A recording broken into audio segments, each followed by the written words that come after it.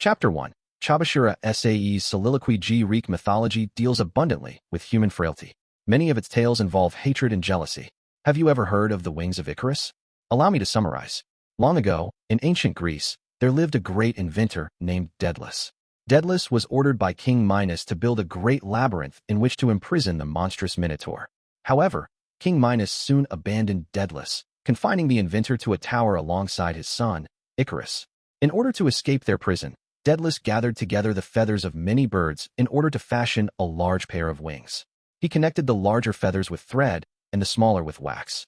Once the wings were completed and the time had come to fly to freedom, Daedalus gave Icarus a warning. He said, "If you fly too high, the sun will melt the wax holding the wings together. Be careful." With that warning in mind, Icarus leapt from the tower alongside his father. Together, they gained their freedom. But freedom can be a dangerous thing and can make a person lose sight of himself. With such boundless freedom before him, Icarus started to get carried away. Perhaps it was inevitable after breaking free from such painful restraints. Icarus, blissful, forgot his father's warning and flew higher and higher. The sun burned the false angel wings that his father had constructed, and in the blink of an eye, the wax melted. Eventually, the false wings were completely burned away. Icarus fell into the sea and died. Was Icarus a brave young man who jumped into the sky to gain his freedom? Or was he an arrogant fool who overestimated his abilities and believed that he could reach the sun? Perhaps no one save for his father, Daedalus, will ever know the answer to that. For some reason, I thought of Icarus' wings when standing before a certain young boy. Considering what these past few months had brought, I could say that I made the comparison simply because he resembled Icarus. But I immediately came to realize that the two boys were fundamentally different from one another. This boy possessed neither the bravery nor the arrogance of Icarus. I had been pushed into a corner. I had no choice but to do it. Lacking the means to deal with it, I had no choice but to incur this boy's divine wrath. I had no choice but to conduct myself firmly, turning this boy's quiet rage toward me. The die cannot be returned once cast. The gamble had already begun. Chapter 2. The boundary between heaven and hell. The endless summer sea. The infinite blue skies. The perfectly clear air. Here, in the midst of the Pacific Ocean, we didn't feel the intense midsummer heat, and the gentle sea breeze kissed our bodies. Yes, this really was an oceanic paradise. Whoa, this is the best, shouted Kenji, both hands raised high in the air. His voice echoed across the deck of the luxury liner. Normally, someone would have grumbled or shouted "shut up" in response. But just for today, no one minded, instead enjoying this moment of bliss. The view from the special seats on the deck was exceptionally gorgeous. This view is incredible. I'm honestly super moved right now. A group of girls led by Karuizawa came out from the ship's cabin. Karuizawa pointed out to the expansive ocean, wearing a radiant smile. Seriously, the scenery here is just amazing. Kushida Kikyu was also present among the group of girls. It looked like the extraordinary view had stolen her breath away. After overcoming numerous hardships, midterms, and the final exam, we had welcomed summer vacation with open arms. The advanced nurturing high school had arranged for an extravagant 2-week trip, a cruise on a luxury liner. Wow. Ken, you must be happy you didn't get expelled. I mean, if this were a normal trip, it would have been impossible for us to go. Hey, how did it feel to be on the verge of expulsion, since you had the lowest score on the final? Come on, tell me. How did it feel? Even though Yamauchi Haruki was insulting him, Sudo Ken was far from being in a foul mood. In fact, he howled with laughter in response, sounding more like the baying of a lone wolf than a high schooler. With my skills, there was nothing to worry about. Didn't I tell you I'd prove myself, and it'd be easy? We had faced oblivion just a short while ago, but this trip completely blew those feelings away. Perhaps the blue seas had washed away our everyday troubles. I never dreamed that high schoolers could go on such a luxurious cruise. And it's for 2 whole weeks. 2 weeks. When my mom and dad hear about this, they're going to be so shocked they'll wet themselves. As Sudo had bluntly stated, this was certainly no ordinary trip. At our government-sponsored school, there was absolutely no need for us to pay for tuition or other miscellaneous expenses, which, of course, included this trip. We received the best of special treatment. The cruise liner and its facilities were of the highest possible quality. This ship was fully equipped with everything from prestigious restaurants to a theater and even an upscale spa. On my own, this would probably have cost me about 100,000 yen, even in the off-season. Our trip, which promised the pinnacle of luxury, had finally started today. According to the schedule, we would spend our first week staying at a fancy summer lodge on a deserted island. After that, we would enjoy the cruise ship for another week. At 5 a.m. today, the first-year students had boarded buses and departed for Tokyo Bay. The passenger ships departed from the port once the students arrived. After eating breakfast in the lounge, students were permitted to move freely throughout the entire vessel. Best of all, we were able to use any of the ship's facilities free of charge. For those of us who'd suffered daily due to a lack of points, this ship was heaven sent. Suddenly, Kushida turned toward me. I could tell that something was on her mind. With the vast ocean and the endless blue sky behind her, Kushida looked even more radiant than usual. Even though I didn't want it to, my heart started to pound. Could it be? Huh? Come to think of it, I wonder where Horikita-san is? Weren't you two together? Kushida asked. Apparently, I wasn't even allowed to indulge in a mere fantasy. Kushida had Horikita on her mind. Who knows? I'm not her keeper. I didn't recall seeing her after breakfast. She probably doesn't enjoy traveling, so maybe she's in her room. Probably. Around noon, we can go onto the island's private beach and swim around as much as we want. I can't wait. Apparently, the school owned a small island to the south. Our destination. Attention, students. Please assemble on the deck. You will be able to see the island soon. This is a good time to take in some rather significant scenery. This rather strange announcement issued from the ship's PA. Kushida and the others didn't seem to mind, looking forward to what was to come. The island appeared on the horizon a few minutes after several students had gathered. I let out a gleeful cry. Other students noticed and began assembling on the deck. After a crowd had gathered, some particularly domineering boys showed up and began pushing us out of the way in order to get the best position. Hey, you're in the way. Move it, you defects. One of the boys tried to intimidate me and shoved my shoulder. In a panic, I quickly grabbed onto the deck's railing to keep from falling. The students laughed scornfully. Hey, what the hell are you guys doing? Sudo immediately responded in kind, trying to intimidate them right back. Kushida, looking worried, came to my side. I suppose men who require girls for backup probably look pretty pathetic. You do understand how this school is structured, right? Class D doesn't get any human rights. Defects like you are just that, defective, so you should submit. We're all in Class A over here. The students from Class D departed from the bow of the ship as if we'd been chased out. Sudo looked displeased, but managed to restrain himself. A fist fight didn't break out, evidence that he was perhaps growing up. Or perhaps he simply understood Class D's weak position here. Although the situation was unfair, we didn't need any unnecessary trouble, so it was best to ignore it. Oh, hey, you're all here. Huh, what's the matter? Hirata Yusuke, Class D's leader, called out to me. It was the last day of the first semester. The cabin assignments for the trip were decided. I hadn't expected to be called over to hang out with Ike and Sudo and the others. Their group was already big enough as it was. Just when it seemed like I would be isolated, though, I was saved by the appearance of my hero, Hirata man. Hey, Hirata, how far have you gotten with Karuzawa? Ike asked Hirata, who didn't seem to be heading over to Karuzawa's side. Why don't you try and be flirtier with her, since we're on this long-awaited trip? We just kind of take things at our own pace. Hirata's cell phone rang. Oh, sorry, Miyake-kun looks like he's having trouble. I'll be going now. Fiddling with his phone, Hirata returned to the cabins. Popular people were the busiest of all. What's his deal? We're on a trip, but he's worried about his classmates. Karuzawa is Karuzawa, though? I guess lately she and Hirata haven't been very flirty with each other. Do you think that maybe they've broken up? If that's the case, that really sucks. It'll mean more rivals to get to Kushida-chan. It was certainly true that Hirata and his girlfriend seemed less close now than when they'd started dating. But they didn't appear to have had a fight, and the situation hadn't gotten tense. They seemed to get along well whenever I saw them talking. I've decided, Haruki, I will confess my feelings to Kushida-chan on this trip. Ike proclaimed. Hey, are you serious? If she rejects you, it's gonna be crazy awkward, though. You gonna be okay? This is just my own selfish reasoning. Kushida-chan is really cute, right? That's why most of the boys want to ask her out. But she's just on a whole other level, so no one can get the courage to confess to her. That means she's not used to being confessed to, right? I think Kushida-chan's heart could be shaken by my declaration of love. It's like, you know, not entirely hopeless. I see. So, you've already made up your mind. Yeah. Normally Yamauchi would have gotten fired up and opposed Ike, but this time he didn't. Instead, he looked out over the deck as if searching for something. What's the matter? Ike asked. Nothing really. Yamauchi responded absent-mindedly. In the end, he never brought up the subject of Kushida. Hey, Kushida-chan, can I talk to you for a minute? Ike asked. What is it? Ike immediately approached Kushida, who had been looking at the sea. This was obviously a suspicious move. So it's like this. It's been about 4 months since we met, right? So, I was wondering if it might be okay for me to call you by your first name now. I mean, it makes me feel like we're strangers when I call you by your last name. Come to think of it, I guess you and Yamauchi have been calling each other by your first names for a while now, huh? Kushida said.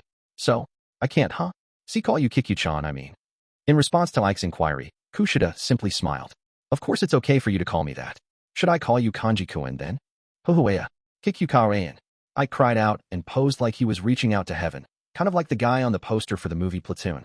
Kushida chuckled. First names, huh? Hey, speaking of, I wonder what Horikita's first name is. Huh? Sudo asked me as if I was the one who'd know. Tomiko. Horikita Tomiko. Tomiko, huh? That's a cute name. Just like I'd expect. It feels perfect for her. Oh, sorry I was wrong. It's Suzune. Hey, don't make mistakes like that. Suzune, huh? It feels like Tomiko, but it's 100 times better. In the end, even if Horikita's first name were Sadako or Sam or whatever, he probably would have felt it was perfect. I'm going to call her by her first name during our summer vacation, too. Suzune. Suzune. Well, it seemed the boys wanted to bridge the gap between themselves and the girls. It should be noted that none of the guys called me by my first name, and I didn't call them by theirs. Oh hey, let me practice with you, Ayanokouji. Practice saying Suzune's name, I mean. Practice? What do you mean practice? That's not a normal thing to do. It was pointless to practice saying someone's name unless you were saying it to the person in question. Suda glared at me intently. He wasn't planning to make me his imaginary Horikita, was he? It was probably because he was imagining me as someone of the opposite sex, but the look in his eyes really creeped me out. In my mind, I started breathing heavily. Hey, Horikita, do you have a minute? There's something I want to talk to you about, Suda murmured. I'm not Horikita. Disgusted, I averted my eyes. You freaking moron. It's practice. I don't want to do it, either, but I gotta practice, you know? It's like I have to practice basketball if I want to get good. In either case, I need to take my shot. I really didn't want to listen to this, but I didn't have much of a choice. I had to grin and bear it. Horikita, isn't it weird that we talk to each other like we're strangers? We've known each other for a while now. Other people are calling each other by their first names. Isn't it time we did too? I wanted to hit Sudu on the head, but I tried to endure it like an adult. Say something. Why aren't you practicing? What do you want me to say? Answer like how Horikita would. You've known her for a long time, so you'd know how she'd answer, right? We had only known each other for 4 months, so I wouldn't necessarily know that. Even so, Sudu had asked me to play his imaginary Horikita. I clenched my fist in a somewhat threatening manner. I'm one step ahead on the path to adulthood. You want me to practice this with you instead of Horikita? Feel free to practice by yourself. I jumped in to substitute for me instead. Suda seemed kind of weird when he started talking. Horikita, is it okay for me to call you by your first name now? Huh? Well, you're not exactly a hottie. Are you, Suda-kun? And you don't seem to have any money. So, like, you're not my type at all, are you? Or it's like, sorry, but no thanks, you know? Despite looking nothing like one, Ike was trying to play the part of a gyro high school girl. Sudu put him in a chokehold until he writhed in agony on the deck. Those guys always seemed so energetic. I felt exhausted just looking at them. Still, they did look pretty funny. A little while later, the crowd started getting riled up and making noise. The students' enthusiasm increased by leaps and bounds as we sailed closer and the island became clearer. I'd thought that the ship would have gone directly to the island, but for some reason we passed the pier and started circling around. The island, on loan from the government, had a surface area of about 0.5 square kilometers.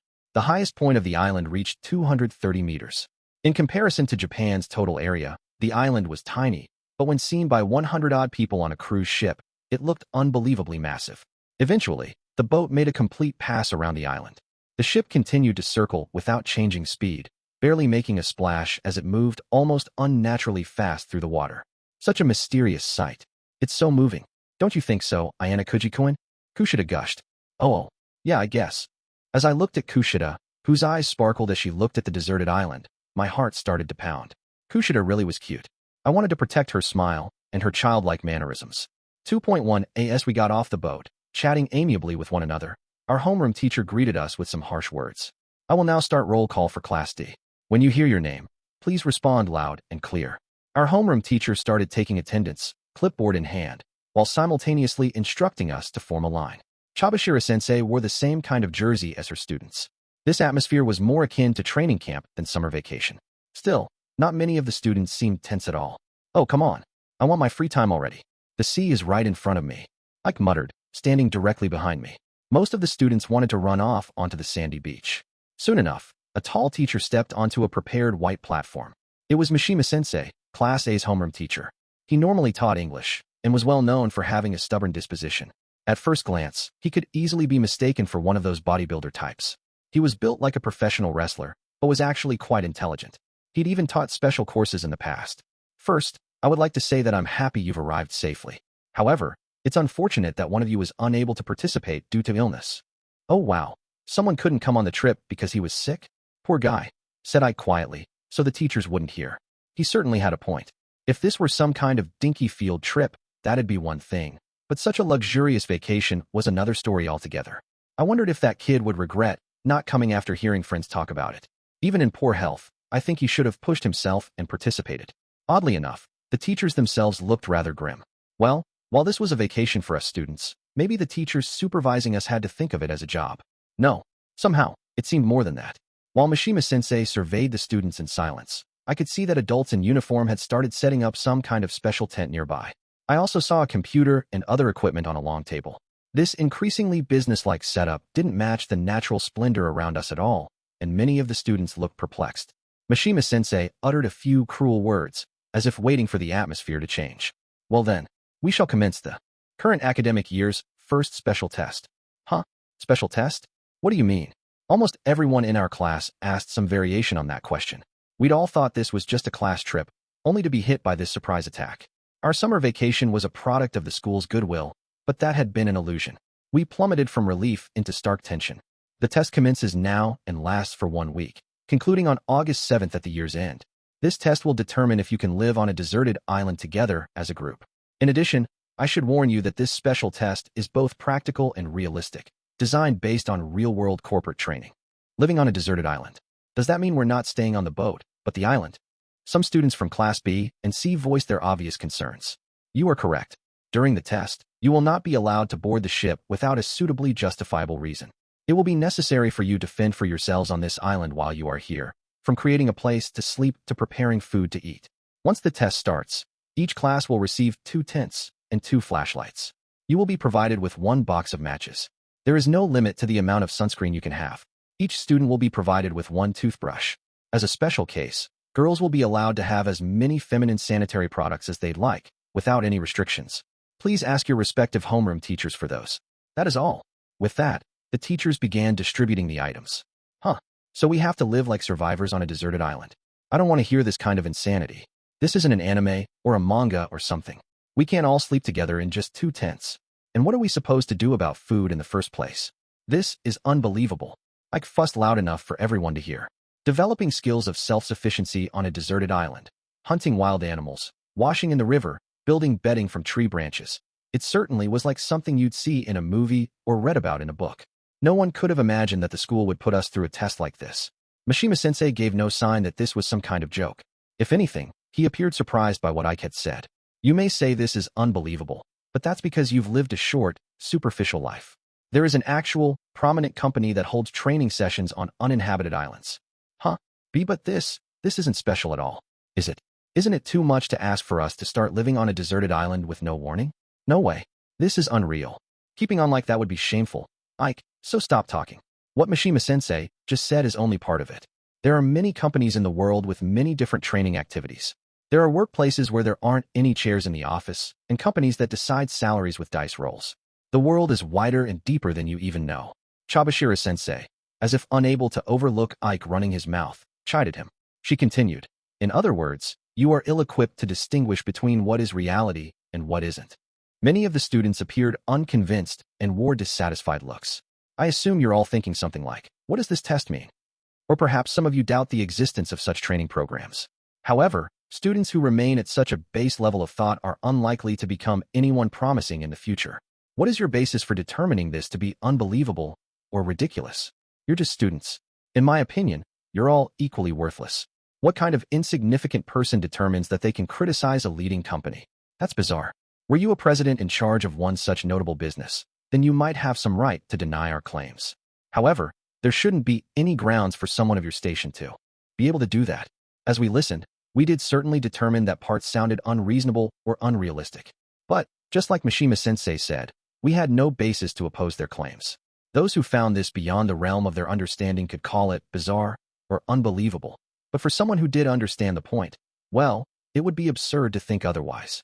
But, teacher, isn't this supposed to be our summer vacation?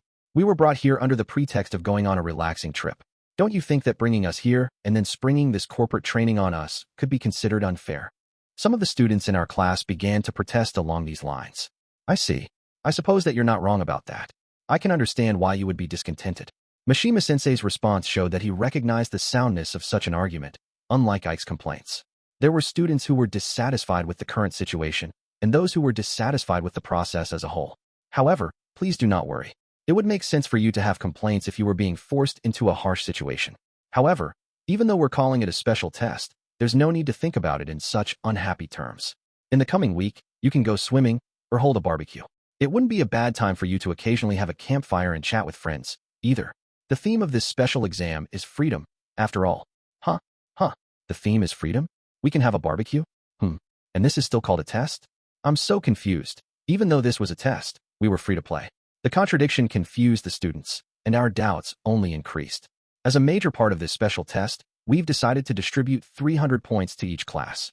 By using your points well, you might be able to enjoy this week's special test just as you would a normal trip. We've also prepared a manual just for that purpose. Mishima-sensei received a booklet that looked to be a few dozen pages thick from another teacher. This manual lists all of the ways you can obtain points. It also explains where to get drinking water and food, as well as essential necessities. If you wanted to have a barbecue, it explains how to prepare the equipment and ingredients. We also have numerous tools for you to be able to enjoy playing in the ocean to the fullest. Gradually, the students' grim expressions grew calmer. So, we can do whatever we want with the 300 points? That's right. It's possible to arrange for anything using your points. Of course, it's necessary for you to use them in a systematic way, but with a solid plan, you can spend your week without any difficulties. If we could really get through the week by using the points we had, then this would be more like a vacation than a test. It might end up feeling like a real summer vacation. But, teacher, you said this was a test, right? So shouldn't there be some kind of difficulty to it? No, there's nothing difficult. It won't even have any adverse effects on your second semester. I guarantee it. So it's really okay for us to just have fun for 1 week. That's right. You're all free to do what you want. Of course, there are some bare minimum rules that you need to abide by as a group, but there shouldn't be anything difficult about that. If that were true, then did that mean there really was no risk? In that case, we should ask if he could explain the purpose of this test. Was it linked to some kind of exchange between grade levels? I couldn't understand the school's true intentions, but Mishima-sensei's next statement clarified everything. When this special test period is over, each class remaining points will be added to their total class points. Your point totals will reflect this change once summer vacation is over. As he spoke, a gust of wind blew across the beach and kicked up a cloud of dust. Mishima-sensei's words were the greatest shock of the day. In previous examinations, they'd measured things like our academic abilities. Naturally, this was advantageous for students with a fundamentally high level of academic ability. Each time, we in Class D were forced into situations where we'd lose class points. However, the rules were completely different this time. This test was designed in a way that didn't create too much of a gap between classes A and D. So if we can endure this for 1 week, then starting next month, we could see a huge increase in our allowance? I gasped. That's right. This wasn't a competition to test our scholarly abilities, but our endurance. If we manage to curb our basic desires, we might get closer to being the top class. Each class will receive 1 copy of the manual. If the manual is lost, you may have another copy. However, it will consume points, so please be very careful. Also, the student who was marked absent from this trip was from Class A. According to the rules of this special test, should any student have to leave due to illness, there will be a 30-point penalty to the class as a whole. Therefore, Class A will be starting with 270 points. Even though it didn't affect our class, the penalty was still merciless. The students from Class A were visibly trembling. The other classes also appeared shocked. As soon as Mishima-sensei had finished speaking, he told us to disperse. Another teacher's voice came over the loudspeaker, telling us that each class would receive supplementary instructions from our respective homeroom teachers. We then gathered around Chabashira-sensei. The 4 classes had congregated in order to keep some distance from each other. 30,000 points next month, 30,000 points next month, 30,000 points next month. Let's do it. Ike and the others struck victorious poses. The girls happily discussed what things they would buy. Class D's dearest wish was to increase our points. We just had to spend 1 week without any luxuries. It certainly sounded simple. I will now hand out wristwatches to every one of you. You are not to take them off until the end of the test. If you remove your wristwatch without permission, you will be punished. This watch doesn't just tell time. Its sensors also check your body temperature, your pulse, and even your movements. It's equipped with a GPS. Also, in the off chance something bad does happen, this watch comes equipped with the means to notify the school. If you find yourself in an emergency situation, please do not hesitate to push that button. The vendor who supplied the watches had stacked them next to Chabashira-sensei. The time had come for Class D to collect our supplies. We were instructed to take the watches out of their boxes and put them on. When you say an emergency, do you mean, like, if a bear shows up? Even if that was a joke, the test has already begun. I cannot answer any questions that might possibly influence your results. That's a kind of freaky answer. I don't think there are any wild animals here. If one of the students were injured, that would be a big problem. They probably gave us these watches solely to manage our well-being. Don't you agree? We're on an uninhabited island, after all, and the school has to ensure our safety, Hirata said. Indeed, the school had gifted us these watches to keep us safe. If we were roaming freely about the island, the teachers wouldn't be able to monitor our condition with their eyes alone. Plus, it would be difficult to install cameras here, like inside of the school. They most likely intended to monitor our physical condition so they could respond to any unforeseen circumstances. The helicopter back on the ship was probably there in case of just such an emergency. As people received their watches, they placed them on either their right or left arm, according to their preferences. Is it okay for us to get in the water wearing these? There shouldn't be any problem. They're waterproof. However, should they malfunction, immediately report to a test administrator and exchange it for a replacement. This special test was somewhat eccentric in its design, so it likely wasn't the first time that the school had run it. Clearly, they had planned for various situations. However, there might have been some oversights.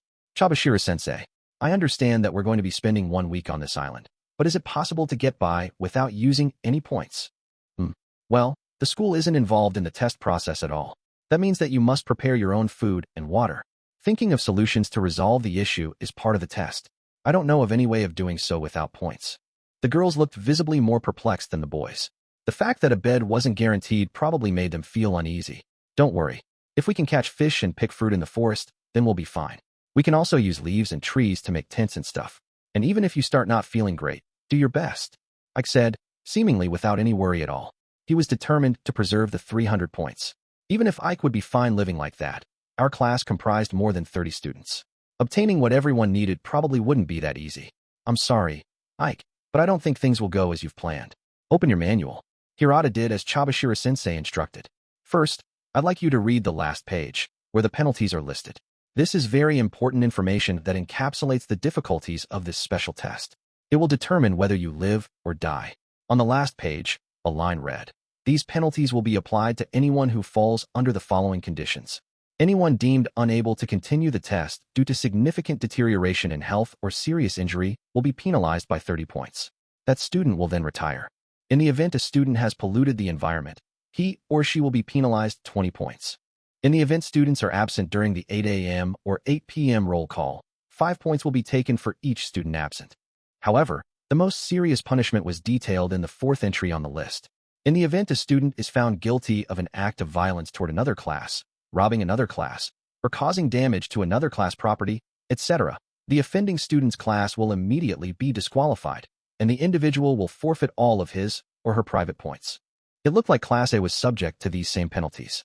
The fourth rule was totally reasonable, written to prevent students from engaging in harmful behavior, while the other 3 rules were clearly there so individual students wouldn't behave carelessly. Because we had roll call in the morning and at night, it was impossible to sleep your time away at camp.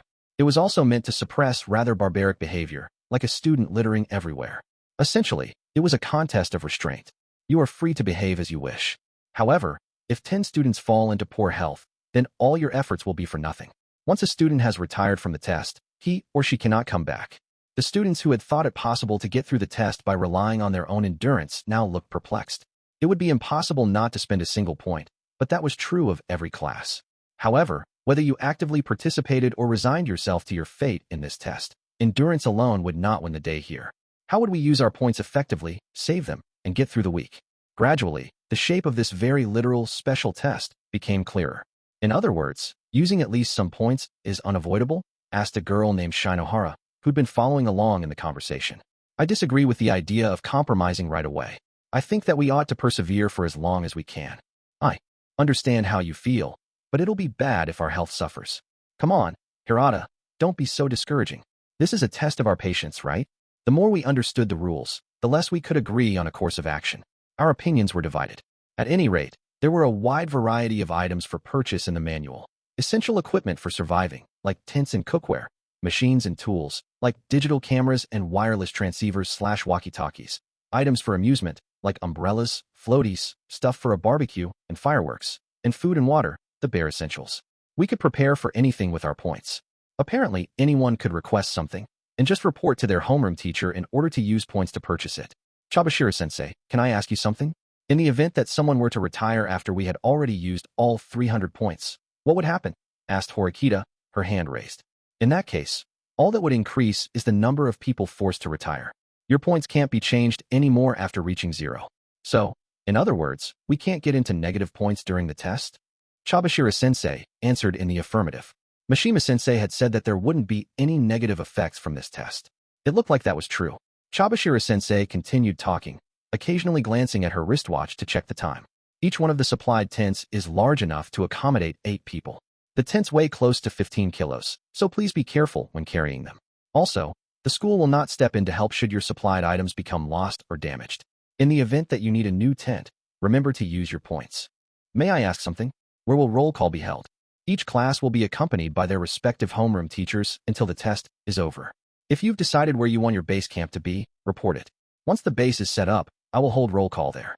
Make sure that you think long and hard about it, because you can't change your base camp location without a justifiable reason once you've decided. The other classes are subject to the same conditions. There are no exceptions. Did that mean that Chabashira-sensei was going to spend a week together with Class D as our supervisor? Of course, she probably wasn't going to help us. Hey, teacher, I'm sorry to interrupt you when you're talking, but that juice from earlier went right through me. Where's the toilet? Sudo appeared before us, like he hadn't heard the announcement. The toilet, huh? I was about to get to that point. If you want to use the bathroom, use this. Chabashira-sensei grabbed one of the cardboard boxes from the stacked pile. She peeled off the packing tape and took out some collapsed cardboard. Huh? What's that? Sudo asked. It's a basic toilet. Each class will be supplied with one. Please handle it carefully. Sudo wasn't the only one perplexed by this. The girls were shocked. Don't tell me we have to use that. Shinohara, from Karuizawa's group, raised her voice in horrified surprise. The girl seemed like an extension of Karuizawa herself, rather than a simple group member. Both the boys and girls will use it. But do not worry, it comes with a single button tent that you can use when you want to change. That way, no one will be able to see you. That's not the problem. That's just a cardboard box. This is absolutely impossible. It might be a cardboard box, but it's an especially well-made one. It can even be used in a disaster. I'll show you how to use it, so please commit this to memory. While the girls booed her, Chabashira-sensei assembled the toilet. It seemed she was familiar with setting it up. Then she put a blue vinyl bag on it and placed what looked to be a white sheet inside. This sheet is made of water-absorbing polymer. It covers and solidifies waste. It'll make the waste invisible and also suppress the smell. After you finish using it, stack another sheet on top. By repeating this process, it's possible to get around 5 uses with one vinyl bag. These vinyl bags and sheets will be supplied to you in unlimited amounts. You can even change them after every use, if you want. The girls listened silently to Chabashira-sensei's explanation. If a disaster did occur, it wouldn't matter whether you were a boy or a girl, or if it was just a cardboard box. But it was probably pretty difficult to imagine this idyllic island as a disaster area. There's just no way I can do this. Absolutely no way. Starting with Shinohara, nearly all of the girls rejected the idea. Ike, who'd been silent, pouted and said, "Come on, just deal with it. This isn't the time to fight, Shinohara. Don't screw around. It probably doesn't matter to you boys. There's no way I can go to the bathroom in a cardboard box. The decision is yours. However, you are not permitted to relieve yourselves in the forest, the sea, or rivers. Do not forget that." Even when giving that warning, our teacher sounded uninterested. But I definitely can't do it in a cardboard box. Besides, the guys are going to be close, right? That's gross. Shinohara, still unaccepting of the situation, directed her anger at the boys, especially Ike. "What the heck? I don't get why you're treating us like perverts," Ike said. "It's true though, isn't it? You do seem to be really perverted." "Huh? Geez, that hurts. I'm a super gentleman. Don't make me laugh." "A gentleman? Get real. You're by far the top contender for biggest pervert." Sparks flew as Ike and Shinohara got into a heated argument. "Anyway, it's impossible for me," she said. Shinohara and half of the girls seemed like unwilling to listen to reason. "Well then, what are you going to do? It'd be impossible for you to not use the bathroom for 1 whole week, right?" That's our teacher, who had calmly watched Ike and Shinohara argue like it wasn't her problem, suddenly looked behind us with a disgusted expression. "Yoo-hoo," we heard a piercing voice. Its owner rushed at her target, capturing our homeroom teacher and hugging her tightly from behind. "What are you doing?" Chabashira-sensei grunted. "What? I can't be friendly. I honestly wanted to see what you'd do," said Hashinomiya-sensei, Class B's homeroom instructor. She gently caressed Chabashira-sensei's arms. "Whenever I touch your hair, Esse-chan, it's always so smooth." 2.2 We walked from the beach toward a gigantic forest. One of the boys looked visibly shaken. "Is it really okay for us to go in there? We might get really lost. I can't see into it at all." That was precisely why we had the roll call rule and the emergency button installed on our wristwatches. We had to cooperate. If we didn't work together, then we'd probably end up panicking and spending our points like they grew on trees. Wow, Karuizawa-san. Hirata-kun is really amazing, isn't he? He takes on everything that comes his way, even if he dislikes it. Oh yeah, the other guys are pathetic, so it's good to just leave everything to Hirata-kun, right? Hirata, still carrying the tent, walked ahead of Karuizawa's group, who looked at him with admiration. Incidentally, I was helping carry the luggage, too. I also carried the simple toilet made out of folded cardboard. I determined that if I didn't help now, extra work might come my way later. For the time being, I wanted to preemptively give the impression that I was helping. Horikita, who was isolated from the other girls, calmly followed the group from the back. She would occasionally act as though she were going to stop, but then immediately started walking again. I slowed down a little bit until I was walking side by side with her. Not in a good mood? I asked. To be honest, I'm depressed. These kinds of things just aren't for me. Life on an island seems primitive. And worst of all, I can't be alone. Enthusiastically joining in a group effort was far beyond Horikita's capabilities. I thought it would have been good to make an effort to fit in, but it would have been pointless to say that to her. I relented. You know, what you said to me before might end up being true. Horikita wore a look of slight amusement. This test will likely fall outside of my academic abilities. I determined that Ike-kun and Sudo-kun would be hindrances, but they took the initiative to go out searching. I wasn't able to do anything, because I kept debating what action to take. If they'd started moving quicker, they probably would have been able to find something useful. Maybe. More importantly, though, are you okay? What do you mean? She glared. I quickly said, nothing, and averted my gaze. While talking with Horikita, I felt someone watching my back. Looking over my shoulder, I saw Sakura, who was walking way in the back. When she noticed that I turned around, she got flustered and looked away. What's the matter? Horikita asked. Oh, nothing. Maybe I was being too nosy. I turned back around. I wonder what the other classes will do. I've been curious about their movements. If classes A and B intend to obtain as many points as possible, then we'll need to prepare as well. We can't let the difference between us widen. Horikita wore a serious expression on her face. In that respect, she had extraordinary resolve. Currently, we were separated from the other classes by a wide margin based solely on our academic abilities. For Horikita, who aimed to reach Class A, this was a fight she absolutely could not afford to lose. Aiming for the top is tough, I said. I thought what Chabashira-sensei said back then was a joke, but are you really not at all interested in moving up? Horikita asked. Chabashira-sensei had probably said something about that back when she encountered Horikita and me in the guidance room. It's not particularly weird or anything, is it? It's not like Ike and the others are gunning for Class A or anything. If we got an increase in our allowance each month, that'd make me happy. If I'm lucky, maybe we can even reach Class A. I couldn't speak to others' true intentions, like Hirata and Karuizawa. People who come to this school do so to make use of the privileges it offers. Rather than dissatisfied, Horikita appeared puzzled. At the time of our enrollment, access to elite universities and job opportunities were supposed to be guaranteed. Many students expected it. Why did you choose this school, she asked me. Well, can't I just say the same thing? To shamelessly make use of the privileges the school offered me. I see. This time she sounded blatantly dissatisfied and regarded me with a sharp side eye. I thought that Horikita had enrolled here to be at the same school as her older brother. She wasn't aiming for Class A for her own sake, but rather sought her older brother's approval. Her ambition differed from most others. It doesn't feel good to have someone pry into your past, she said, forestalling me. I'd intended to dig deeper, but it looked like she'd immediately understood my true intentions. I'm trying to understand my past, or should I say this person's past, by thoroughly analyzing and breaking down people. I'll tell you this, Chabashira-sensei leaked the information. Don't misunderstand me. All right. Besides, we're still not friends. Don't forget that. Don't worry. I'm not really thinking about friendship, anyway. Shortly after, Hirata and the others stopped. If we stop here, there's foliage blocking the sunlight, and it doesn't seem like we'll have to worry about anyone hearing us. Some of the boys began teaming up, and it wasn't long before they had their own opinions that clashed with Hirata's. We ought to be moving, too, not leaving everything to Ike and the others. Don't you think? If another class captures one of the main spots, the point difference will widen. Yeah, you're right. We do need to get moving right away, but it's not a good idea to neglect our problems and scatter. First of all, we need to resolve the toilet question. That's why I'm saying we should just use the toilet that they gave us. Yukamura glared at the girls' group. I've thought it over, and I believe we should install one toilet first, Hirata said forcefully. Apparently, he was done being pushed around. You don't just get to decide. Ike also had an opinion. Installing a toilet might be a necessary expense. To begin with, we have one simple toilet that our class, which has 30 or more students, isn't used to. I have to wonder if we can really take turns effectively without any trouble. That's if we use it well. It's unrealistic. We have to consider the worst-case scenario. If everyone took 3 minutes to use the restroom, then it would take an hour and a half or more for everyone to go. Can that possibly work? That's pointless. Not everyone would need to use the toilet at the same time. The school provided us with just one toilet because it was realistic. We should be able to effectively take turns, right? I don't think so. From the beginning, I thought using only one toilet would be impossible. If you reason it out, I think it's less about refraining from spending any points, and more that we need to spend our points effectively. You should know that, Yukamura-kun. The other classes have most likely come to the same conclusion.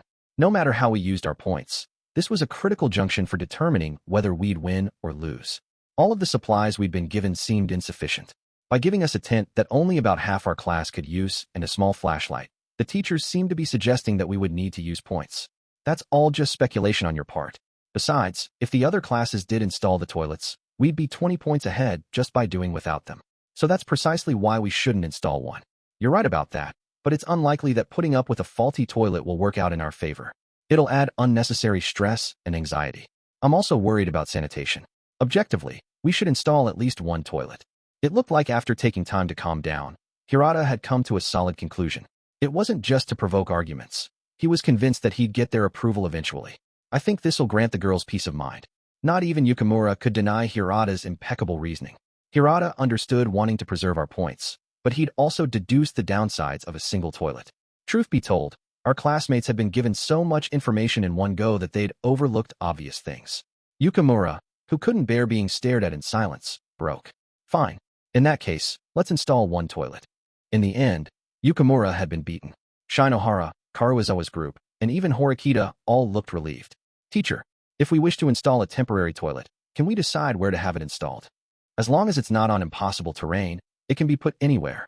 It's also possible to have it moved after installation, but it would take some time. It weighs about 100 or more kilos, thus requiring quite a bit of labor. With one problem resolved, Hirata sighed in relief. Next, we've already heard some opinions, but I think we need to search around and decide where our base camp will be. Where we settle will impact how we consume our points, said Hirata, obviously trying to head another argument off at the pass. We recruited volunteers, but barely got anyone to help. We ended up with only 2 guys. Most people weren't willing to enter such a sprawling forest. That was only natural. I wonder if anyone among us has expert survival skills, said Hirata, holding onto a sliver of hope. According to manga cliches, there was always that one person you could depend upon in times like these. Hirata checked our classmates, but everyone seemed reluctant to step forward. Just then, the professor, who thus far had silently watched, raised his hand. Since childhood, my father trained me in a particular set of skills. He taught me to survive, even alone in the jungle, is precisely how I would describe the type of character needed for this situation. Everybody booed. The professor got flustered and apologized, but it was too late. We all hated him. If you don't mind, I'll go. Kushida volunteered herself. Suddenly the boys' eyes lit up, even though they'd refused to participate before. The formerly reluctant fellows stepped forward and volunteered, saying, "Me too, me too." Some were probably motivated by goodwill for Kushida, while others might have been embarrassed that a girl had taken the initiative before them. I raised my hand as Hirata started counting people. Okay, so 11 people, huh? If we had one more participant, we could make 4 teams, Horikita said. Are you going to? I asked. I have to hang back, but it's unusual to see you be so proactive. Well, without a role to fill in the class, you'll get cut off. Just then, someone raised a rather shy hand. When Hirata saw her, he smiled in relief. Thank you, Sakura-san. That makes 12. Let's go in 4 teams of 3 people. It's 1:30 right now regardless of results. I want everyone to meet back here by 3 o'clock. With that, the 12 volunteers began to form up into teams according to their preferences. In the blink of an eye, I became one of the leftovers. And nice to see you again, Ayanokouji-kun, said Sakura, who'd also been overlooked. And then, the sun certainly is refreshing. My body needs energy. Koenji Rokusuk. That guy was actually going to join our search party. Fortunately, I'd been paired with a free spirit and a quiet girl. With these 2, I'd be able to move without any difficulty. 2.3 He forests verdant, overgrown foliage surrounded us. The further in we went, the thicker it became.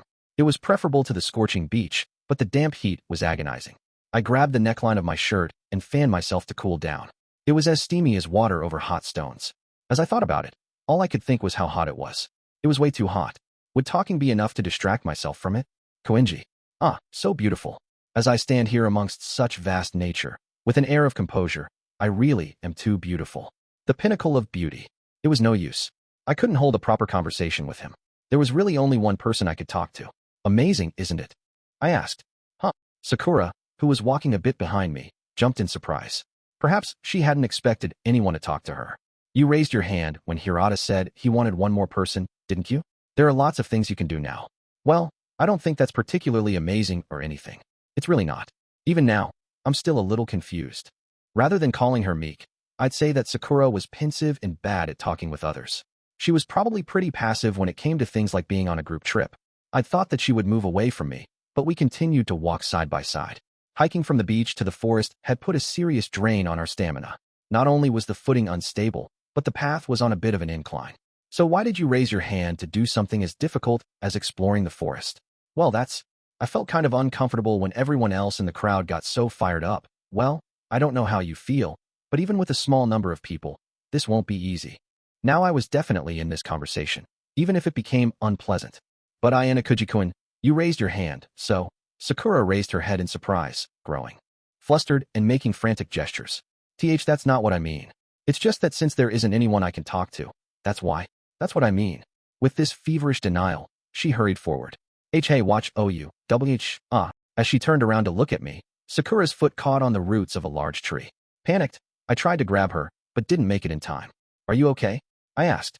Oh, ouch. Fortunately, she'd landed on her butt and hands. It didn't look like anything serious. You'll get hurt if you're not careful in the forest. Here, take my hand. Thank you. Sakura sheepishly reached for me, but then noticed that her hands were dirty and quickly withdrew. I didn't particularly care that her hands were dirty, though, so I grabbed her and helped pull her up. Sorry.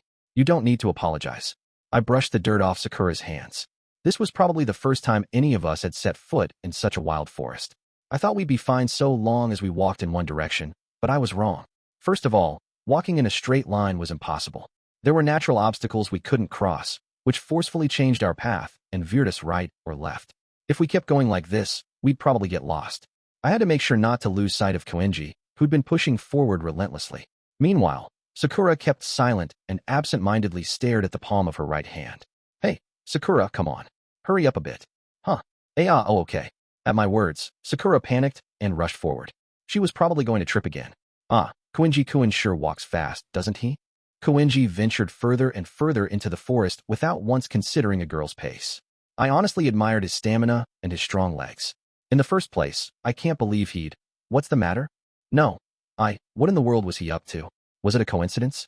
No. Koenji walked without hesitation. Even if our team was free to choose the base camp's location, you'd expect him to be looking around as you went. Koenji walked straight ahead, almost as if he had another purpose. More than anything else, his progress surprised me. It was possible that Koenji wasn't simply pushing ahead recklessly. Maybe he had a goal in mind. However, the problem was that Sakura, in trying to keep up with Koenji, was running out of breath. Koenji, don't you think it's a bad idea to rush forward like this? We'll get lost. I was feeling anxious about both my teammates. Koenji remained with his back to us and started fixing his hair. I am a perfect human being. I would never foolishly lose my way in a forest. If any problem occurs, it would most likely be because you two lost sight of me. When that happens, you should give up. Just as I'd expected, he was the sort of guy to declare that he wasn't interested in anyone other than himself. Was he really this inconsiderate, given our circumstances? By the way, I'd like to ask you ordinary people something. Don't you think this is truly beautiful? Koenji flashed an audacious smile, showing us his white teeth. Well, I do think that the forest, nature, is quite mysterious, or rather beautiful. I tried telling him what I thought, more or less. However, Koenji sighed in disappointment. What on earth are you talking about? That's not what I meant. I mean how I, with my perfect physical beauty, shine in such a place. Do you not understand? So he wanted me to compliment him on his self-proclaimed perfect physical beauty. I see. He's probably acting a little messed up because of the heat. It's best you don't pay him any mind, Sakura. Why yeah? Koenji-kun has been acting pretty funny from the start, so it's okay. Wow, that may have been the truth, but it was unexpectedly harsh. Anyway, Koenji, seemingly satisfied with his own beauty, started walking again. From that point onward, I decided not to get my hopes up with regards to our third teammate. There's no need to worry. Even if something happened in a forest like this, there won't be a problem. What do you mean by that, Koenji? I asked. I wouldn't call this a natural forest. The probability of getting lost during the day is extremely low. It's precisely for that reason that I'm a little curious. With those mysterious words, Koenji continued quickly forward, seemingly having lost interest in us. He was so fast that Sakura couldn't keep up with him. "Hey," I called. I'll be okay. I'll do my best to follow." Even though she was all sweaty, Sakura tried to give a small fist pump. She still looked uncertain, like she was going to trip and fall, but I suppose that she'd hardened her resolve to do her best. Koenji, clearly taking no notice of Sakura's efforts, got further and further ahead. I'd thought he'd keep going until we passed through the forest, but he suddenly stopped. Turning, he flashed another audacious smile while stroking his hair. "May I ask you common folk another question?" Before we could reply, Koenji continued. "What do you think of this place? What do you see when you look around?" "Huh? What does he mean?" Ayanokouji-kun. In the face of Koenji's sharp gaze, Sakura hid behind my back. What did I think about this place? I tried scanning my surroundings. While I did so, Sakura also looked around. However, nothing seemed especially notable. It was just forest. What in the world was he trying to get at? Good. I understand. Please, do not worry. Common folk are simple, after all. When Koenji realized that he wasn't going to get the answer he wanted, he walked quickly forward into the forest again. What? Did something change? No. If you honestly believed everything Koenji said to you, you'd go mad. He was the sort of man who would play any number of games. However, it was possible we were missing something. In any case, we didn't have the time to search at our leisure. "Sakura, do you have a handkerchief with you?" "Oh yeah? This okay." Just as I'd expect of a girl, she seemed to be prepared. "If it's all right with you, could I borrow it? It might get a little dirty, though." "Sure, that's perfectly fine," replied Sakura, without any hint of objection. She handed me her handkerchief. I tied it to a nearby tree branch, one that didn't seem like it would break easily. It would act as a sort of marker for us later on. We're going to lose sight of Koenji-kun. Let's hurry, Ayanokouji-kun. Sakura was flustered and increasingly exhausted. It seemed likely she was about to trip and fall. After all, she was probably close to her physical limits. Even if she forced herself onward, she wouldn't be able to keep up. "Sorry, but this is a bit too physically demanding. Do you mind if we slow down?" With that, I slowed my pace. That way, Sakura wouldn't feel like the problem. She probably saw through my ploy, but I didn't mind. It wasn't as though she could call me out on it. By this point, we'd lost sight of Koenji. Far ahead, I could occasionally make out the rustle of grass and the footsteps on the earth. Wow, he's a man of many talents. Koenji, I mean. He possessed a brilliant mind and outstanding physical ability, which he'd perfectly adapted to the forest without hesitation. If only he had a personality like Hirata's, he would be a perfect superhuman. Sakura seemed to have been silently looking over at something for some time. I was curious, but she didn't bring it up, and the two of us continued our search. It would be great if we secured some drinking water, or maybe a place where we could take shelter. Since I had nothing to do, I tried making light conversation. If we managed to secure a spot that made it possible to save points, our lives would get much easier. "Oh yeah, I suppose that 2 tents probably won't be enough. But I can't find anything. No matter how much I tried or how far we walked, I couldn't seem to find even one man-made object. Well, while I say we walked far, we'd only really covered a fraction of 1% of the island. The school probably wouldn't be kind enough to go easy on us. After tromping through wild terrain, a pathway appeared before us. This is a path, isn't it? Looks like it. In the middle of a forest on an uninhabited island, someone had created a path. It wasn't paved or anything, of course, but trees had been chopped down and the path was well trod. If the school had prepared this, then perhaps a spot lay further ahead. Sakura and I pressed onward. Wow, amazing.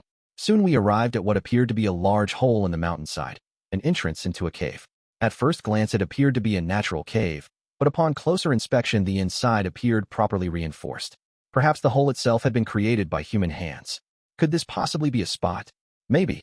Since ancient times, caves have provided outstanding dwellings for people. If this place had been designated as a spot, there should have been proof. I tried to approach the cave to check, but then saw some guy coming out of it. I immediately grabbed Sakura's arm and pulled her to hide in the shade. I felt bad, but I didn't understand the situation. Hopefully she'd forgive me. The person stopped at the entrance and quietly looked to the southwest. He stood there for a minute or two. He'd wasted absolutely no time in securing this spot. It seemed like he'd gone straight to this cave without any hesitation. That aside, the man was tightly holding onto what looked to be some kind of card. Then, we heard a voice coming from inside the cave. Panicked, I hid my face. In a cave this size, we should have enough room for 2 tents, Katsuragi-san. We sure were lucky. We secured a spot really quickly. I listened carefully, trying to grasp the situation. Luck? What are you talking about? I figured that there was a cave here even before we landed. Finding it was inevitable. Be mindful of what you say and do. We don't know if anyone is out there listening to us. As the leader, I have a responsibility. Be sure you don't make even the slightest mistake. Sorry, but when you say since before we landed, what do you mean? Before the ship docked at the pier, It had already taken a trip around the island as a detour for some reason. That was probably a deliberate move by the school to give the students some hints. From the ship's deck, I noticed a path that cut through the forest. All I had to do was take the shortest route from the pier after we'd landed to the path. But it might have been just a chance for us to enjoy the scenery. That was far too long of a roundabout for sightseeing. Besides, the announcement was strange, too. I didn't notice anything at all, and yet, Katsuragi-san, you managed to see the school's true intentions. Because of that, you understood there was a cave here, just as we'd expect from you. Let's go to the next one, Yahiko. It's pointless to linger here after we've claimed the spot. There's a path to 2 other places that I noticed from the ship. There should be some kind of facility up ahead. Why, yeah? If we leave it like this, Sakayanagi will have no choice but to be quiet. If you only look straight ahead, you might overlook things. You say that, but isn't it enough just to be cautious of Class B? I mean, Class D is just an assortment of failures, right? They're defective. Considering the point difference, it's probably fine to ignore them, right? I'd heard talk like that on the ship earlier, that Class D was basically beyond Class A's consideration. They treated us like pebbles in their path. That's enough chit-chat. Let's go, Yahiko. I waited until I could no longer hear their voices or footsteps, and then waited 2 minutes more. Did they go? Sakura whispered. I peeked out to check, but I didn't see them. As I caught my breath, I noticed that my hands had grown comparatively warmer. I must have kept hold of Sakura's hands after I grabbed her in a panic. Sorry, Sakura. Sakura, what? Sakura was all right, though for some reason she seemed almost comatose. Hey, are you okay? I am, okay. Her face turned so red I was afraid steam was going to start rising from her body. She sat weakly right down. Perhaps I'd held onto her more forcefully than I thought. I thought I was going to die. My heart stopped. Hopefully that was an exaggeration. Sakura's breathing stabilized as she adjusted her glasses. Those 2 guys seemed like they were from Class A, based on what they were saying. I worried about abandoning this place. With no one here keeping watch, this spot could be intercepted. After waiting for Sakura's strength to return, we approached the cave entrance once again. Those 2 had left without any hesitation. Inside the cave, some kind of terminal device with a monitor was embedded into the wall. The words Class A were displayed on the screen, along with a countdown timer that showed 7 hours and 55 minutes remaining. Was this the proof that they owned this spot? We couldn't do anything to interfere until the countdown reached 0, and we couldn't force our way in. That's why those 2 had left this place without worry. But that wasn't the only problem. As long as the rights of ownership weren't snatched by another class, Class A would keep acquiring 1 point every 8 hours. Although they'd lost 30 points because of one student's illness, they were earning it back. Besides, that Katsuragi guy seemed to have determined there were a few other facilities. If a spot happened to have food and water, could they widen the gap between the other classes? He said he'd noticed something even before we landed on the island. They'd memorized the island's topography and used that to find a spot. Brilliant. I suppose that Class A students saw the world differently. However, that way of thinking led to some depressing conclusions. Hey, Ayanokouji-kun. Could that person from before have been the leader? She was right. This incident had proved to be a fatal mistake.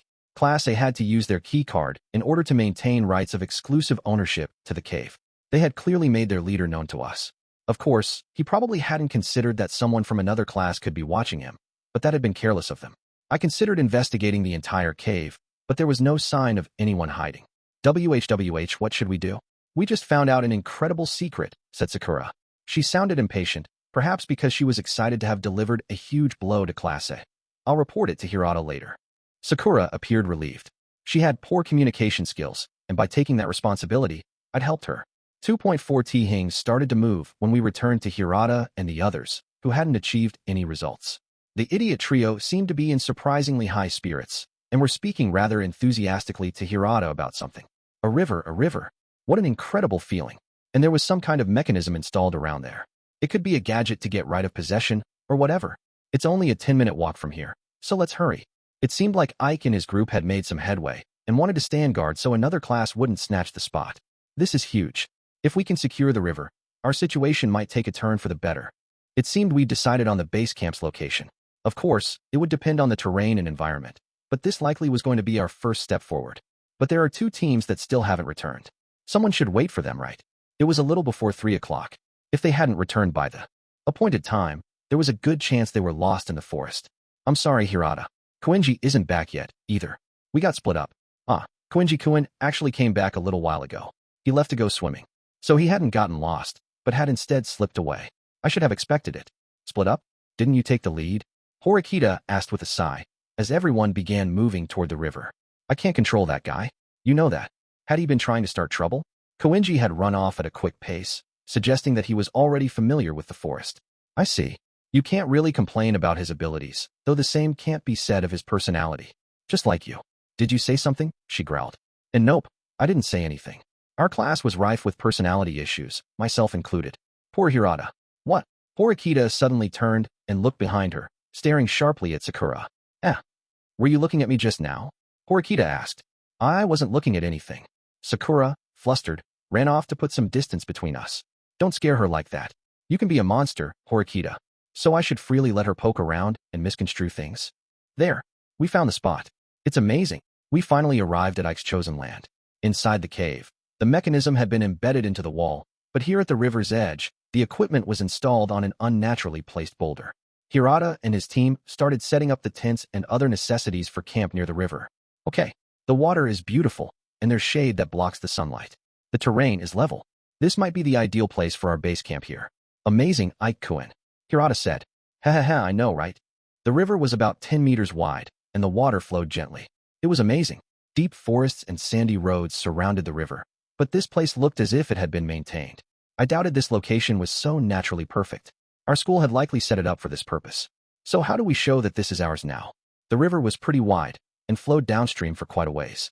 At first glance, our flat piece of land was surrounded on all sides by the trees. There may not have been another favorable location like this, but it did seem like this was a natural entranceway to the area. Perhaps following the river might lead you here.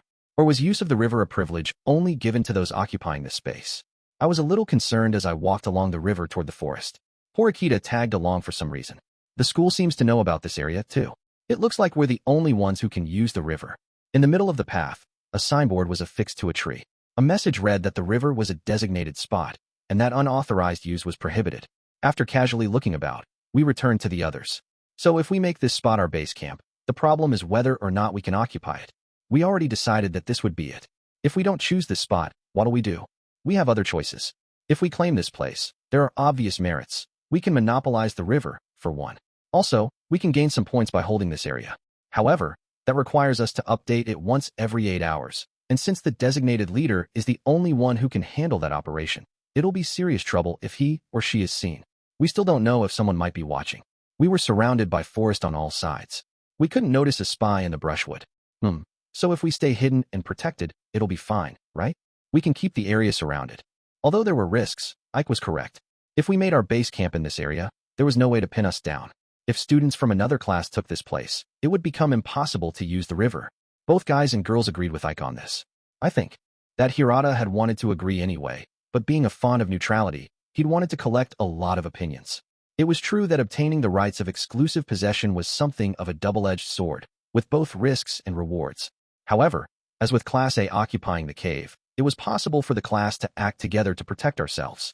It went without saying that Classes B and C would most likely have done the same thing. In other words, it was an acceptable risk. Okay, well, the next question is, who will be the leader? More than whether we'd take possession, the leader was key. A mistake here could prove fatal. While everyone wanted to avoid a role with such important responsibilities, Kushida asked everyone to form a circle. I thought a lot of things over. I have to say, Hirata-san and Karuizawa-san just stand out too much, like it or not. However, a leader's no good unless that person has a sense of responsibility, right? I think that Horikita-san meets that criteria. But what do you think? Horikita looked like she hadn't expected such a recommendation, but her expression didn't change. I'd wondered if she were perhaps the least risky choice, since she was so desperate to reach Class A. That was crucial. I calmly observed everyone's reactions. I agree with Kushida-san. That is to say, I also think that Horikita-san would be a good leader. So long as Horikita-san is okay with it, then I think it'd be good for her to take over. What do you think? Hirata said. With everyone's eyes fixed on her, it didn't appear that Horikita was going to refuse. You don't want to do it though, right? Don't make her do it. I can do it in her place. Sudu stepped forward, seemingly to protect Horikita's wishes. However, Horikita then calmly accepted the decision, almost as if Sudu's remarks had triggered her to do so. I understand. I accept. Personally, I was relieved that someone like Sudu or Ike wasn't the leader. Hirata immediately went over to Chabashira-sensei to pass on Horikita's name. Before long, he returned with a card and entrusted it to Horikita. Taking into consideration the possibility that we were being watched, we had everyone touch the device without it activating. This was to camouflage the leader, so a spy wouldn't know who he or she was. Okay, so we've resolved the problems of bathing and drinking water. Right. Ike's eyes sparked brilliantly as he dreamed of saving points. Huh? Drink from the river? Are you insane? Apparently, Ike intended to use this as an all-purpose river. However, Shinohara and the other girls did not appear to agree, glancing at the river in disgust. Well, it'd be great for swimming, but to drink from? What the heck? It's perfectly fine. The water's clean and pure, right? Ike said. Well, yeah.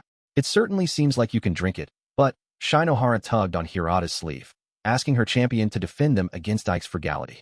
Hey, Hirata-kun, is it really okay? It's not normal to drink from a river, is it? Several uneasy girls gathered around Hirata to ask his advice. They shook their heads, as if signaling that such a thing was impossible. I don't think we can drink from that. Ike, visibly frustrated, had had enough. Really? Look how inviting the water is. How it flows. It's like perfectly natural spring water. Even though the water didn't look muddy or cloudy, the girls were not the only ones to hesitate. The boys also looked unsure. What the heck, you guys? What's wrong with you? There's no reason not to use the river after going through all the trouble of finding it. Then you drink it, as an experiment. Huh? Well, fine, whatever. Pressured, Ike scooped up some water with his hands and drank. Phew, that's ice cold. It feels great. It's damn good. Okay, that's a major turn-off. No way, no way. There's no way I'm drinking that. Gross. Huh. You're the one who told me to. Drink it, Shinohara. No way. Ugh. I hate barbarians like you most of all. God. What the hell? The two of them exchanged glares hot enough to send sparks flying. I've heard that hatred is close to love. Could that be true with these two? That really doesn't seem to be the case here. With the toilet resolved, the next issue was drinking water. Even with the river, it didn't appear as though everything had been settled. For the time being, let's table the water issue. It's only going to be painful if you fight, said Hirata, apparently desperate for peace. Our problems would likely grow if we delayed things, but no one was really going to object to Hirata. Or so I thought, until a certain guy butted into the conversation. Shinohara, don't complain. We gotta cooperate on this test. That came from our class number 1 problem child, Sudu, who chided Shinohara in an unusually calm tone. Oh, don't make me laugh. Cooperate? That's funny coming from you, Sudu-kun.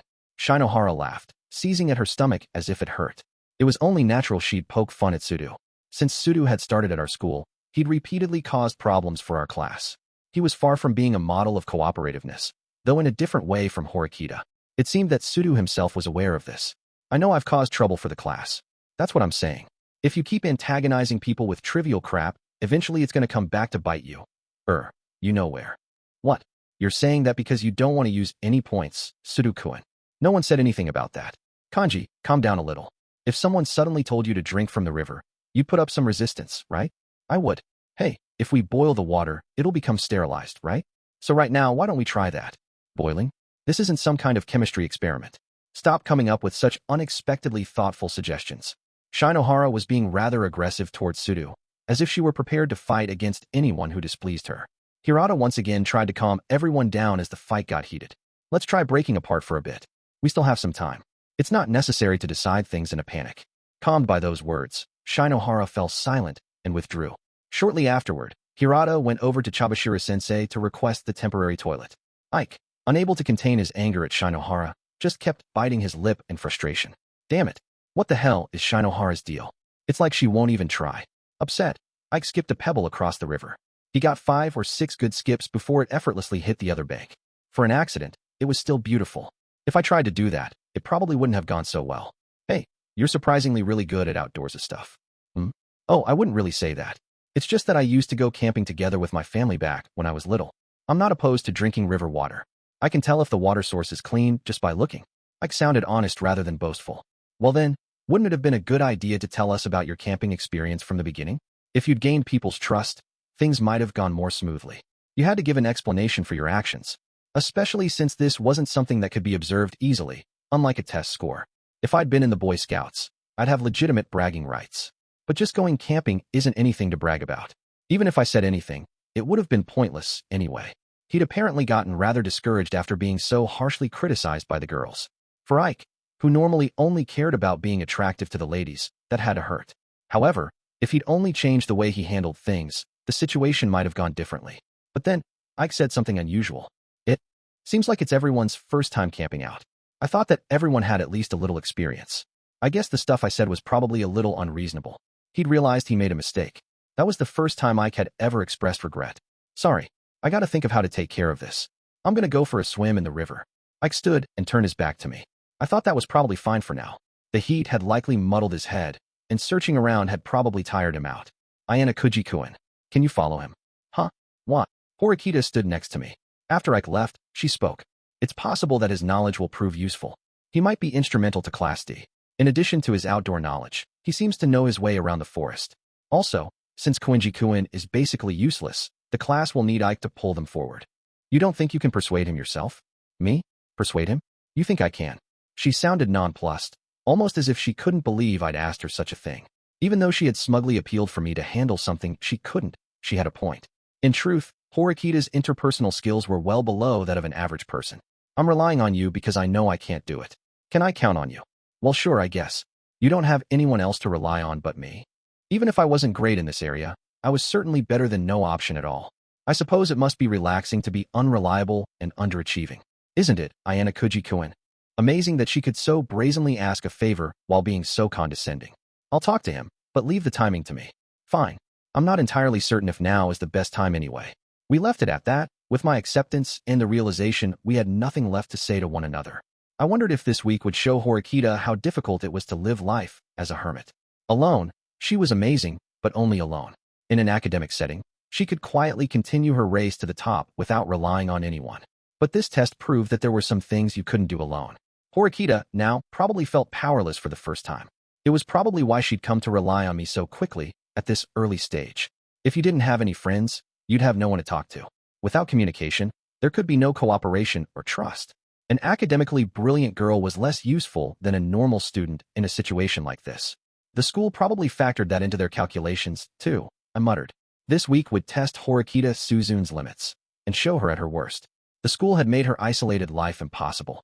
2.5 further away, 2 tents were set up next to each other. Shinohara and the girls had decided that they would occupy both tents.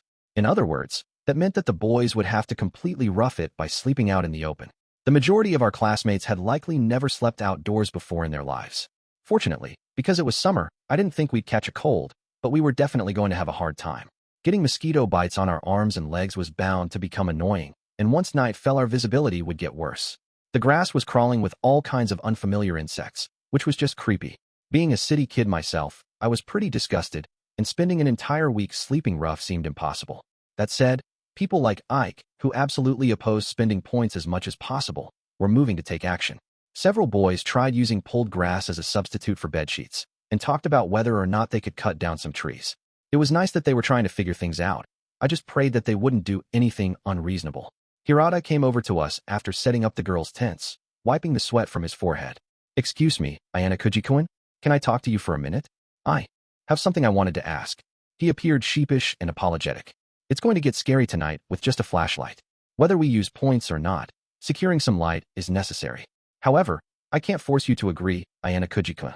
It was certainly true that I'd rather not go through the night without any source of illumination. It'd make going to the toilet a nightmare. When I asked what we should do, Hirata thought about it, and then answered. We could make a bonfire. I was hoping you'd collect branches. Apparently I'd been singled out as the most qualified guy for this task, somehow. Well, I'll pick up ones that look good. Thank you. But it's dangerous to do it alone. I think you should invite someone else to come along. Fair point. I set out to look for a partner. Horikita was standing completely still, gazing up at the sky. She must have noticed that I was looking at her, because she came over. You're normally incredibly uncooperative, but you're being rather generous by going along with his favor, she said. Didn't you just ask me for a favor, too? Besides, this is just something to help Hirata. The work isn't really a big deal or anything. Just picking up branches. Some of the students voluntarily acted to help the class. One's position within the caste system changed depending on whether or not you took initiative. For someone like Hirata, who's positioned as the center of the class, to rely upon you is kind of pathetic. Class D's real leaders are Hirata and Karuizawa, for better or worse. No one else has their ability to rally others. No one else is as qualified. Horikita appeared quite serious. She certainly had the competence and skills to rally the class. However, her charisma and leadership were sorely lacking, to the extent that I didn't even think those two qualities existed within her. Kushida probably couldn't stand all the harsh words that erupted when the class got into an argument, but she said she'd do her best. Even now, she was probably off somewhere putting forth all her effort into whatever she was doing. So how about working as Hirata's assistant? For yourself, rather than for the class. Me, his assistant? Don't joke around. I'd rather dance with a mongoose. Dance with a mongoose? Whatever that expression meant. It was probably an insult to Hirata. No, not probably. It was definitely an insult. I'm joking. Well, his differences from a mongoose aside, there's nothing I can do to help. If there were a clear enemy and a goal, I might be of use. Besides, I'm still unsure whether or not we should use points, or even to what extent we should use them. With that, we quietly split up. Horikita went into the tent. For the time being, I needed a congenial partner who would go with me. Hunting through the available guys, I saw Sudu just staring up at the sky while standing by the river's edge. He helped like earlier. Maybe he'd become a reliable guy. He'd probably help a friend in need. Hey Sudu, I'm going to collect branches for a bonfire. Want to come? Huh? If it's a hassle, I think I'll pass. He looked as if he had no intention of helping. But since I wasn't going to find anyone else, I persisted. Probably won't be a hassle. I'm just going to collect them from nearby. That sounds exactly like a hassle. Sorry, I'm going to go swimming. Sudu stood, grabbed the bag next to him, and headed for the water. Well, guess that's that. I saw Yamauchi chatting up some girls near the tents, and decided to try again. Hey, I'm going to get some branches for a bonfire. Could you help me? Yeah, sounds like work. Look, I found a good spot with Kanji, right? We're pretty beat. Sorry, but I gotta pass. I see. Got it. There was nothing I could say to that. Well, I was in trouble. All of my possibilities had been shot down. Horikita wasn't exactly in any state to help right now, and Kushida was off somewhere with the girls' team. Guess I'm alone in the end, huh? Yamauchi continued happily chatting with the girls and didn't show any support. Just as I resolved to head into the forest by myself, Sakura stepped forward, like she'd been waiting for her chance. Is it okay if I go with you? Apparently, she'd been listening to my conversation. Huh? Oh, I'm really grateful, but are you sure? I mean, you look pretty tired. Maybe it would be better for you to rest. Sakura had already searched the woods with me. I didn't want to force her. I'm okay. Besides, if I stay here, well, it'll be a little uncomfortable. She glanced at the other girls. If Sakura was anything like me, she probably had a really hard time engaging with others. Okay, let's go. Because Koenji wasn't with us, I could match Sakura's pace. Hey, just as we were heading into the forest, Yamauchi called out and rushed toward us. I'll help you after all. Apparently, he'd changed his mind. Are you sure? Hey, come on now. I mean, you gotta help a friend in need. Right, Sakura? Why yeah. Sakura shied away behind my back and nodded. She hadn't really ever talked with Yamauchi before. Maybe this'd be a good friend-making opportunity for her. 2.6 We decided to collect branches from nearby, so we didn't stray too far from base camp. After a short walk, the three of us spread out to pick up branches. Hey, Ayanokouji. I got something that I want you to keep just between us, Yamauchi whispered. He was standing close to me, a few branches in hand. I think I'm gonna go for Sakura. Huh. I mean, don't you think Kushida-chan's out of my league? Her communication skills are top-notch. I'm thinking of giving up on her as my main target. Compared to Kushida, it's like Sakura's just not good with people, or like she doesn't know how to deal with guys, you know? To be perfectly honest, I was thinking about seeing how far I could go on this trip. I think she might fall for a guy who's gentle and attentive. I mean, until I at least get a kiss or something. Yeah, seriously. I think Sakura's fine. No, Sakura's great. Great? You haven't hung around Sakura before now. Isn't this really sudden? Nah, man. Like, I actually regret not seeing it before, you know? She's plain, so she didn't catch my eye at first, but she's actually super cute. And an idol? Plus, her boobs are incredible. Even when she changes into jerseys, you can still see him. I can't help noticing. He started rubbing his hands together and chuckling. Apparently, this explained his sudden interest in helping. Sakura was being treated as a backup plan after he gave up on his favorite, Kushida. I couldn't imagine Sakura would be pleased to hear that. I'd hoped that maybe Yamauchi had come to like Sakura for real. So please, help me out. For example, leave me alone with Sakura for a while. I wouldn't say that counts as helping you. What? Wait, you're not after Sakura too, are you? Those boobies. Why did so many guys look at things in such simplistic, nasty way? It's not that I didn't understand his desires.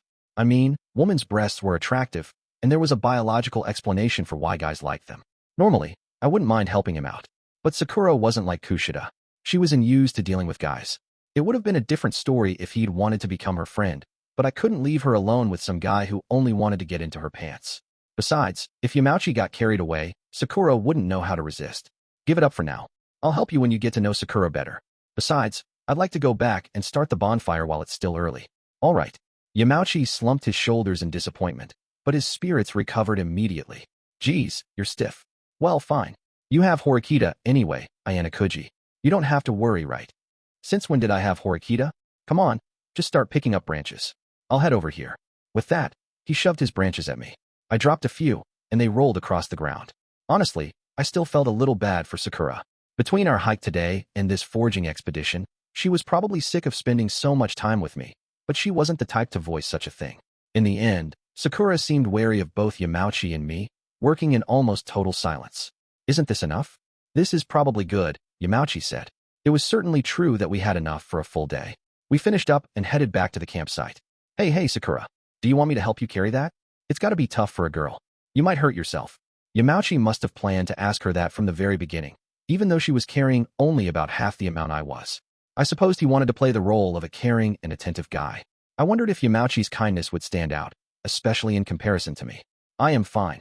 Ayanokouji-kun is carrying a lot, though. I'd like you to help him. Oh, Sakura, you're so kind. Geez, aren't you being greedy, Ayanokouji, carrying that much by yourself? Here, I'll take half. Hand him over. With that, he grabbed about half of the amount he'd thrust toward me earlier. Despite Sakura's refusal, it looked like this was part of his strategy to win her with kindness. Yamauchi, looking satisfied, walked off in high spirits. As we walked, something appeared on the path ahead. A lone girl sat with her back up against a large tree. She wasn't a Class D student. When she noticed us, she looked up and then quickly averted her eyes. Since she was from another class, it'd be fine for us to leave her alone, but the state she was in suggested that this was no trivial matter. There was a red, swollen mark on her cheek. Someone had hit her pretty hard. When Yamauchi started to pass the girl, I grabbed him by the shoulder. 2.7W, he gathered up the branches and returned to camp.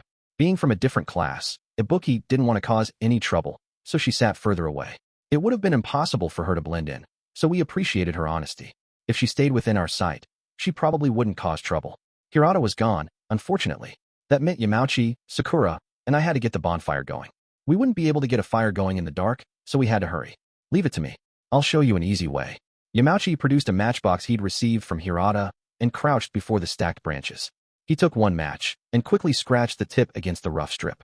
We heard repeated scratching sounds, like TCH, but the match didn't light. Damn, this is pretty hard. Sakura stood next to him and watched. Yamauchi tried to look cool, but for someone unused to matches, it probably wasn't easy. Still, he struck the match over and over, until suddenly it lit. Oh, there. Got it. Finally. In a panic, Yamauchi brought the match down to the bundle of sticks. But only light smoke came out, and after waiting a really long time, it didn't seem that the fire was going to start.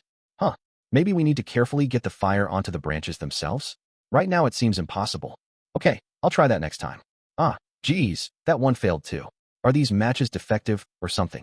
We were having such a hard time lighting a fire with one match. We wondered whether we'd be able to light a bonfire at all. Yamauchi was getting increasingly frustrated and began striking the matches more forcefully against the strip. As a result, he broke several. If I keep messing up, we're going to be in trouble. 3 broken matchsticks lay at Yamauchi's feet. He tried to regain his composure. Don't worry. It's going to be all right. We still have more. He opened the matchbox and showed it to me. It looked light, but there were about 20 or more in there. However, at this rate we might run out before the week was through. All right, this time I got it for sure. He carefully lit the match and slowly brought it toward the branch. Though it seemed like the fire was desperately trying its best, it didn't develop as desired. It ended up only smoldering a little, causing more smoke. What the hell? What am I doing wrong? I'm going to go ask the teacher. Yamauchi had wanted to look cool in front of Sakura, but that was over with now. He started frantically searching for Chabashira-sensei. He should have thought this through before trying it, obviously. I crouched down and jostled the branches. Why won't the fire start? Sakura crouched next to me, looking at the burned branches with a puzzled expression. I thought since they'd burn easily, but I guess fire is weaker than I initially imagined, I said. She didn't seem to understand what I meant by that, so she tilted her head slightly quizzically. Well, when you see bonfires in movies, you typically see these large branches, right? That's why we picked these up. But maybe you can't start a fire with large branches. I separated the branches, snapped off a thin one, and showed it to her. I feel like next time, we should line up branches of this size. Also, a lot of the branches are damp. Trying to set a fire with damp wood was the mark of an amateur. Even if Yamauchi had used dozens of matches, the fire likely wouldn't have spread. It's going to require a little work on our end, but I think we should head back into the forest to get dry, thin branches, and leaves that'll burn easy. What are you guys doing over there? Ike, who'd gone for a swim, had returned just as we ran through our trial and error. We're in the middle of trying to start the bonfire. It's not going so well, though. We're having a tough time. A bonfire? Wait, these thick branches aren't going to catch on fire. You need to start with smaller branches, you know? The branches you got here are way too big. Also, a bunch of them are damp, too. This is no good at all. But, Ayanokouji-kun, I interrupted Sakura as she attempted to speak up for me. I see. If you don't mind, Could you tell us what to do? Geez, guess I don't got a choice, huh? Okay, time for a brief lecture. Wait a second, I'll go collect some good things from around here. Ike set down his swimsuit bag and went into the forest. He returned soon after. He'd picked up a bunch of branches of different sizes, from thin to medium thickness. Also, he'd collected a bundle of dead leaves. I got some good branches. I think we'll be able to manage with these. With that, he picked up the matchbook that Yamauchi had set down and quickly set fire to the dead leaves. As the leaves kindled, he started adding some small twigs. Then, watching the fire carefully, he gradually added in thicker branches. In the blink of an eye, the flame turned into a typical bonfire. And that should do it. That's amazing. I'm really impressed. Someone with real camping experience is on another level. It's just the basics. Starting a bonfire, I mean. Once you know how, anyone can do it. Since so few students in Class D had that kind of experience, Ike was becoming crucial to our success. Ah, damn it. The teacher didn't tell me a damn thing.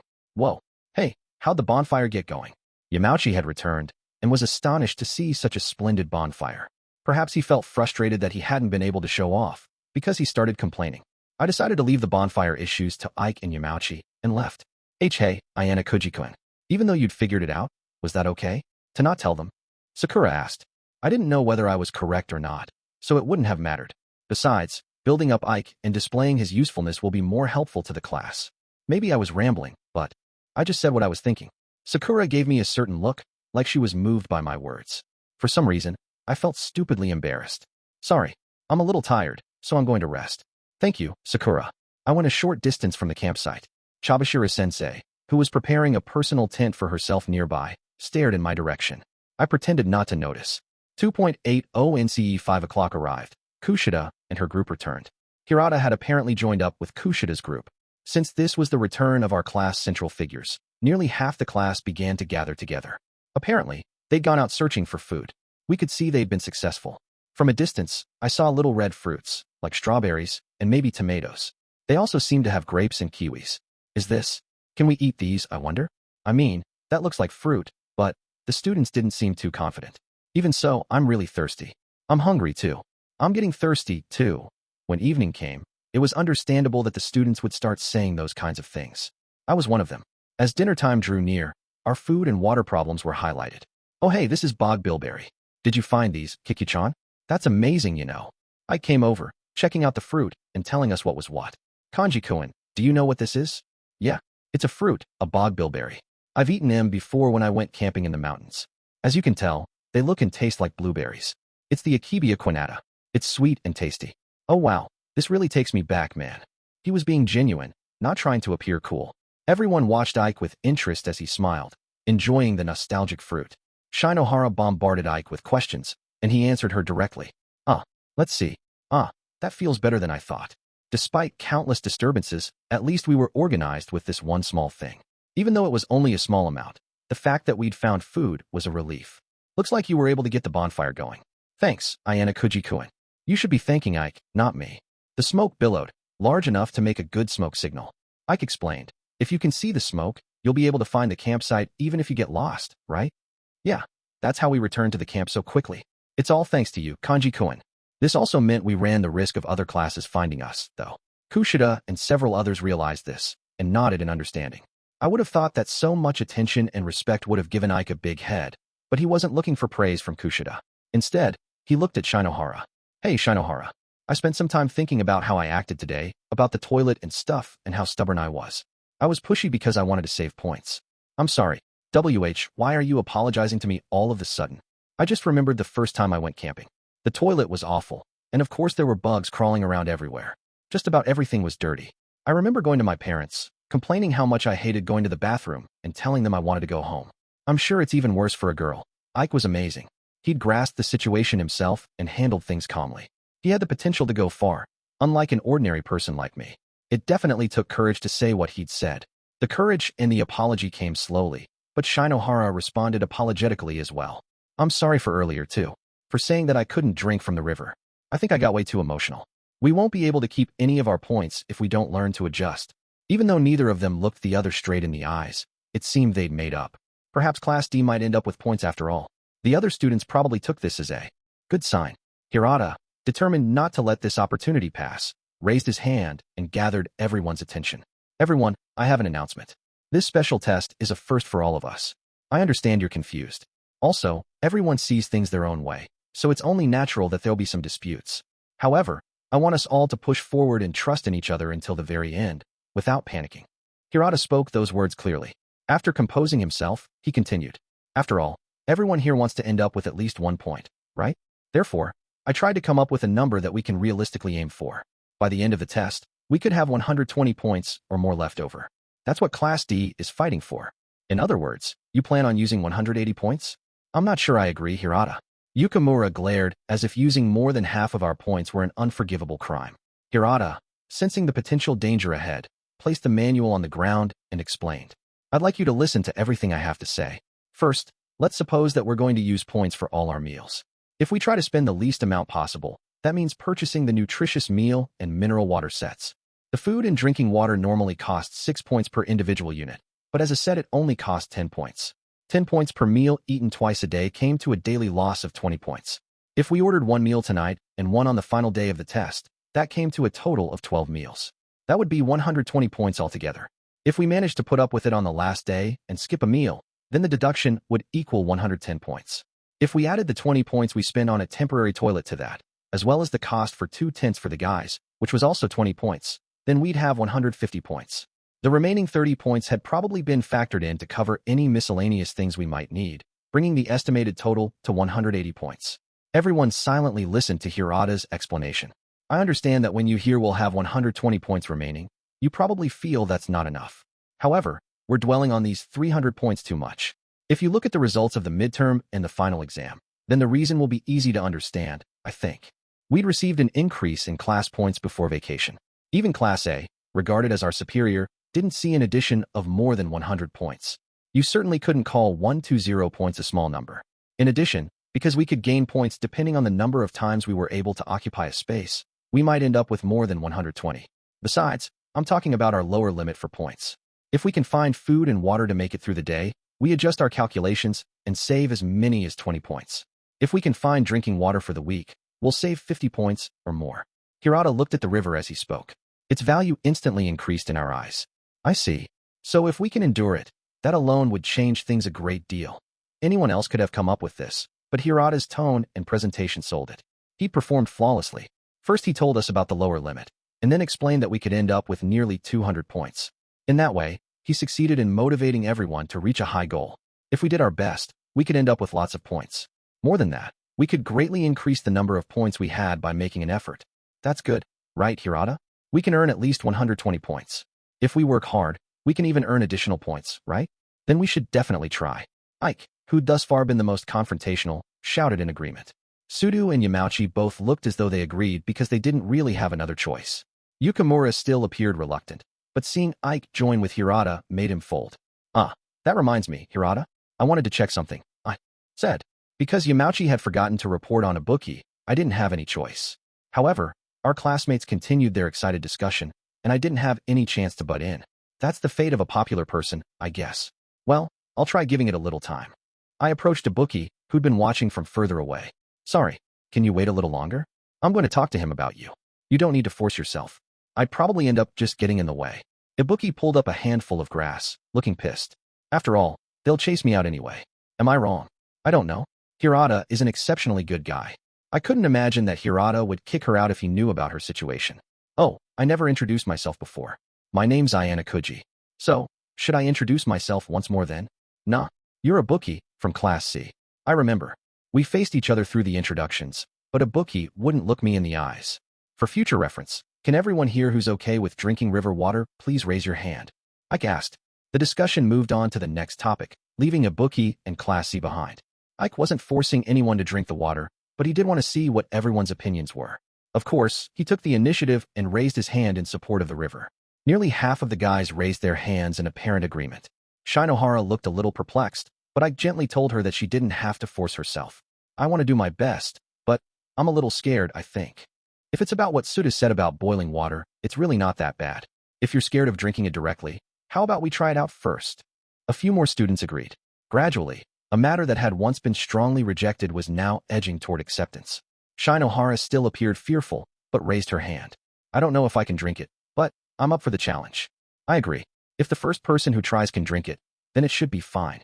Other students looked amenable to that, and then Kushida followed suit and raised her own hand. Perhaps she was trying to influence the group? Soon everyone had their hands raised except for Horikita and me. Everyone stared at us, and we slowly raised our hands as well. However, it was still difficult for people to start drinking from the river. In order to have some emergency supplies, we had decided to buy some water, just in case. I have a request, Ike-kun. I want you to lend me your talents from here on out. It looks like you're the only one with camping experience here. Can you help me out? Hirata asked. Well, I guess if you ask, I gotta cooperate. Thank you. Hirata practically jumped for joy at Ike's curt reply. Shinohara, who'd complained the most before, didn't object. Hirata started gathering opinions about food.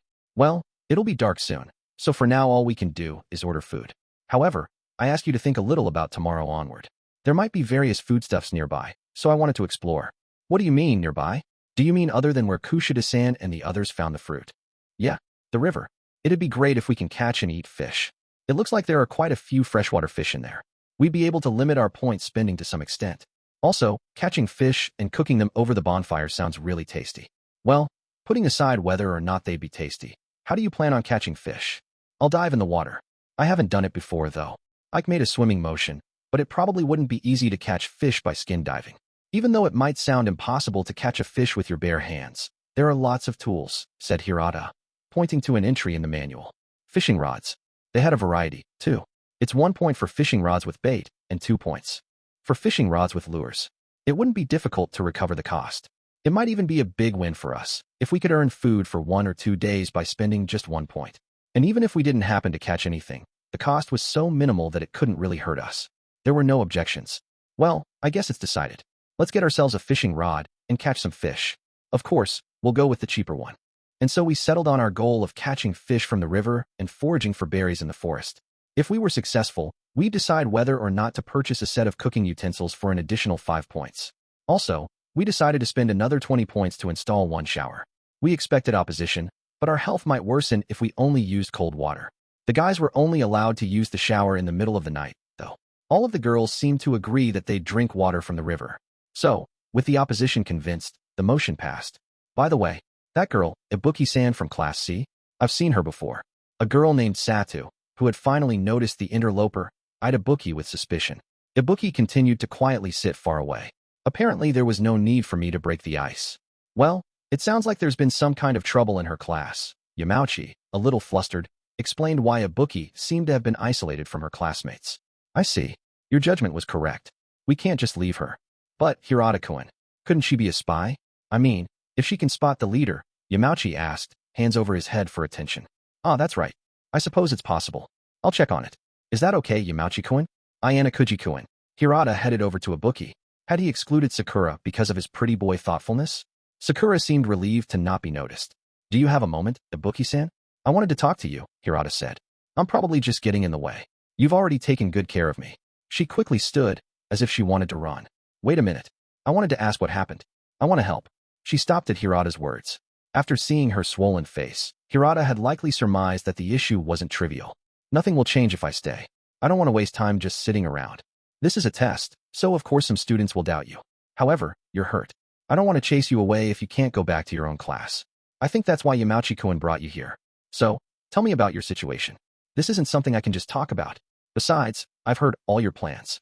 You'd hate it if more of your strategies were leaked, right? Ibuki started walking away. Hirata stopped her in her tracks. If you really were a spy, you wouldn't want to be chased out, would you? Am I wrong? Enough. I'm just looking for a place to sleep. As I expected, she wasn't going to return to Class C. The sun was setting, and it'd be night soon. It's crazy for a girl to sleep alone in the woods. Even if it's crazy, I don't have a choice. Helping me won't gain you anything. This has nothing to do with losses or gains. We can't just leave someone in trouble. We all think so. Her expression cleared, and she turned toward us without hesitation. Something like that was designed to melt even the toughest exterior. Ibuki seemed to believe Hirata, and it gave her confidence. I had a fight with a boy in my class. He hit me and chased me away. That's all. That's horrible. Raising a hand against a girl, I mean. I hadn't expected it, either. I'd thought for sure she'd been in a fight with another girl. I won't say anything more on the subject. I didn't think you'd take me in and give me shelter, anyway. See you. Wait. I understand that you're really in trouble. Please give me a little time. If you can do that, I'll tell the other students about your situation and see if we can find a place for you. Ayanokouji-kun, can you watch Ibuki-san? I'm going to go talk to everyone.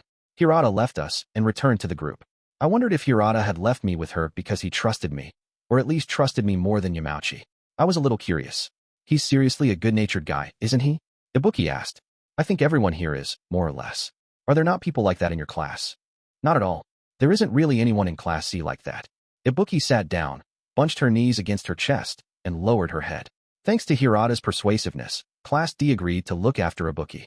Though some students were strongly opposed, every time Class C held roll call, they'd hemorrhage points.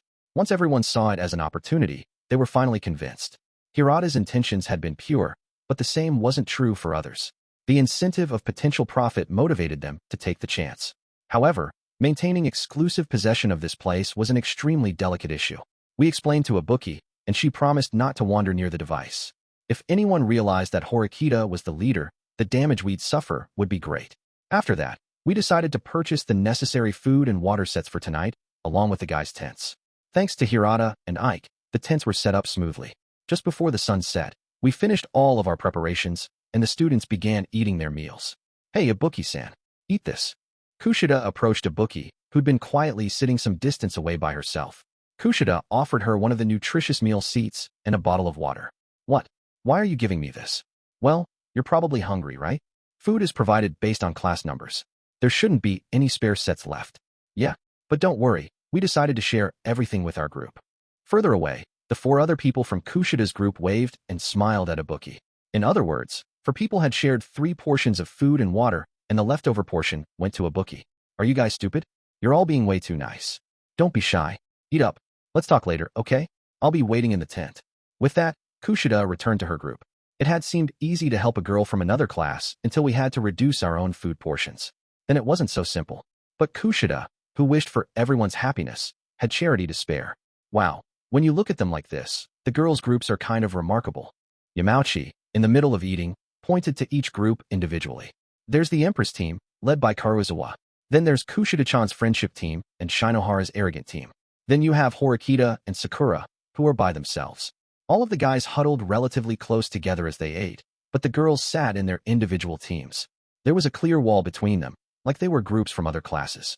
Maybe Kushida's team was the most neutral of all of them, or just held a lot of influence. Poor Sakura, all alone. I wonder if I should eat with her, Yamauchi said. You're probably better off giving up, don't you think? You'd just scare her. Damn, I want to get to know her better, but she's way too introverted. In addition to being shy, Sakura probably found it difficult to deal with pushy types like Yamauchi. Despite being warned, Yamauchi seemed impatient to go over to her. What the hell, Haruki? That's no fair, stalking a lone beautiful woman like that. Come on, let me join in. Ike, seeing Yamauchi's glances, misunderstood and approached him. I have to say, Sakura's breasts are really something else. You don't often see breasts that big on a first-year high school student. Her clothes are just bulging. She's way too sexy. Her boobs alone make her even more attractive than Kiki-chan. Ike stared intently at Sakura's breasts, like he wanted to devour them. Yamauchi blocked Ike's line of sight. Hey, what the hell, dude? Don't just look at Sakura like a pervert. Besides, you're aiming for Kushida-san, aren't you? Well, yeah, but it's all right, isn't it? I mean, an idol belongs to everyone, right? Haruki, could you be? Ooh, are you Sakura's? It's not like that. Come on, let's eat. Apparently, Yamauchi wanted to hide the fact that he was changing targets and going after Sakura. Besides, it was night, with nothing left to do. It was only natural that the flow of the conversation would lead to the opposite sex. I noticed Hirata nearby, distributing food. Come to think of it, where's Koenji-kun? Everyone had gathered, but it looked like Koenji was absent. Oh, Koenji complained about being in poor physical condition and returned to the ship. Of course, that means that you've had 30 points deducted. Those are the rules, so there's nothing to be done.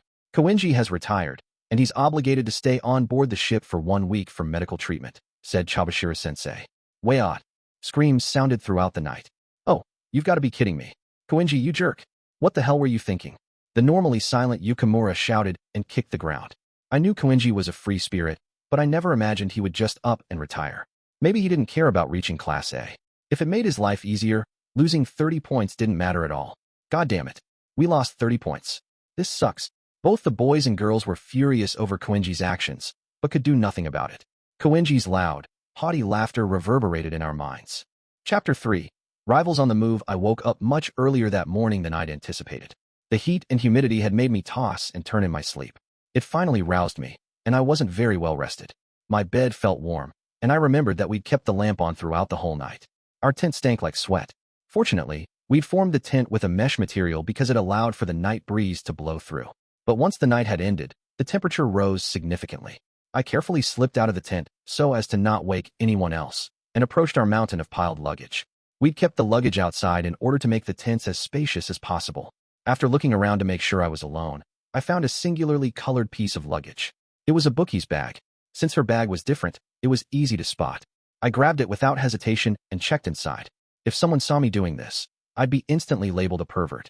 Inside, I found the same kinds of things that everyone else had, like towels, a change of clothes, underwear, etc. However, a digital camera, huh? That explained the dull sound I'd heard yesterday when she dropped the bag against a tree. This item wasn't appropriate for a deserted island. On the bottom of the camera, I found a rental sticker. Why did a bookie have this? I considered the possible reasons, trying to think from her perspective. After conjuring up an image of her in my head, several possibilities suggested themselves. I checked the camera's power source. It had no data and no sign that it had been used. After I finished my inspection, I returned the item to the bag and went back to the tent. Good morning, Ayanokouji-kun. Heading to the bathroom. Hirata was awake. He turned around as he greeted me. Maybe he noticed that I was sweatier than usual.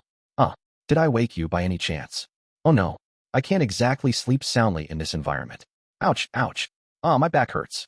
Well, I guess that's only natural without a proper mattress. It certainly wasn't easy to sleep when we were so crowded together and without real beds to boot. But somehow, everyone else was still asleep. They were probably tired out from yesterday's activity. If you include Koenji-kun's penalty, we spent almost 100 points yesterday. I told everyone that in the worst possible outcome, we'd be left with 120 points. But now I'm not even sure about that. I guess the anxiety woke me. Hirata took out the manual to confirm his fears. Koenji's retirement had been a pretty serious blow. This is tough, even for the class peacemaker. I couldn't possibly fathom carrying this kind of responsibility. I peeked at the manual, and Hirata adjusted his position so that I could comfortably look at it. I was grateful for such small acts of consideration. I'm only doing this because I like it. If my hard work makes everyone in class happy, then I'm satisfied. But it's surprisingly difficult. How many points we have after this special test will have a huge impact on our lives. I think it's wrong to freak everybody out. Make everyone in class happy, huh? If such a thing were possible, it would be amazing. But it was probably close to impossible. The school system dictated as much. So, if we have students who want to aim for Class A and students who want to stay in Class D, what do you do? While I knew that was a meaningless question, it accidentally came out sounding rather unkind. I guess I wanted Hirata's opinion, since he was basically just a mass of good intentions. That's hard to answer. Aiming for the upper classes means forcing everyone. I'm sorry, I need to think on it. I wondered how often he'd thought about it. Hirata smiled faintly. So, Ayanokouji-kun, do you want to get into Class A? Or are you fine as long as life at school is fun? I guess if I had to pick, school life's my priority. Besides, I don't think it's possible to reach Class A. I see. I also don't. Think it's simple. Even if our class came together as one and aimed for Class A, I just think our first month's losses did too much damage. Hirata was probably thinking about all the other students' limits. If Class A didn't fall in the rankings, making up the difference wouldn't be easy. Even if Class D managed to live conservatively during this exam, we could only gain 100 to 150 points. Right now, even overtaking Class C seemed like a pipe dream. Don't be impatient. First of all, Class D needs to come together and make it through this test. After that, we can focus on the next goal. Most of us had decided to let Hirata take the lead. If we worked hard in the short term, we'd earn class points. Right now, ignoring the severe chasm between us and the other classes wasn't a bad idea. Hirata politely excused himself and quietly headed to the toilet. I stretched out in the space left behind by his absence. At the very least, Class A had the cave. It was likely that Classes B and C also had spots somewhere. Even though we held the river, that alone might not be enough. Once everyone was asleep, I neatly cut out one of the manual's 5 blank pages. Then I took a ballpoint pen. After I replicated a simple map of the island, I folded it into a small square and put it in my pocket. Soon after, Hirata peeked in the tent's entrance. Want to come wash your face together with me? I accepted his offer. The tent's temperature was rising as the sun climbed higher in the sky. We took towels from our vinyl-wrapped luggage and headed to the river. Hirata put the manual inside his pack. The jingle of plastic accessories banging together sounded from Hirata's bag. Gifts or something from Karuizawa. Spot on. How'd you guess? Who else would give him little heart-bedazzled presents? As we headed to the river, we came across an unexpected person. What are you doing here? A student from Class B, Kanzaki, looked our way. Some other boys I didn't know were with him, but they were probably Class B students, too. They appeared surprised, as if they hadn't expected us at such an early hour, but quickly regained their composure. First day's over, So I wondered how you were doing. I thought I'd check on you. Your location's great. He seemed legitimately impressed by our base camp. He didn't appear to have a hidden agenda. You're Kanzaki-kun from Class B, aren't you? Hirata seemed to remember him. Did I surprise you? I'm sorry, I'm not here to cause trouble. With that apology, Kanzaki walked away. Kanzaki, where's Class B camping? Maybe he wouldn't tell us, but I thought I'd try asking. Kanzaki answered without hesitation. There are large broken trees along the path from here to the beach. If you enter the forest to the southwest and walk a bit, you can find our campsite. You shouldn't get lost if you enter by those large trees. If you need something, go ahead and tell her you can come by. With that, Kanzaki left. Hirata gave me a strange look. I'm guessing he's your friend, What did he mean by go ahead and tell her? I wonder. Kanzaki, Ichinos, and Horikita had recently worked together in a false accusation case. He probably thought they were still on good terms. I wonder if they came here to do some reconnaissance, see how we've spent our points. Doubtless that was one reason. After seeing Kanzaki's slightly apologetic expression, you could estimate the number of points spent just by the number of toilets, showers, and tents. However, that was probably not the only thing Kanzaki and the others wanted to know. They must have wanted to discover our class leader. After all, the rights of exclusive spot possession expired every 8 hours.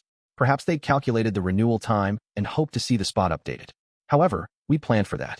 That's why we postponed the second update yesterday, so the rights of ownership were adjusted to expire right after 8 o'clock. That way, it was possible to use the big crowds from roll call as a kind of camouflage for the update. Hirata seemed to be more anxious. He muttered while drying off. I wonder if our strategy's wrong.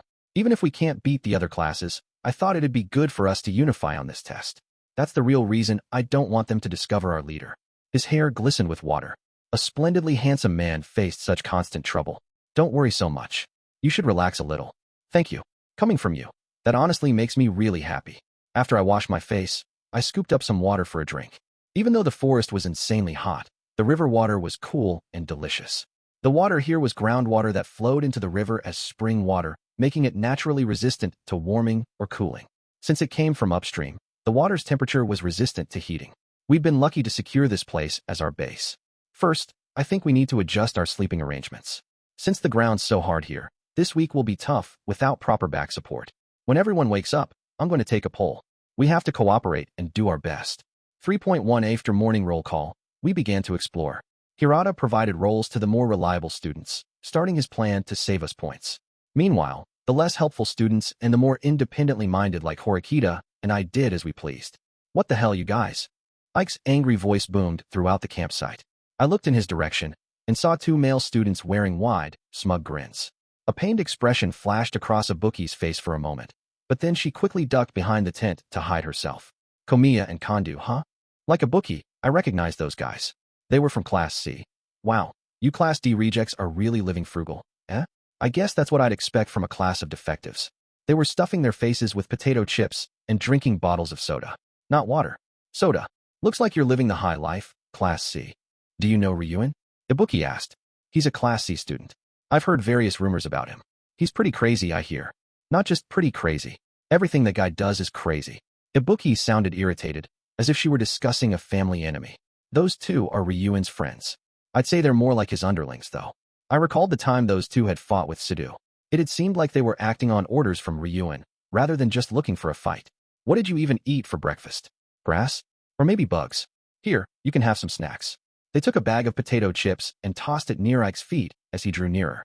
Though it was obvious that they were trying to start something, we couldn't help getting irritated. We have a message from Ryuen-san. If you want to enjoy your summer vacation to the fullest, come to the beach right now. Don't hang back. If you're sick of living like idiots, then we're happy to share our luxuries. They didn't leave, but continued snacking as if trying to harass us.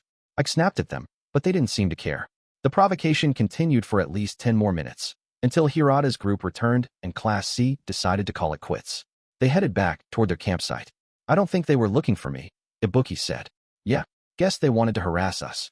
Their bizarre visit aside, we'd obtained valuable information about Class C. They had luxury items, snacks and soda, and so on. They'd been burning through points. In a test like this, where frugality was crucial, what in the world were they thinking? They said something about sharing their luxuries. Any idea what they were talking about? I asked. I wonder if things are heading toward that worst-case scenario I imagined. Ibuki said nothing more, but headed toward a tree on the camp's periphery. The worst-case scenario she'd imagined, huh? Telling Horikita about this seemed like a good idea. Hey, Horikita, you around? After breakfast, Horikita had immediately returned to the tent, and I saw no sign of her. I called for her in front of the girl's tent. Although she didn't reply, the tent shook slightly, and I heard the sounds of cloth rubbing together. Horikita slowly stepped outside. Did you hear those voices earlier? I asked. The cheap provocation coming from Class C? Yes, I heard. I'm a little worried. I want to check out the situation. Care to come? It's rather unusual to see you taking initiative. Are you feeling well? I'd have loved to throw those words back in her face. Well, I'm free for a week. I don't have anything to do today, so I've just been killing time. I don't want to move too much. Since I'm the leader, if I stand out too much, we'll be in a bad spot. That's a definite risk. Even if someone didn't know a leader's identity for certain, they might guess correctly if they noticed suspicious behavior. The more conspicuous a person, the more attention they would draw. I understand how you feel, but even if you stay in here, the situation probably won't change, right?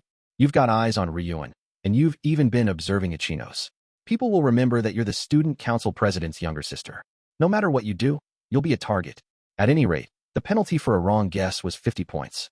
When we'd appointed someone as leader, we'd taken a gamble, and precautions were necessary. You're right. I suppose I can't say what's correct. Fine. I'm rather concerned about the state of the other classes. Let's go. Horikita and I set out for the beach, where Class C awaited. Her heavy footsteps seemed to belie her casual indifference. 3.2 As we neared the edge of the forest, we saw the beach, and the large group of Class C students on that beach. Horikita and I could never have imagined the situation we beheld. No way. All this stuff. Is it even possible?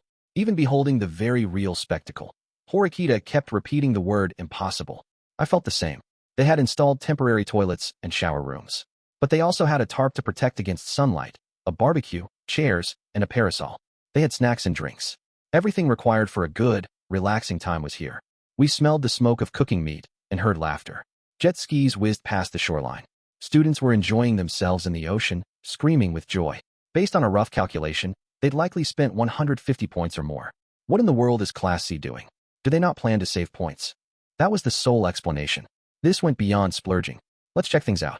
I wonder what Class C is thinking. We came out from the bushes and walked to the beach. One of the male students noticed us and called out to another male student nearby. We couldn't see his face too well, since he was leaning over in his chair. One of the boys rushed over to us. Ryuen-san has requested your presence, he said. Judging from the timidity of his voice, he was either frightened or naturally listless. He rules his classmates like a king. It's like a royal welcome. What should we do? It's up to you, Horikita. Fine. I'm interested in learning his intentions. Let's go. We accompanied the boy. As we approached the ocean, the delicious smell of cooked meat wafted by our noses. This is absolutely outrageous. Our class didn't seem to know how to have a vacation. We approached the man in command of this hedonistic paradise. I thought someone was sniffing around. It's you, huh? What business do you have with me? You seem to be doing well for yourself. This looks like quite the extravagant party. Ryuen, tanned and clad in his swimwear, laid back in his chair. He flashed his white teeth at us. 3.3 In order to make effective use of the extra time on our hands, we decided to check out how classes A and B were doing. We went deeper into the forest, past the roots of the big, broken tree, just as Kanzaki had instructed. When I thought on it now, though, the tree looked as though the school had broken it intentionally to use as a landmark. It hinted that there was a spot just further ahead. The moment we set foot in the deep forest, I noticed a slight change. Quite a few students' tracks stood out on this path, which made it easier to walk. If we simply followed the path, we'd probably arrive at Class B's campsite. That might be why Kanzaki hadn't provided a detailed explanation.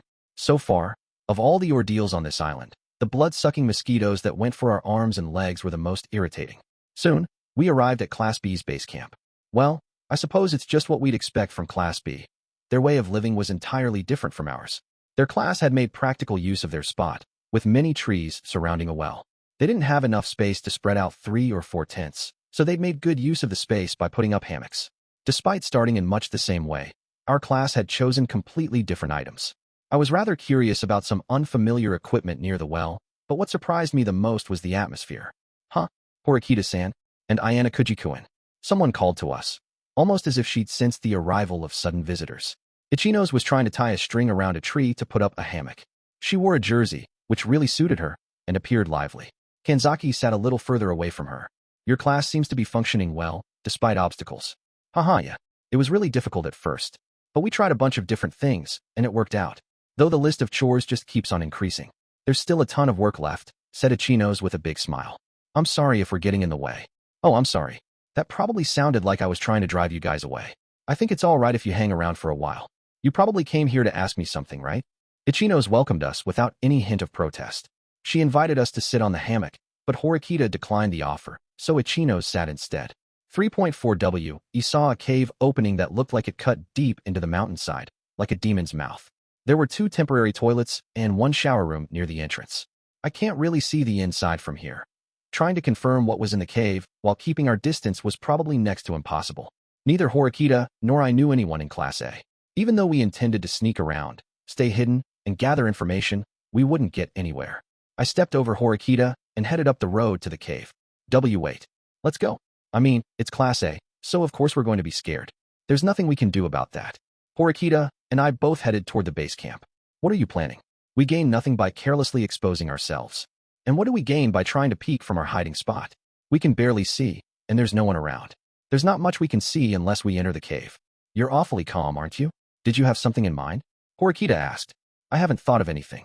Come on, don't worry. Ugh, what an unintelligible, half-assed answer. She glared at me with cold and frightening eyes, but I pretended not to notice. Naturally, some Class A students hanging around the cave's entrance discovered us. I thought I could salvage the situation so long as I could see the cave's interior. However, inside the cave were several vinyl sheets joined together into one giant tarp, which blocked my view. I couldn't see inside at all. Who are you guys? What class are you from? This guy was definitely one of the 2 guys who'd found the cave quickly on the first day. Yahiko. The other guy, the sharp-witted Katsuragi, appeared to be absent. We came to snoop. You have a problem? Horikita responded, in an imposing manner. It was like a daring switch had been flipped in her brain. She continued. I mean, I would have thought that since you're in Class A you'd be clever, but she looked at the vinyl covering the cave's entrance and let out a rather forced sigh. Well, rather than clever, I'd say you're underhanded. What cowardly methods? What? Even though it was plain to see she wanted to provoke him, Yahiko sounded irritated, as if she got on his nerves. I'm Horikita, from Class D. Huh, it's obvious you're from Class D. You're a bunch of stupid failures, after all. Stupid, huh? In that case, there's no harm in us seeing what's inside, right? Or does that make you feel uncomfortable? That's not it at all. So it's not a problem if we look? You're in the way. Wait. Hey, wait, I said. Don't just do whatever you please. Yahiko moved in front of Horikita to block her, but Horikita's words cut him off. We're just going to look inside. That itself isn't a violation of the rules, right? Stop screwing around. Class A occupies this spot. Class D doesn't have permission to use it. Oh, so you occupy this place. I didn't know that. Is there a device inside? Why yeah, so back off. Well, there definitely aren't any rules that say we can't go into the cave. It's certainly true that we cannot use the cave while it's being occupied, but that's not the same as the right to monopolize it or anything. We should have the right to look inside, or at least to verify if there's equipment, right? If we couldn't do that, then people could just forcibly monopolize every spot. That's not what this test is about. Huh. Her sharp argument skewered Yahiko without any trouble. Horikita's hair fluttered as she tried to peel off the veil that hid the cave entrance. However, what are you doing? I don't recall giving you permission to invite guests. A particularly tall boy passed behind me and continued walking ahead to Horikita. This was definitely Katsuragi-san. These 2 came to snoop around our camp. They're a bunch of filthy losers. You're exaggerating. It's just vinyl. Show me around a little. Horikita, turning to confront the 2 boys, didn't seem scared in the slightest. Well then, it should be fine for you to look inside. However, prepare yourself. The moment you touch anything, I will notify the school and report your actions as obstruction toward another class. I can't guarantee what will happen to Class D as a result. Katsuragi was probably bluffing. There was a very low chance that we'd be disqualified for touching vinyl. And yet, there seemed to be some genuine danger hidden in his words. You're forcefully monopolizing control of the spot. The rules don't protect such actions. You're right about that. I cannot argue the point. However, it's something of an unspoken rule. You in Class D have a spot by the river. Class B has a well. You live in and surround the occupied space, so it's halfway monopolized. Have you taken any forceful measures in dealing with trespassers to your area? Katsuragi's calm words stopped Horikita in her tracks. One class occupies one spot. Then, they continue to protect that spot so they may obtain points until the end of the test. If you violate this unspoken rule, it creates chaos. Naturally, Class A will trespass upon Class D's base in retaliation. We should avoid trouble. It was possible to ignore what he said, but we couldn't. Like Katsuragi said, the other classes had all unconsciously occupied one area each. If we broke that rule, our troubles would grow. Horikita turned on her heel and walked away from the cave. Well, fine. I look forward to seeing the results and Class A's abilities. We are quite capable. We also expect things from you, Class D, by which I mean your futile struggling. After that short exchange, Horikita had the wind knocked out of her sails. If Katsuragi hadn't appeared, Horikita probably would have stepped through to the other side of the vinyl sheet. Yahiko, don't respond to cheap provocation. Her goal was to force her way in and look around. If you thrust your righteous superiority in their face, the other side will back off. Sorry. They'd stripped Horikita of all other options except retreat. Wonderful, wonderful. It seems like we have to leave Class A alone. We definitely can investigate them. Once they'd claimed the spot, they hid much of it away behind an impregnable wall. However, despite their efforts, we were able to glean something from the interaction. Chapter 4. The meaning of freedom. Wenji's questions weighed on my mind for quite some time. On the third day, I left the base camp before noon and made my way toward the forest entrance. Where are you planning to go now, Ayanokouji-kun? Sakura was out of breath, her breasts heaving as she breathed. She must have been looking for me and given chase. Didn't I tie a handkerchief around a tree? Anyway, I thought I'd just go and check something out. I wanted to confirm something much earlier, but didn't have the time. It's probably not okay for me to come along, is it? I'd only slow you down, probably, but isn't it better for you to stay back? Won't it bother you if people start spreading rumors? That doesn't bother me at all. Besides, Sakura mumbled so quietly that I couldn't have heard anything even if I'd put my ear close. It's not going to be particularly easy, right? I mean, after we went through all the trouble of coming to this island, I think you should have a little fun, though I'm not one to talk about fun myself. I thought I'd turn Sakura's offer down with an appropriate excuse. However, this is fun though. Sakura offered more resistance than I would have imagined. After her surprisingly forceful reaction, our eyes met in shock. Then, Sakura crouched and hid her face. And no, that's not what I meant. I had no idea what Sakura was trying to say. All I knew was that she was an interesting girl. It'd be great if she could just show that part of herself to others. Well then, how about we go together? But I have a condition. If we get into trouble later, you won't blame yourself. Okay, really? It's okay, she cried, still hiding her face with her hands. What kind of conversation was this? It felt kind of odd to just stay silent as we walked, so I killed some time by bringing up a familiar topic. Anything was less awkward than listening to the crunch of our footsteps on the path. Are you getting along well with the other girls? I mean, you can't really do things alone in this test, right? No, not at all. We don't really talk or anything, Sakura muttered, twirling her hair with her index finger. It was like she felt embarrassed about herself. I'm just worthless, really. I can't do sports or study. I'm not really growing as a person in any area. That's not true. You're making progress, Sakura-chan. Huh? Me progress? That's not true, though. It is true. Maybe you can't see it, but you're definitely making progress little by little. I tried to convey that with both words and my attitude. It was really effective for people like Sakura, who lacked confidence in themselves. It was the first time I'd appealed to someone from the bottom of my heart like that, and I hoped it would resonate with her. Sakura stopped walking and looked at me, her eyes trembling. She was trying to discern the true meaning of my words. It's okay. You'll make some friends really soon, Sakura. Then school will become much more fun. When our eyes met, Sakura panicked and averted her gaze downward. Even the fact that she was able to look at people for just one moment was a huge difference from when we'd first met. That reminds me. That guy, from the incident before, it seems like he resigned. The man who'd worked at the electronics store on campus had been an extremely passionate fan of Sakura from her gravure idol days. No, in truth, he was just a stalker. He hadn't been satisfied with hanging around Sakura's homepage and had schemed to meet up with her personally. Thank you for everything. Everything worked out thanks to you, Ayanokouji-kun. I didn't really do anything. You were saved because you got close to Kushida and because Horikita and Ichinos helped out. I was just a bystander. Anyway, more importantly, nothing else weird has happened, right? Even though the stalker had left the school premises, there was the possibility that he'd try and reach out online. No, everything's been fine. Actually, I've been taking a little break from the bulletin board, too. That was for the sake of precaution, most likely. Probably a wise decision. Besides, even though you usually act nervous, you always had this really confident expression when you were an idol. Well, that's because I did the photography myself. A long time ago, but when you were featured in magazines you probably didn't take the pictures yourself, right? Sakura answered with a wry smile, looking sheepish. I didn't do well, and I also took way more time than the others. A cameraman would take pictures of the girls to make sure there were as few people involved as possible. Besides, back then, I was able to bear it because I made myself empty. It was like I erased myself, eliminated my feelings. But I eventually reached my limit, so I had to take a break. Sakura said this all in one go, stopping at the very end to take a deep breath. The incident with the stalker seemed to have left her scarred, but now things were headed in a better direction. A mass of trees waited right ahead of us. I went ahead of Sakura, proceeding to the opening of the path just ahead. The way forward began to get rather steep. Since we'd walked for a while, I decided it was time for a break. I looked back. Sakura was trembling, her shoulders shaking. Maybe she hadn't thought I was going to look back. How about we take a short break? It'll probably take a while longer to reach our destination. Sakura was probably exhausted after walking such a rough trail for half an hour. She looked relieved. I searched for a big tree that could provide shade against the extreme heat, and the two of us sat between the roots, where there was enough space for two people.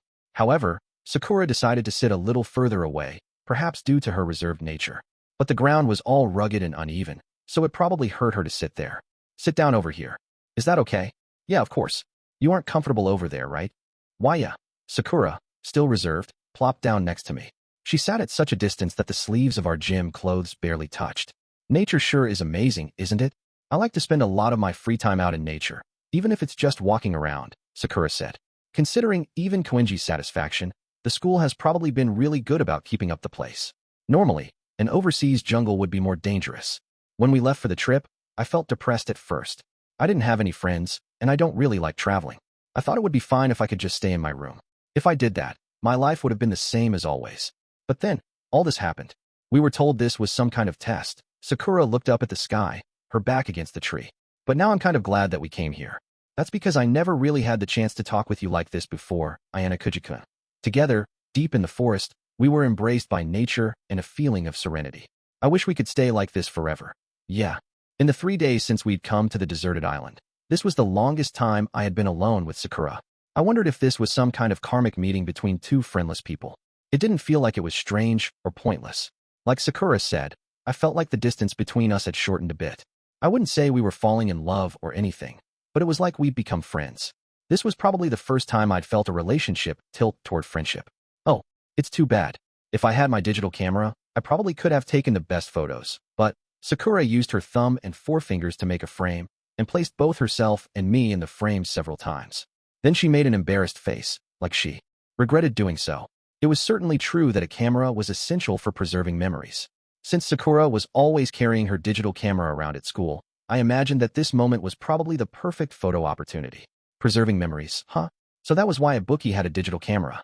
But if I'm in the picture, wouldn't that spoil the scenery? No. If you're in the picture, Ayanokouji-kun, it will be the best photo. No. I mean, that is, I've never taken a picture with a friend before, cried Sakura, shaking her head. Sakura was absolutely genuine. While we sat side by side, I suddenly stared at her. Sakura didn't notice my gaze at first, but after a long period of silence, she finally did. Our eyes met. Chapter 5. The quiet outbreak of war. In our 4th day, we reached a turning point. The shouting and complaining died down and were replaced by the sound of laughter. Along with the corn we'd found, Ike and the others had caught some fish. There was no more resistance about drinking the river water, either. Thanks to the fruit our classmates had found, we'd saved more points than anticipated, and were making it through this test. Currently, we'd spent a total of about 100 points, including setbacks like Koenji's retirement. If we kept things going like this, we'd end the test with quite a few points left over. If you looked at the state Class D was in before, the numbers were simply phenomenal. Even Yukimura, who'd resisted the most at the start, had no complaints. Every single person was satisfied with our results. I started to get a prickly feeling in my head, which was throbbing. I borrowed a ballpoint pen, put it in my pocket along with the folded-up piece of paper from before, and left base camp. I'd started to figure out more about this test. If I were to break it down, 80% of it was defensive, determining whether your class could form cooperative relationships. Therefore, I determined that the remaining 20% of the test was offensive, judging whether you had the ability to scout around and gather information. However, this 8:2 proportion wasn't reflected in the test results. Rather, that 20% influenced the outcome even more. We already understood each class plans. In that case, we knew what we had to do, which was attack the other classes. So, I began to move toward Class A's area. As Class D was based around the river, Class A had most likely centered their activities around their cave. The true appeal of that spot wasn't just that it offered shelter from the elements. The place itself had meaning. As I wandered through the forest, I heard the faint sound of ocean waves. I picked up the pace and successfully pushed through the trees and toward the coast. Whoa! I applied the brakes and came to a full stop before a cliff's edge. I definitely saw something from the ship.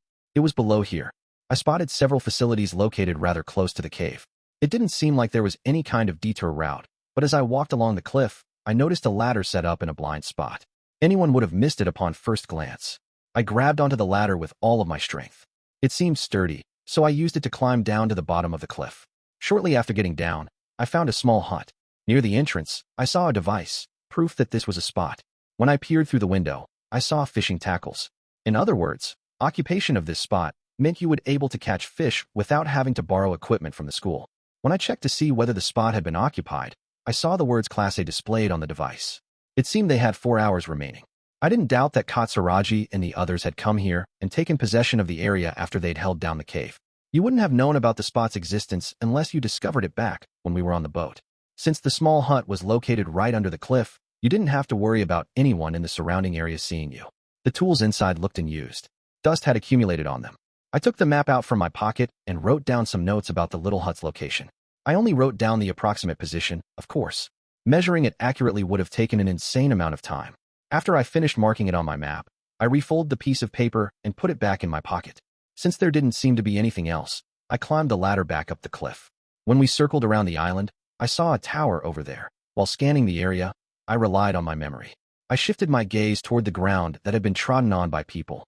Then I continued into the forest, following the path. Eventually, I reached higher ground. Was a spot here, I wondered? Although it seemed possible to look out over the whole beach by going up the installed ladder, the facility didn't seem that useful. It seemed like some spots were better than others. I drew closer to confirm the equipment on the wall of the facility. Unlike the last place I checked, this place didn't seem to be occupied. The facility itself was rather large, so even though the place was well in the backwoods, it would have been easy to find. In other words, that meant I didn't know who had been monitoring the area. The fact that no one was occupying the tower showed that holding it ran the risk of being observed by the enemy. Katsuragi was a cautious man, reliant on solid, secure strategies. He wouldn't carelessly take the bait, even bait this sweet and this close. The bushes nearby rustled despite the absence of wind. So, you won't occupy this spot out of more than a sense of prudence? What are you doing here? This place is being used by Class A. 2 guys sprang out of the bushes as if they'd been waiting for someone to fall into their trap. I was surrounded. One of the guys immediately went over to the terminal to check on its status. He was likely checking to see whether I'd claimed the spot or not. Who are you? I haven't seen your face before. He probably wouldn't know a Class D outcast, a self-proclaimed pill bug who hid under a rock. The guy in front of me brandished a tree branch like a weapon, thrusting it toward my throat. He was trying to threaten me. I'm Ayanokouji, from Class D. Of course, I instantly buckled and offered my name. Search him. See if he's got anything suspicious. They put their hands in my pockets and even checked my ankles for anything hidden, like I was a suspect surrounded by policemen. This isn't an act of violence. Understand, there was probably only one answer for such a question: to just nod. They searched my body and took my ballpoint pen and folded up map. What's the pen for? And a hand-drawn map. The map had a rough sketch of the island, as well as my notes about the occupied points. Give it back. I reached out, but they didn't offer it. I ended up only grabbing at the air. What's your goal? Are you acting alone? As they barraged me with questions, I fell silent. 3 seconds. For seconds. I cleared my throat. I can't say. I see. So you can't talk about someone in Class D who's pulling the strings? Is Class D as a whole planning something? Or are only some of the students plotting? They asked me a series of rapid-fire questions, like an interrogation. I can't say. If I did, I may not be able to return to my class. Being an underling sounds tough, Ayanokouji. Well, whatever. I don't know what you were asked to do, but don't make unnecessary trouble. It'd be better for you to just quietly sit back at base camp. They threw the ballpoint pen at my feet, but kept the paper. These guys had no right to issue orders, but they were coercive. There's one more thing I talked to you about. If you tell us the identity of your leader, we're prepared to offer a generous reward. 100,000 or 200,000 points. You're asking for me to sell out my class for money? You're free to interpret my statements however you wish, but I've made the same offer to other people. This offer is first come, first serve. You're better off coming forward and telling me right away. Class A strategy essentially had no risks. It was a simple method, which you could implement so long as you possessed an abundance of funds. Although the possibility of it working was low, you couldn't dismiss the possibility that some students might be dazzled by the money and sell out their friends. Sorry, but I don't believe it. How would you pay someone? We don't have any cell phones here, right? It's certainly true we can't do it now. If necessary, we wouldn't mind writing a memorandum. In other words, they intended to sign a contract now and transfer private points after the test. A memorandum, huh? Let me ask you something for my own reference. Can you tell me how many points I'd get if I did tell you something? That depends on your attitude. Could I have someone trustworthy settle things? For example, someone like Katsuragi. Or perhaps Sa. The moment I said the former's name, one of the boys' expressions changed. Why did you say Katsuragi? I've heard rumors that Katsuragi is Class A's representative. Don't make me laugh. Sakayanagi is the representative of Class A, not Katsuragi. You can go now. From what they just said, it sounded like they had no more use for me. They made way for me to pass. It seemed like those two guys were Katsuragi's enemies. If that were true, were they working under Sakayanagi's orders? Was Sakayanagi the one leading, not Katsuragi? I needed to clarify that. 5.1 I went down to the beach to check out how Class C was doing and see their base camp. Yesterday, this place had been filled with raucous noise. Now it was a ghost town. Oh wow, this is seriously a surprise. I knew he wasn't normal, but I didn't realize to what extent. I heard voices behind me as two other people arrived. Did you come here to spy around too, Ayanokouji? It was Ichinos and Kanzaki from Class B. I wondered if they had come here to see how Class C was doing too. I'm in charge of finding food. I was searching around the forest and ended up here. Even though it's the middle of the day, I think it's dangerous to be running around alone. After hearing Ichinos' gentle warning, I nodded in agreement. While the two of them hid in the shade, they'd observed what kind of state Class C was in. As for why they were hiding, well, they had a reason. Oh wow, there's no one around anymore. It's just like you said, Kanzaki-kun. Seems like their strategy was to retire. Ichinos scratched her cheek and sighed in disappointment. We thought we could at least find out who Class C's leader was. Was it pointless, though? If they've all withdrawn, we won't be able to find any hints. Didn't Class C already use up all of their points? Even if we found out who their leader is, doesn't that mean they won't get a penalty? They said that we wouldn't see any negative effects during the second semester, so our points shouldn't be able to go below 0. Ichinos pursed her lips, looking bored. All we could see in the former campsite was a big, empty space. The only thing left was the tent the school had provided. There were some students left playing around in the water, but it was just a question of when they'd leave. I don't want to compliment a strategy where you use up all your points, but it's pretty amazing. No matter how I look at it, it doesn't seem like it's going to work. This test is about stockpiling points, so you come out positive. Ryuen lost when he abandoned that idea. Ichinos and Kanzaki both looked sad as they gazed upon the uninhabited beach. So, trying to find out who their leader is will be incredibly difficult. It's just impossible. Impossible. I think that it would be a good idea to see this test through quietly and stick to a solid plan. Yeah. Solid strategy is best. I didn't know if those two were lying or telling the truth, but they weren't hiding their plans from me at all. Ichinos and Kanzaki had realized that spying on Class C was meaningless. This was the perfect opportunity. I'd reluctantly planned to ask Hirata and Kushida about Sakayanagi, but those two didn't seem well informed on the subject. Also, I wanted to avoid the students in Class D knowing about my movements as much as possible. I just happened to hear a little bit about this, but do Katsuragi and Sakayanagi in Class A have opposing groups? It said they really don't get along. It seems like they've quarreled pretty intensely. Why do you ask? Oh, nothing. Horikita just gave me an order. She said if I had time, to go and find out something. She wondered if this would be our chance to get back at Class A. Well, even though it said they quarrel intensely, I imagine they'll come together during the test. Well, rather than coming together, I think Sakayanagi-san is taking it easy during the test. That's why everyone thinks Katsuragi-kun is the leader, right? Ichinos tilted her head, seeking Kanzaki's opinion. Who could have imagined that Sakayanagi would be an absentee? Katsuragi is a clever guy. But even though Sakayanagi isn't around, there probably won't be anyone under her who'll put up resistance. They probably wouldn't do anything to deliberately cause a rift. There wouldn't be any merit in doing so. If I accepted that story without question, then the two guys I ran into before were doing exactly as Katsuragi had instructed. Yeah, that seems like it's true. But wouldn't the students working under Sakayanagi-san be really unhappy? I mean, those two are complete opposite types. I would imagine their opinions would be clearly different, too. Complete opposites? Liberal and conservative? Offense and defense? Persecute and protect? Those kinds of things. That's why they always seem to be clashing with each other. It's scary to think about Class A going all out in that situation. If they managed to come together, Class A would really demonstrate their true powers. I see. Well, I'll tell Horikita later. Ah geez, she told me to investigate on my own. She gets flustered working with others. Well, please pretend that you didn't hear that last part. It's going to be bothersome if she gets angry with me. Haha. Don't worry, we'll keep it secret. But I have to say, Horikita has a point. Supposing that two people are completely opposed to and in conflict with each other, it wouldn't be strange for them to end up destroying each other. Well, it's not like we can really do anything at this stage. Kanzaki checked his wristwatch to confirm the time, and then suggested to Ichinos that they head back. It's about time for me to look for food. They'll be angry if I return empty-handed. Well, let's both be careful not to get hurt. Please don't do anything reckless. I thanked Ichinos for her concern. 5.2 Let's go back to before the start of our special test on the deserted island. Let's talk about the closing ceremonies for the end of the first semester. I was feeling elated because I was savoring the joy of being able to fully enjoy summer vacation for the first time in my life. However, the Grim Reaper appeared before me with scythe in hand to snatch away my happiness. Ayanokouji, I have to talk to you before you leave. Come to the faculty room. Chabashira-sensei said immediately after homeroom had ended, before she left the classroom. Why? Did you do something? Asked Sudo, who was ready to leave with his bag slung over his shoulder. I don't remember doing anything. Yeah, you're not good or bad. You live a plain, boring, steady life. Why did you sound all sarcastic? Sarcastic? I didn't mean to. Did it feel like it? What an awful person. My wounded heart wept bitter tears. I heard someone call out to me, and supposed it was Sudo, worried about how he'd hurt me. He was a good guy. Hey, Sudo. Hey, Horikita. Well, since it's summer vacation, are you free? Maybe we can hang out a little. Sudo was crazy about Horikita, my desk neighbor. He wasn't worried about me at all. Why? She asked. Well, because it's summer vacation, you know. It'd be too bad if you didn't have fun. We can watch movies or go shopping. How stupid.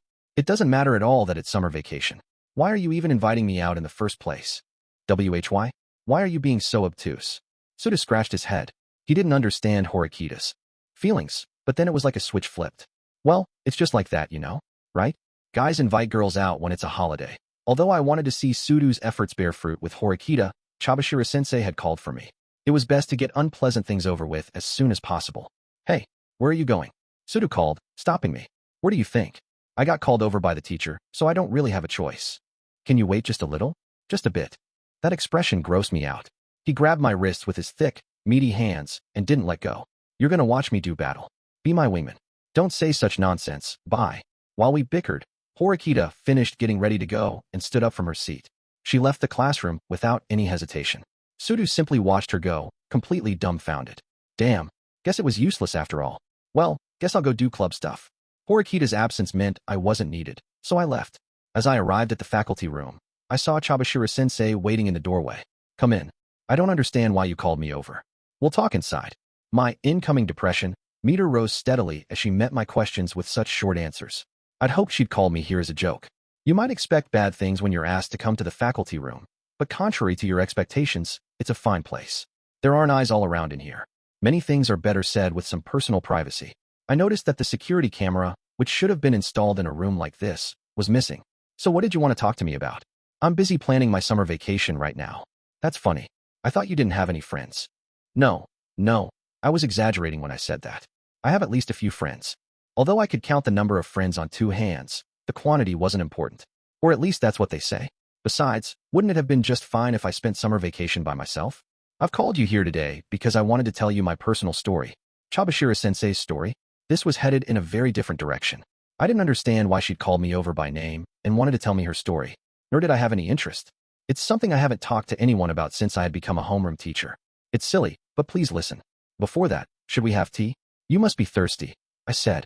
I stood up from my pipe chair and opened the kitchenette's door. No one was inside, right? Don't tell this story to anyone else. If you can do that, please return to your seat. Okay. I closed the door and returned to sit with Chabashira-sensei. How do I appear to you as Class D's homeroom teacher? Another abstract question, I see. Is it okay if I say I think you're beautiful? She didn't even twitch an eyebrow when I made that joke, but I could feel her bloodlust rising. Well, if you don't mind being compared to other teachers, I think you don't care at all about Class D's future, and that you're a cold teacher with no interest in her students. That's my answer. She wasn't as friendly as Class B's homeroom teacher, Hashinomiya-sensei, nor was she as willing to help out her students like Class C's homeroom teacher, Sakagami-sensei. Am I wrong? No, it's as you say. I won't deny it. However, the truth is different. Chabashira-sensei paused and looked up to the ceiling, as if she'd just remembered something. I was once a student at this school. I was in Class D just like you. I must say that's surprising. I would have thought you were more capable, Chabashira-sensei. Huh. Well, in my time, the class difference wasn't as extreme. You could say that we were in a 4-way battle, not a 3-way one.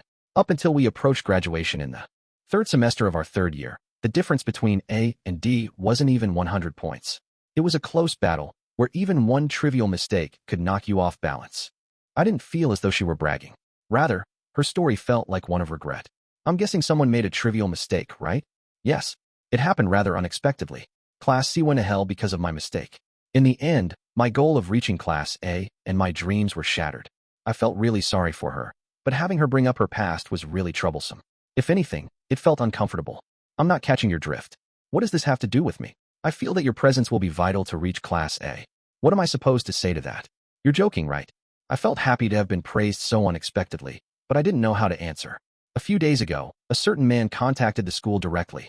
He said expel Ayanokouji Kiyotaka. Chabashira sensei made a complete change of topic. She was getting to the true issue. He said to expel me? Well, that's nonsense. I don't know who it was, but you ignored his request and won't have me expelled. Right. Of course. We can't just expel someone on a third party's whim. As long as you are a student at this school, you are protected by the rules. However, if you cause any problems, that's a different story. Smoking, bullying, stealing, cheating. If you cause any scandal, expulsion is unavoidable. I'm sorry, but I don't intend to do anything. It has nothing to do with your intentions. If I determine that something seems like an issue, it will become reality. Are you threatening me? I found her wording suspicious. Here's the deal, Ayanokouji. You are going to aim for Class A for me.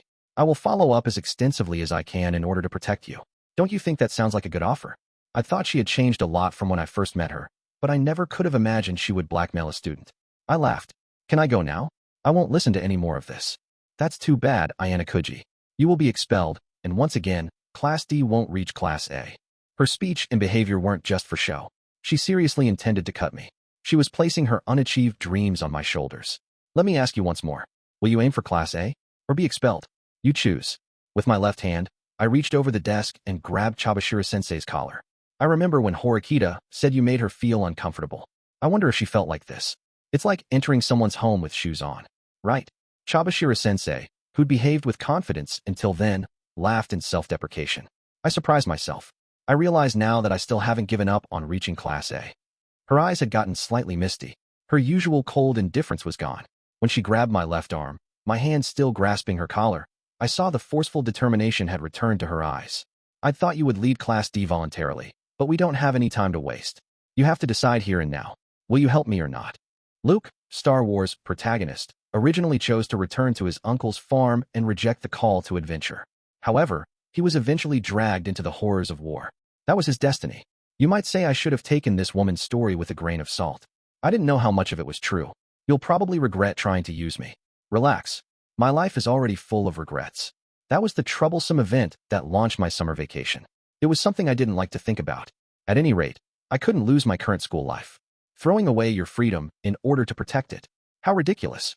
Chapter 6. False teamwork. While I was sleeping, I could hear girls' voices from outside the tent. They sounded like they were in a bad mood. Hey boys, can you all gather around? The voice sounded rough, like she'd meant to say, hurry and wake already. I'd just gotten to sleep at dawn, so I rose slowly and rubbed my eyes. What the hell? God, I'm so goddamn tired. An irritated Sudu appeared from the tent and looked around. What's wrong? Hirata asked. Hirata-kun. I'm sorry, but can you please wake all of the boys? It's serious, said Shinohara, sounding apologetic. Whether she was flustered or angry, the issue didn't seem to be hers alone.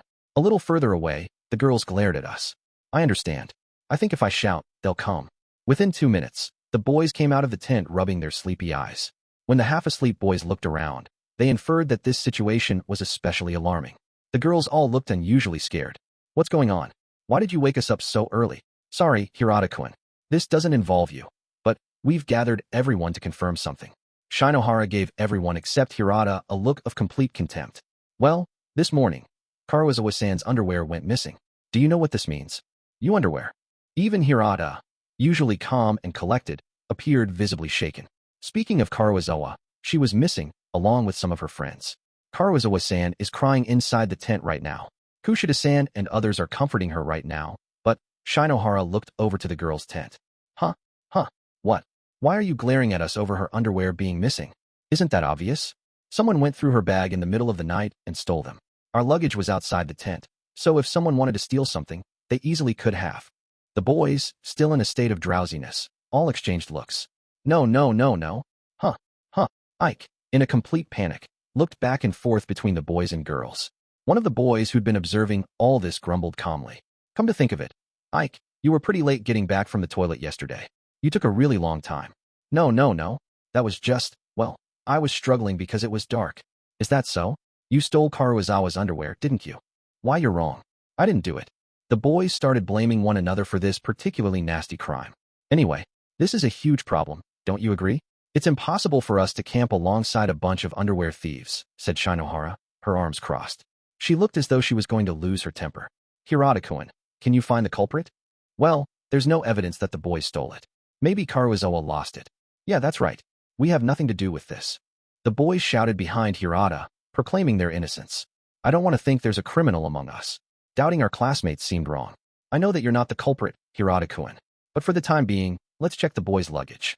Apparently, the girls weren't changing their minds on this. They had decided that the culprit was on the boys' side. Well, I suppose that it was only natural to think that. Huh? Don't give us that crap. We don't need to do that. Hirata, tell them no. For now, we'll try gathering the guys together and talking it out. Can you please give us a little time? Hirata asked. If you say so, Hirata-kun. I understand. I'll try talking to Karuizawa-san. But if the culprit can't be found, we have some ideas. With that, everyone scattered. Hirata quickly gathered all the boys in front of the tent. Let's just ignore what the girls said.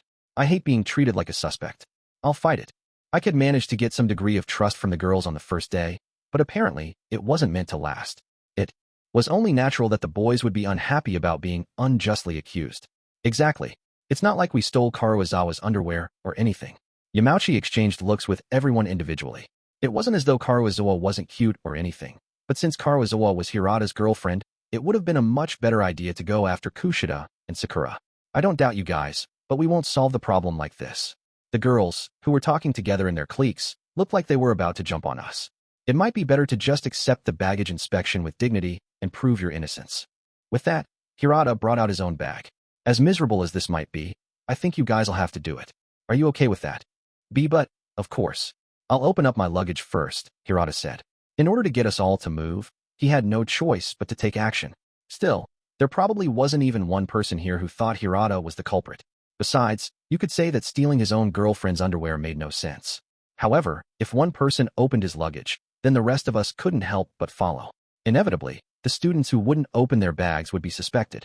Hirata's bag naturally didn't have the underwear. Guess we don't have any choice. All the other boys began pulling bags out, one after another.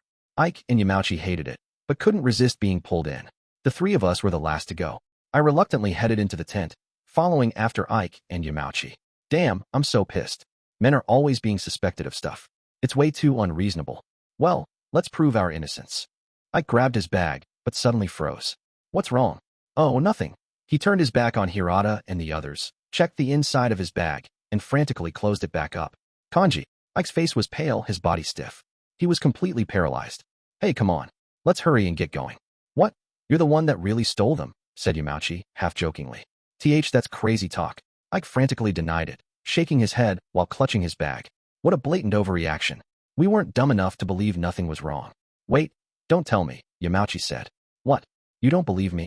No, I'm not saying that. Show me what's in your bag. Ah, wait. Yamauchi snatched Ike's bag to check inside.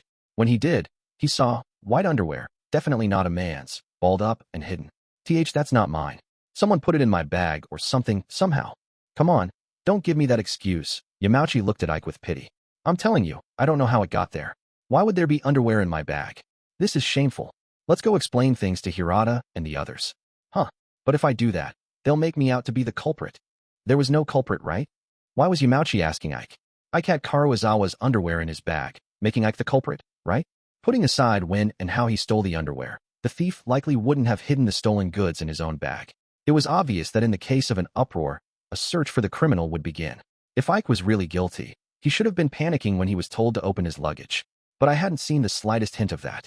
I concluded that someone other than Ike was the culprit, and that person had planted evidence to frame Ike. Unless Ike really was that stupid and simple, but he couldn't be, right? Ayanokouji, you believe me, right? That I didn't steal them? Well, if I think calmly, no solid evidence suggests you're the culprit, Ike. Ayanokouji, he cried. It's unlikely that Ike is the culprit. If he were, this would be far too stupid of him. Well, that sounds right, but... Wait, what? You mean someone put the underwear in Kanji's bag? We just have to figure out who. Ike cried. Hey, hurry up, one of the boys by Hirata cried. WHWHWHWH, what am I going to do? I'm in serious trouble. If the stolen item were found here, the girls would probably determine that Ike was the culprit. We have no choice but to hide them. Now, hide them? Where? We can't hide them. It was certainly true that we currently lack storage options. If the girls saw us hurry to the toilet or into the tents, they'd become suspicious and demand to search that area. Most importantly, we were spending too much time in here. It wouldn't be surprising if we were already under suspicion. We have no other choice. You have to put it in your pocket. That was the only advice I could give. There wasn't any time to hide the underwear anyplace else, and we didn't want to draw attention to ourselves. I can't do it. I am already panicking. Still, hiding the underwear was our only option. I'll leave it to you, Ayanokouji. Ike removed quickly thrust the balled-up underwear into my hands. Huh. If you think it's better to hide them, you can do it. Right. Well, that's... Hey, hurry up, someone called. I'm coming now, Ike muttered. I'm counting on you. And scurried off. Yamauchi, not wanting to get dragged into it, quickly apologized and hurried away. Hey, are you serious? I broke out into a cold sweat. The longer I stayed, the worse this would get. If I'd had a minute, I'd have hidden it someplace difficult to find, but there was no time. Impulsively, I stuffed the underwear into my back pocket, took my bag, and headed back to the others. Sorry. My bag got a little dirty, so I cleaned it off. With that excuse, Ike tossed over his luggage. Search it if you gotta. I'm innocent. Right, Yamauchi? Why ya? The two proudly placed their bags down. Hirata, after lightly declining the duty, inspected the inside of the bags. I also set my bag down and moved away. After everyone's luggage had been inspected, I called over Shinohara, who was waiting with her arms crossed. We searched everyone's bags. None of us did it. Really? Yeah, there's no doubt. None of the boys are the culprit. Wait a moment. Shinohara drew nearer and checked the inside of the tent. She seemed suspicious, as though we'd hidden something. Of course, there wasn't anything there. After inspecting the two tents, Shinohara went back to the girls once again and discussed the situation. Hey, Hirata-kun, could they have hidden it in their pockets? Ike-kun and Yamauchi-kun, and even Ayanokouji-kun were whispering a little earlier. It's got me curious. Of course we were being sneaky. The girls had demanded to check every nook and cranny. Geez, enough is enough. Ike cried. The girls began to attack him. Wasn't Ike-kun acting all suspicious earlier? Maybe he is hiding something after all. Huh. I am not hiding anything. Search me if you gotta. He spread his arms wide as he proclaimed his innocence. Hey, Ike. If you tell them to do that, then let's search him. Hirata-kun, can you do it? Okay. If it convinces the girls, fine. However, if I don't find anything, I want you to stop investigating the boys. This was the worst possible outcome. While the girls watched Ike, Yamauchi, and me, the pat-down commenced. Of course, they wouldn't find the underwear on either Ike or Yamauchi. They kept still throughout Hirata's careful search, and he checked them thoroughly. Finally, it was my turn. It was already too late to escape. Perhaps it was better that it was me. No, that wasn't true. There wasn't anything I could do now. Hopefully Hirata might overlook it. Even if there was only a 1% chance he would. I decided to be perfectly still, like a dead fish. I'm sorry. It'll be over soon, Hirata said. Hirata, who didn't doubt me whatsoever, slowly started to search me, starting with my upper body. Then, Hirata put his hand into my back pocket, where I'd stuffed the underwear. It was all over, wasn't it? I resigned myself. I felt Hirata's hand touching the underwear. Well, I couldn't be completely sure Hirata was touching was the underwear, but I suspected he was touching that rolled-up piece of cloth in my pocket. Hirata's body stiffened, and he looked me in the eyes. After a brief glance, Hirata examined my jersey without taking the underwear out of my pocket. Finished, he turned back toward the girls. Ayanokouji-kun doesn't have them either. He walked toward Shinohara. Ike and Yamauchi exchanged shocked looks. Those three didn't take them. That's weird. I thought for sure it was one of them. But if you say so, Hirata-kun. If the overwhelmingly honest Hirata said something, Shinohara had no choice but to believe him. It should be fine once I tidy up the luggage. We can discuss it more after. After the inspection had come to an end, I hurried back inside the tent. Hirata followed me. Hirata, why didn't you tell them? I asked straight out. That was the underwear in your pocket, right? Yeah. Did you take Karuizawa's underwear, Ayanokouji-kun? No, I didn't. How would this fine young man respond to my denial? I believe you. You're not that kind of person. But why did you have them in your pocket? There was no way I couldn't tell him the truth after he said that he believed me. I told him they came from Ike's bag. Hirata looked momentarily lost in thought. I see. So it definitely wasn't you. But I don't think Ike-kun or Yamauchi-kun did it, either. If they were the culprits, they probably wouldn't put the underwear in their own bags. They would have hidden it in another place. Hirata's usual quick-wittedness had saved me. I didn't need to go to the bother of trying to explain. If it's all right with you, may I hold on to the underwear? He asked. Sure, but is that really all right? Holding the underwear was exactly like holding the Joker in a deck of cards. They were both trouble to deal with. In the worst-case scenario, if I'm made out to be the culprit, I would take the least amount of damage. I am her boyfriend, more or less. After saying that, he took one of the vinyl toilet bags and put the underwear inside. I wondered if it would be painful for Karuizawa to know people were touching her underwear with their bare hands. But we did find out one piece of bad news here. If the underwear came out of Ike-kun's bag, then there's a high chance that the culprit is someone in our class. Yeah, no matter how you looked at it. If a student from another class had been loitering around, we would have seen them. After exiting the tent, I scanned my surroundings. Our bags were individually wrapped in vinyl and placed in front of our tent. The girls' tent was a few meters away, where Karuizawa and the others slept. Until this whole incident, the girls' luggage had been piled up out front, unprotected, like ours. If you wanted to steal something, you easily could do so. I was easily able to rifle through a bookie's bag on the first day. When had the underwear been stolen? Since there were no problems up until it was time to take a shower, the crime had happened sometime between 8 o'clock last night and 7 o'clock this morning. If that were the case, anyone in our class could have done it. However, I doubted that the crime had been carried out in the middle of the night. If the culprit were rifling through luggage with a flashlight, someone would have noticed. In that case, it was very likely that the crime had been carried out around sunrise, after 5 o'clock in the morning. Even if I'd narrowed down the crime's time frame, it was still difficult to narrow down the list of culprits. What if I tried changing my perspective?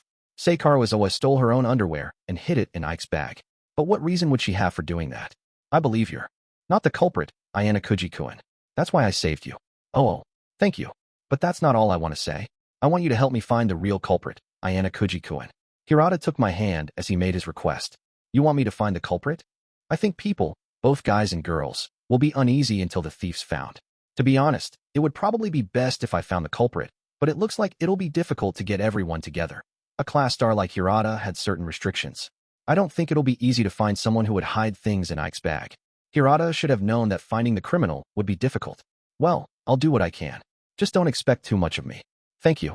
Thank you, Ayanokouji-kun, said Hirata, almost hugging me and bowing his head deeply.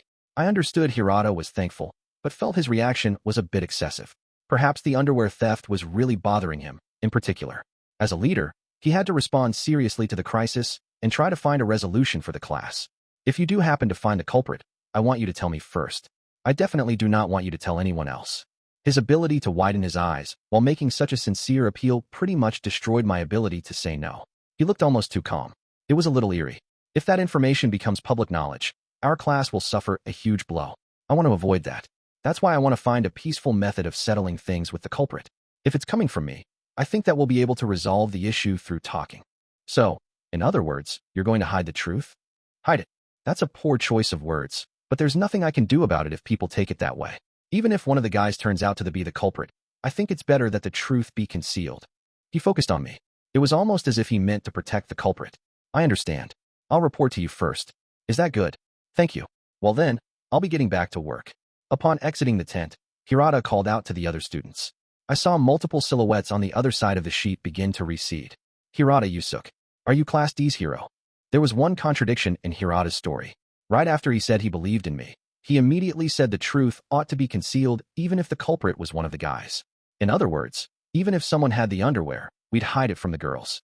Hirata didn't have complete trust in me. He probably assumed there was a high chance I was the culprit. That was only natural, of course. From an outsider's perspective, I was the one holding the underwear, and I'd offered up Ike's name as the culprit. Hirata assigned me, a potential suspect, the role of detective to offer me a lifeline. At the same time, he'd issued a warning not to commit the offense a second time. Thinking this way, I was able to get a grasp on the story. I was certain that he just wanted to cover up the truth. I had also tentatively considered that Hirata might be the culprit, but, well, I suppose we would know soon enough. 6.1. Seouled, everyone please gather around. When I exited the tent, Hirata's meeting had begun. I saw Karuizawa trembling with anger, her eyes puffy and red. We can't trust the guys. It's absolutely impossible for us to stay in the same place as them. But there would be problems if the guys and girls lived apart, don't you think? The test is almost over. Because we're all friends, we need to believe in and cooperate with one another. You might be right, but we can't stand being in the same place as underwear thieves. Karuizawa shook her head, dismissing the notion as impossible. If the victim said so, Hirata couldn't really force her. Shinohara took a tree branch and drew a line. We think the culprit is a boy, so we're drawing a dividing line between boys and girls. Boys are absolutely prohibited from entering our side. Shinohara's proposal was gender-based separation to an extreme. What the hell? You're just arbitrarily treating us like criminals. Didn't we let you check our bags and give us pat-downs? It might not have been hidden in a bag, though. Men are perverts. Anyway, don't enter the girls' territory until the culprit has been found. Go over there. With that, she demanded that the boys move their tent. As expected, the guys were not convinced. Booing commenced. If you doubt us, then move your own tent. We're not moving ours, and we're not helping you either. Ah, I see. Yeah, you only pretended to help out while you fished through our luggage. and you aren't allowed to use the shower anymore. We're not joking. We're not about to let a perverted thief use it. Our class unity had completely broken down. Heh, can you guys even drive in the tent stakes? Shinohara, feeling like the situation was taking a turn, looked to Hirata to save them. Hey, Hirata-kun, can you help us, for Karuizawa-san's sake? Okay, I'll help. It might take some time, though. Is that okay? Thank you, Hirata-kun. Aren't you glad, Karuizawa-san? Yeah, Hirata-kun is the only one we can trust. Karuizawa, looking happy and a bit bashful, blushed. Heh, Hirata might even be the culprit. Huh? Hirata-kun is not the culprit. What a stupid thing to say. Why don't you go jump off a cliff? What? Don't give me that crap, Karuizawa. Just because he's your boyfriend doesn't mean he's not the culprit. Naturally, more and more complaints came from the guys, but their words fell on deaf ears. Everyone except for Hirata was a suspect, so there wasn't anything to be done about it. We quickly reached an impasse, with Karuizawa and Shinohara in complete control. Wait a minute. I'd like to raise an objection, especially against you, Karuizawa-san. Horikita spoke up, calmly and firmly opposing Karuizawa. What is it, Horikita-san? Are you not satisfied with what we're saying? I don't particularly mind dividing up the living areas for men and women. As long as the culprit hasn't been found, it is certainly a good idea to keep our distance from the men, considering the likelihood that the culprit is among them. However, I don't trust Hirata-kun. I cannot dismiss the possibility that he might be the underwear thief. Also, I'm unconvinced that he should be excluded from the ban on men. Hirata-kun would never do such a thing. Can't you at least understand that?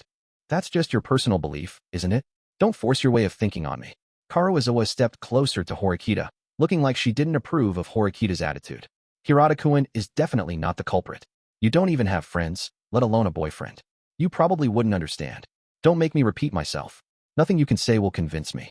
Despite provocation, Horikita was unperturbed, responding in a detached manner. Well, let me ask you something. Would you say there are no other guys as trustworthy as Hirata-kun? Or are there? I won't speak impulsively. Simply put, I would be fine if you increased the number by one more guy. If you did, they'd be effective in watching each other's backs. This isn't a joke. My underwear was stolen, right? I've been humiliated. Don't you understand? I don't know what we'll do when the culprit is found. Might this be happening due to your naive handling of crisis management? Maybe there is an ulterior motive for stealing the underwear that we don't yet understand. What the heck do you mean, crisis management? We searched everyone's bags. What's naive about that? I don't care that your underwear was stolen. That kind of thing happens every day, and there's nothing you can really do about it. It's likely someone here bears a grudge against you. Horikita was considering the possibility that the culprit's ultimate goal hadn't been Karuizawa's underwear. The culprit wanted to lash out at Karuizawa and deliberately humiliate her. Horikita was free to reason things out as she liked, but wasn't airing that idea out in public in front of Karuizawa kind of a bad move? I suppose you could call socializing Horikita's weak point. She was smart, but had difficulty relating to other people. If Karuizawa were provoked in front of such a large crowd, she'd grow more hurt and irritated. Then, her ire wouldn't be directed at just the boys, but probably at Horikita, too. Listen here, you. Karuizawa looked like she was on the verge of losing her temper, until Hirata jumped out beside her in a dashing manner. Karuizawa-san, it would be great if we could have another guy here help me out. Is that okay? He'd adopted the role of mediator once again. But how can I trust anyone other than you, Hirata-kun? How about me? Asked Ike, raising his hand. He'd just been fighting with Shinohara, and now he was raising his hand? Wait, if it's physical work, I'll do it. Sudu quickly raised his hand. Wait, if you're looking for the guy with the skills, then I'm your man, said Yamauchi. No matter how heated their arguments with the girls, they couldn't help but want to get closer to them. Stop joking around. We can't just casually invite a pervert to help us. I wouldn't be surprised if one of you were the culprit. Or do you think these guys are okay, Horikita-san? I agree with you.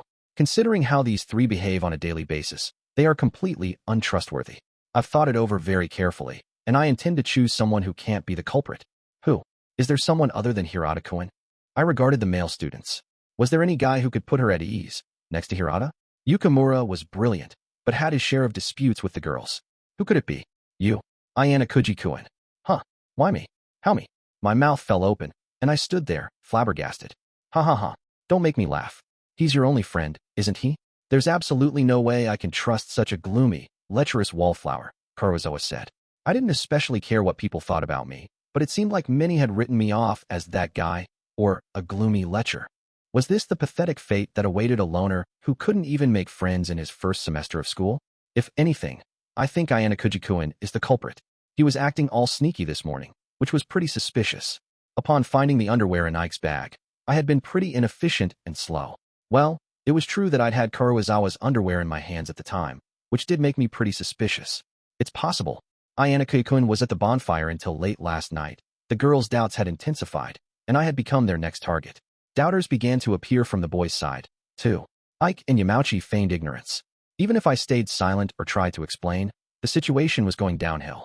I opted to just keep silent. No matter how much the girls doubted me, Hirata was holding the evidence and wouldn't make me out to be the culprit. However, despite knowing the truth, being suspected certainly felt terrible. Ayanokouji-kun really is the underwear thief, isn't he? He's not making any excuses. He's gazed at Kuroizawa-san with lewd looks before, hasn't he? I heard a doubtful voice from the girl's side. I couldn't recall having looked at Kuroizawa in a lewd manner before, but right now there wasn't anything I could do to conveniently modify my memory. I don't think that Ayanokouji-kun would do such a thing. I'd thought that all the girls doubted me and no one would back me, but someone rather unexpected spoke up for me. Sakura, cowering behind everyone with her back arched, fidgeted bashfully while she spoke out in my favor. I couldn't have imagined a girl who disliked being noticed more than anything doing such a bold thing. Huh? What do you mean? Why would you say that? Answered Kuroizawa, seemingly upset about Sakura speaking out. The sheepish, nervous Sakura was an easy target for such a popular girl. Sakura was definitely easier to confront than Horikita.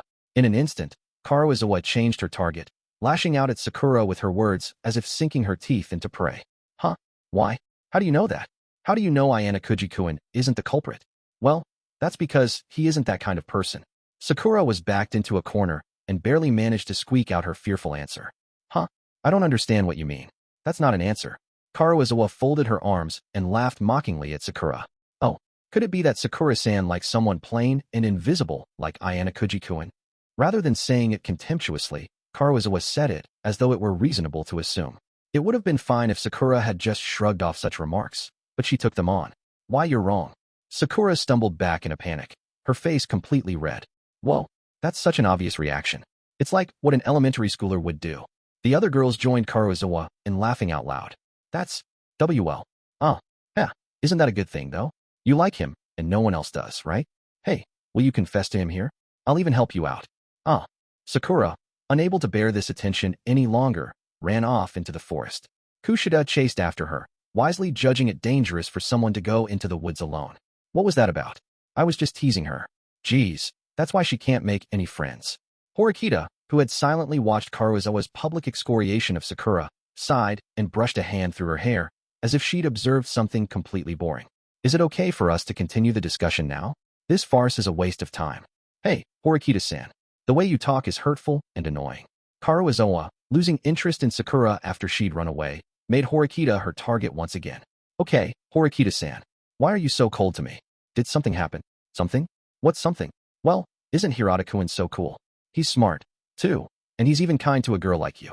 Any normal girl would fall for him. Giggling, Kuroizawa tugged on Hirata's arm and pulled him close, as if to boast. I suppose I'd say that Ayanokouji-kun is.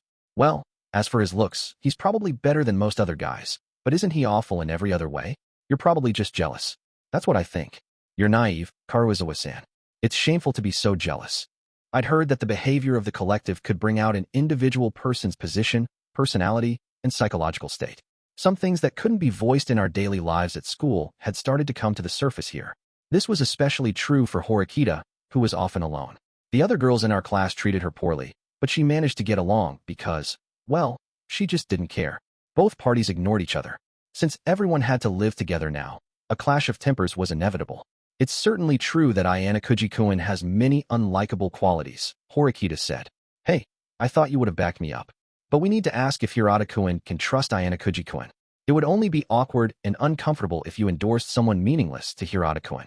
The truth is, there is not one thing that I trust about him, but I have no intention of inserting my own personal feelings into the matter.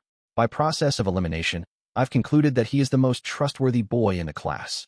Or is another boy in our class preferable? If there is, I'd like for you to tell me. After Horikita finished, Kuroizawa glanced over at the boys as if to evaluate them, and sighed. Well, I suppose that out of all the guys here, he seems the most harmless. He has no presence. I couldn't help but agree with that point. The girl's perception was too harsh. Well, isn't that good? I have my doubts, but if Hirata-kun is comfortable with this, it'll do. It seemed as though Kuroizawa and the other girls had chosen me, but I wasn't really convinced. Of course, I didn't dare breathe a word of that. There'd only be another fight. Immediately after the discussion had ended, everyone started to disperse. Our class unity had broken down. I understand what everyone wants to say here, but I disagree with suspecting a classmate without evidence. There shouldn't be anyone in our class who'd do such an awful thing, said Hirata, unable to stay silent about our worsening situation. You're way too kind, Hirata-kun. So you're saying someone else stole it? I don't know, but I don't want to doubt my classmates. The guys probably felt lousy being thought of as criminals by the girls. Hey, what if it was that girl, Ibuki? Someone muttered, shooting a look over at Ibuki, who sat at the far edge of the camp. Instantly, everyone's doubts were aimed at Ibuki. The collective had found new prey. Ibuki-chan is from Class C, right? It wouldn't be strange if she were working to sabotage Class D. She could be using tricks to make us doubt each other. Knock it off, you guys. The boys are without a doubt the prime suspects. Shinohara remained highly suspicious of the boys. She kept her distance, gesturing with her hands for us to leave. Until the culprit is found, we definitely can't trust the boys. Right, Karuizawa-san? Naturally, one of the boys definitely did it. And so it was decided that the guys and girls would live separately. 6.2 IVE said it again and again, but Hirata Yusuke is a really cool guy. I don't even mean his appearance, but rather, his principled actions.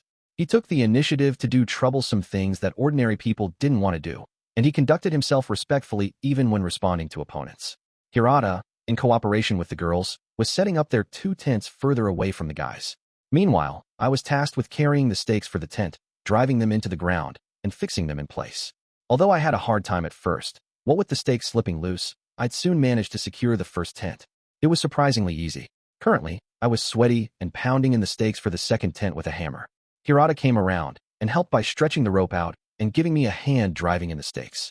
I'm sorry, I've put you in a tough spot again. The other guys were outside, either playing around or fishing. It's okay. You don't have to apologize, Hirata. If anything, I'd feel bad to leave it all to you. Oh, it's not all bad. I do it freely. His sincere smile only enhanced his coolness. This question might come off as weird, but why do you work so hard? Work so hard? I don't intend to work all that hard. I just do what needs to be done. Hirata said that in a way that wasn't boastful. He was dripping with sweat and wiped himself off with the towel he had hanging around his neck. I think this special test isn't actually some kind of battle, but more an important opportunity for us all to become closer. That's why I want to cherish this moment. I'm glad to work hard for that. I wondered how it was possible for an ordinary person to be so overflowing with good intentions without actually being two-faced. Wanting to be liked by others, wanting to be showered with attention. Most people would think like that, but I didn't get that impression from Hirata at all. I felt that he just wanted to be good. All right, we have about half left. Let's hurry up and get this done. The two of us went over to the other side to hammer in the remaining stakes. Hirata-kun, come, here for a minute. Karuizawa and the other girls called Hirata's name. In an instant, they'd surrounded him and began tugging on his arms. Hey, come on, come here. I still have work left to do, though, he said. Isn't it okay to just leave that to Ayanokouji-kun? Can't you? They said, yanking him forcefully. Seeing Hirata's troubled face, I let him go, even though I thought it'd be a bother. I can do this. Go. No, but it's hard for one person to 3/4. It's okay. There's only a little left. Sorry. Thank you. I'll be right back. Although I kind of got the impression the girls had an ulterior motive, they went ahead and pulled Hirata into the woods so fast he didn't catch my words. He probably wouldn't be back right away. I watched Hirata walk off, then took the hammer in hand and hoped I'd get another chance to plumb his many mysteries. I continued my work and managed to finish it all myself before Hirata returned. It took more time to finish it alone than I thought it would. There were a lot of things that concerned me, like the tent's orientation, the stake placement, and the tension of the rope. It was nearly 10 o'clock. What should I do now? I couldn't afford to make a mistake now that the situation was getting dicey. But first, I needed to refresh my physical strength. Working under the blazing sun was way too harsh. Do you have a minute? Ibuki asked. I thought I'd rest for a while, but I guess that wasn't to be. What you were talking about this morning sounded really serious. The underwear incident, I mean, Class D isn't a monolith. Well, I guess. Our various troubles are never-ending. Whatever the reason, stealing a girl's underwear is unforgivable. Right, but why was she talking to me about this? Yamauchi had taken Ibuki in, not me, and Kushida's group was looking after her. We'd only spoken a little before, so there shouldn't have been any particular reason for her to talk to me. Do you doubt me by any chance? Ibuki had apparently seen Shinohara and the others treat me like a criminal this morning. Are you the culprit? She asked. No, I'm not. Okay, that's good. Well, it's not like I had any evidence or anything. It looks like some of the girls trust you, and that boy Hirata. I think the chance of you being a villain is low. She'd probably come to that conclusion after hearing the exchange between Karuizawa and Horikita. Do you have any idea who the culprit is? Right now, no. I really don't want to doubt the other guys. So who do you think did it? She'd asked that question as if she were testing me. Ibuki glanced at me out of the corner of her eye when she said that. When I didn't respond, Ibuki continued talking. If a boy isn't the culprit, then they'll suspect me, the stranger, next. I'm absolutely certain some people have already said something about me. After all, I could have just made it look like the guy stole the underwear. Right. Ibuki laughed self-deprecatingly, perhaps because she was fully aware she was already a suspect. In response to that, I spoke impulsively. I think I trust you, at the very least. I doubt you're the culprit. I'd answered Ibuki without hesitation. She looked a bit surprised, like she wanted to verify what I said was true. When our eyes met, she looked away. Thank you. I didn't think you would say something like that. I just gave you an honest answer. I was able to understand Ibuki just by looking into her eyes. I concluded that Ibuki had stolen the underwear from Karuizawa's bag and hidden it in Ike's luggage. 6.3 IT was the end of the special test's 5th day, and Class D was depressed. It was like we were holding an all-night vigil over a dead body. A whole day had passed with everyone jumping at shadows. Everyone was suspicious, and no one knew who the culprit was. Despite the oppressive atmosphere, it was my turn to get the fire going. As I watched the fire's condition, I occasionally tossed in some branches. It was monotonous, easy work. We had other problems, though. Hey, Ayanokouji-kun, didn't we tell you to move the tent properly? I moved it like I was told. It needs to be more to the left. Otherwise, we're too near the guys. Okay. The girls made unreasonable requests of me, and I had to reluctantly accept. The girls seemed resentful. It must be really tough, being forced to do routine chores, Horikita said. That's rich, coming from you. This wouldn't have happened if you hadn't had recommended me unnecessarily. There was no other way. Hirata-kun can't be trusted, and I needed insurance. You're the only one in class who doesn't trust Hirata. Life's better when you stop believing that all people are two-faced. I suppose that's true. I'm certainly not two-faced. That was an understatement. Horikita lived her life completely true to herself.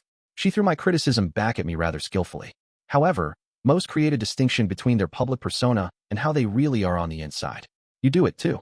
I do not trust anyone because good intentions and hypocrisy are two sides of the same coin. I doubted her words were solely aimed at Hirata. She seemed to refer to Kushida as well. At any rate, you seem to trust Hirata-kun very much, she said. Yeah, well, I can count on him, at the very least. He's really reliable. Count on him. Can you say that he's had a positive effect on the class just by being around? Horikita must have had something on her mind, judging by her snappish words. She probably thought I was holding on to information she didn't have. I answered her with an audacious smile. Well, Hirata is a man of many talents. He helps when we can't bring guys and girls together during a dispute. Don't you think that he's working hard to bring students together when no one else can? It's certainly impressive that he's able to take on such a role without being sullen about it. However, without good results, the action is meaningless. Depending on the situation, such actions might even lead to the worst-case scenario. Let me ask you something.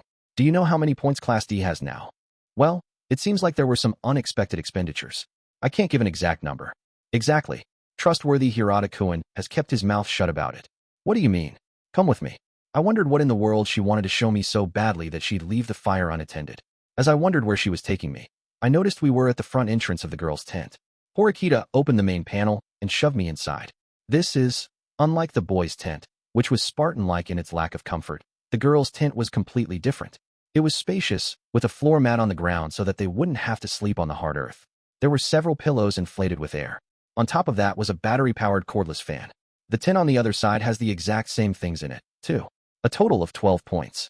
I thought the girls were putting up with the heat unusually well. So this is how you're getting through it. They hadn't sacrificed anything from the very start. They'd simply bought whatever they needed. Karuizawa-san and the others asked for these. Apparently, they'd secretly indulged themselves quite well. I only found out after they'd already ordered everything. It's difficult to do anything when the rules say anyone may buy an item and spend points. Just like how Koenji had withdrawn so early in the test. Karuizawa-san reported this to Hirata-kun, so he definitely knew about it. But you didn't know, nor did he inform anyone else. I think he absolutely should have shared this information. Horikita had her arms crossed. She did have a point, but I doubted Hirata had stayed quiet out of malice. Maybe he just wanted to avoid unnecessary confusion? If Karuizawa had reported properly to Hirata, then the amount could have been evaluated. I understand what you mean, but there's nothing I can really say about it. We can't get spent points back, and there aren't many days left before the test ends. Karuizawa and the others probably won't spend any more points, I said. I thought she'd be angered by such a short, blunt response, but Horikita seemed to have anticipated my words. She promptly ignored me and kept talking. If things stay as they are and nothing happens, people will probably stay quiet. But things could get bad if the case of the stolen underwear isn't resolved. If the culprit is nearby, he or she might be trying to hinder us. That's why I want to find the culprit as soon as possible. So, you want me to work with you? Yes. Now that there's a divide between us and the boys, there are many things I can't do by myself. The guys and girls were in the midst of a Cold War, cut off from obtaining new information. Understood. I don't know if I'll be useful, but I'll help. Horikita seemed confused by my frank answer. I'm trying to understand you. Do you have some other intention? It's better for you to just accept favors in a straightforward way. As a guy, I'm rather upset that the guys are being treated like thieves. That alone should be sufficient motivation. We're united in a common goal. Earlier, Hirata had asked me to help him, too. Well, whatever. It's settled then. The culprit wasn't stupid. It wasn't likely they would show their true colors while suspicions ran high. Horikita probably thought that things would turn out all right. Any more disturbances during this test would probably start affecting our points as well. About the culprit, though, well, Ibuki would most likely take action again. No, she would definitely take action. She hadn't yet reached her goal. You have such a serious look on your face. Do you really hate being treated like a criminal that much? Our class is all messed up because of this. It's a shame, because we were doing really well. Our cooperation was a complete coincidence. Class D didn't really have any sense of teamwork to begin with. It's ending rather badly, though, especially because of the broken trust between the guys and girls. Of course, it would have been better to stay united until the end of the test. I wonder what the culprit's goal is, whoever that may be. Did they intend to steal Karuizawa's underwear, or did they want to throw our teamwork out the window? I feel like there's a hidden agenda. When I said the words hidden agenda, Horikita crossed her arms. After considering it, she shook her head. Let's not get ahead of ourselves. Sorry, but I'm going back into the tent. Horikita turned away, sweeping her hair aside. Her breathing was shallow. Hey Horikita, don't you think it's about time you confessed? Confessed? Confessed what? Although Horikita pretended to be calm, she was sweaty. Enough was enough. Your health has gone rapidly downhill since the test started. She'd looked ill even before we started traveling, but it hadn't been that noticeable. Due to Horikita's loner personality, she'd likely planned keep to her room and avoid socializing. Not really any more than usual. Liar. I'd caught Horikita in a lie and extended my hand to touch her. Feeling her forehead, it was clear she had a fever. Horikita tried to escape, but her movements were dull. I was easily able to stop her. When did you notice? On the deck of the ship, when I asked you what you'd been doing. Yeah, and I told you I'd been reading in my room. You were really sick then, so you were actually sleeping, right? And on what evidence do you base that conclusion? When you joined us on deck, your bangs were all disheveled. Proof you'd been lying on your side. Also, it was incredibly hot on the boat, but you seemed like you were cold. Even now, you're wearing long sleeves, and you're zipped all the way up. Even an elementary school student could figure it out. Horikita, who usually would have responded with strong words, instead fell silent. If you could apply that sharp wit toward reaching Class A, you'd get a little more recognition. I definitely don't plan to do that. Anyway, do you intend to hide your condition? It was pretty clear that she had a fever, close to 38 degrees Celsius. Still, she was hiding it for a pretty simple reason. If you reported illness, the class would be hit with a bigger penalty. The test's timing was rotten luck on her part. I just need to hang in there for another few days. If I give up now, it'll all be for nothing. Good night. So she intended to soldier through to the bitter end. She had an iron will. 6.4 I felt something strange on my cheek, warm and stiff. The warmth instantly grossed me out. I tried to stretch my neck and move my face away, but I couldn't move. Someone's arm was holding me tightly in place. What? I woke up uncomfortable. Instantly, I found myself in a terrifying situation. Sudu was asleep, with both of his legs laid across my face. Suzune, I can't hold back anymore, he moaned. Ah, I shrieked, and escaped from Sudu's iron grip. Gosh, shut up. The hell? Ayanokouji, don't wake me up like that. This guy had just tried to force a scarring experience upon me. He had definitely mistaken me for someone else. Still, this wasn't the type of thing to scream about in a crowd of guys in the middle of the night. My wristwatch showed that it wasn't even 6 in the morning yet, but my drowsiness was gone. I exited the tent to get out of that humid, steamy air. Once outside, I noticed that the scenery had changed drastically from yesterday. So, am I lucky or unlucky? Trouble seemed to be at hand as the curtain rose on the 6th day of our special test. It was overcast outside, the skies cloudy and gray. It must have rained last night, because puddles and patches of mud were here and there on the ground. It looked like it was going to start raining hard, probably in the early afternoon. Of course, the weather got stormy right at the end of the test. Just a light rain would have been fine, but there might be heavy rain and strong winds. In the worst-case scenario, we'd have to move. Many things would need to be done, like rechecking the tent stakes and handling our luggage. As more people noticed the weather, they began to panic. Eventually, we combined the food we'd collected with the emergency food we bought using points. There'd been a lot of grumbling over living such a frugal life, but since it was the penultimate day, everyone appeared to want to power through. I'm glad. We haven't had any incidents, Hirata said. That was certainly true. If we'd had another incident like the underwear theft, we probably wouldn't have had such a helpful atmosphere. The guys who'd been standing watch out in front of the boys' tent were now sleeping like logs. It was a deterrent we came up with to prevent a repeat of the underwear theft. Hirata gathered up a large group of students and gave them a last bit of encouragement. He also started sorting people into teams to go out and search for food one last time, so we could get through the day. If we got enough food today, we wouldn't need to use points. You could call this a critical moment. We all gathered around Hirata. Would it be better if we went too? Asked Ike, sitting on the riverbank with a fishing rod already in hand. No. Ike-kun, Sudoku-kun, I want you two to continue fishing. We don't have enough time to instruct the other students how to do it. After settling on a course of action, Hirata set up groups by having volunteers raise their hands. Of course, I didn't raise my hand, but he decided that I would participate as a backup. The members of the group were Horikita, Sakura, Yamauchi, and, surprisingly, Kushida. Horikita's physical health still seemed to be as poor as ever, but she held up well. The people around her weren't aware that she was feeling ill. Why were you left behind? What about your usual group of friends? Horikita asked Kushida. Come to think of it, I didn't see any of Kushida's girlfriends. Ah, yeah? Well, it's... Kushida whispered something into Horikita's ear, as if she was worried about the boys overhearing. Well, to tell you the truth, Michan is having her time of the month. She always feels awful when it happens, so her other friends are with her in the tent. I'd been standing next to Horikita, so I happened to overhear. Even if she's not feeling well, it's a natural physiological phenomenon. She should be fine. I suppose that's to be expected, though. However, why did you deliberately choose our group? You must have had other options available. Horikita was grilling Kushida like that because she detested her. Horikita fundamentally disliked people in general, but especially Kushida. Why? Well, for the simple reason that Kushida apparently hated Horikita. I'd always felt a uniquely strange sense of discomfort between those two. Kushida Kikyu had a hidden side, a dramatic change from her usual persona, to the point where she could calmly abuse other people. However, I'd only chanced upon this discovery. The everyday Kushida was a fundamentally kind, cheerful, and cute girl who loved to help others. You wouldn't think there'd be any students who disliked her, unless they were jealous. However, I knew Horikita wasn't the sort to be jealous of someone like Kushida. Philosophers rack their brains over the tough questions like, what came first, the chicken or the egg?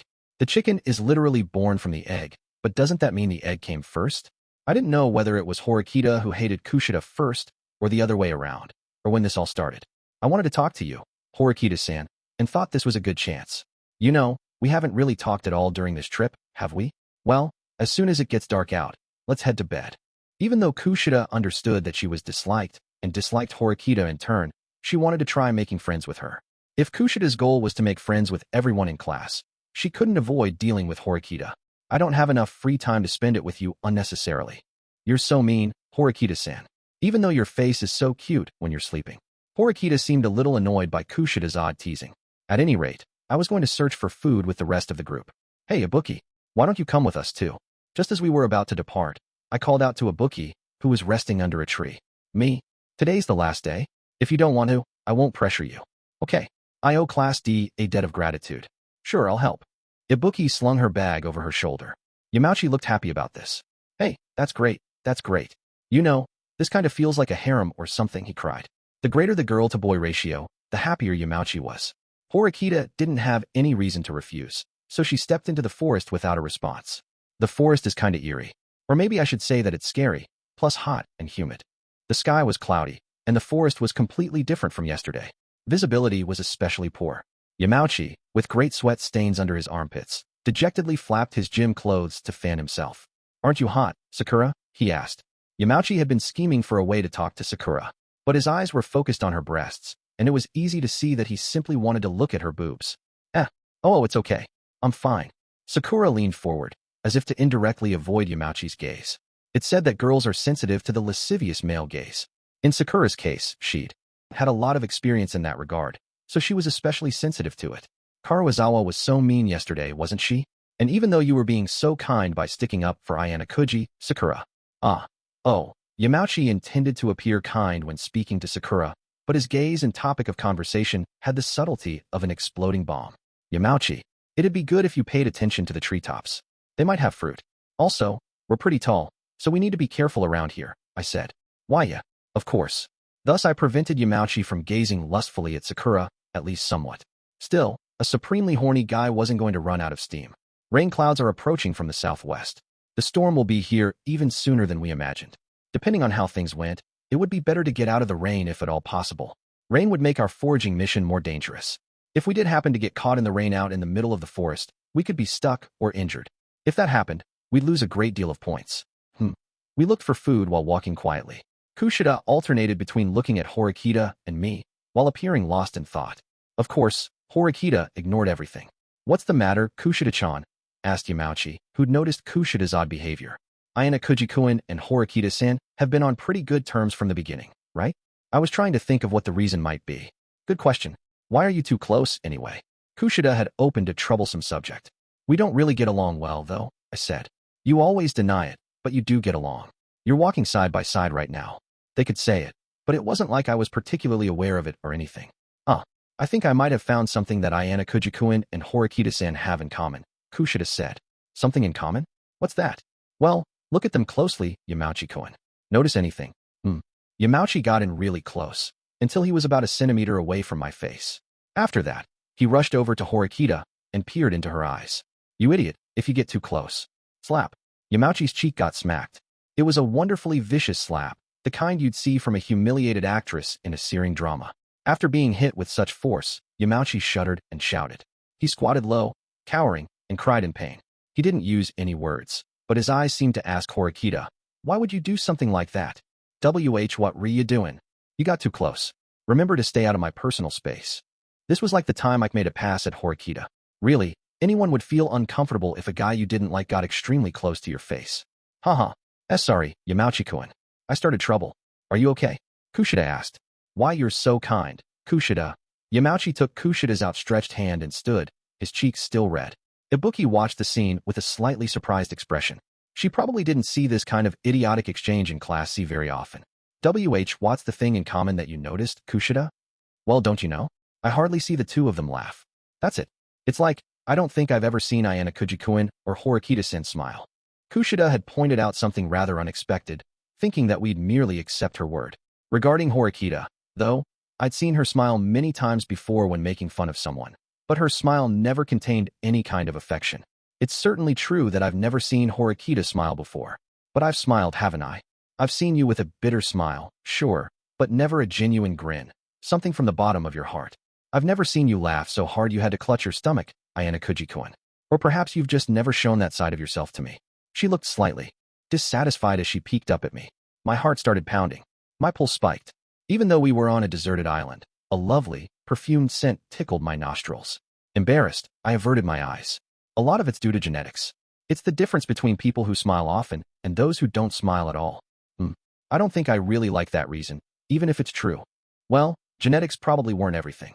Happiness could also be influenced by the environment in which someone grew up. How about we practice smiling just once?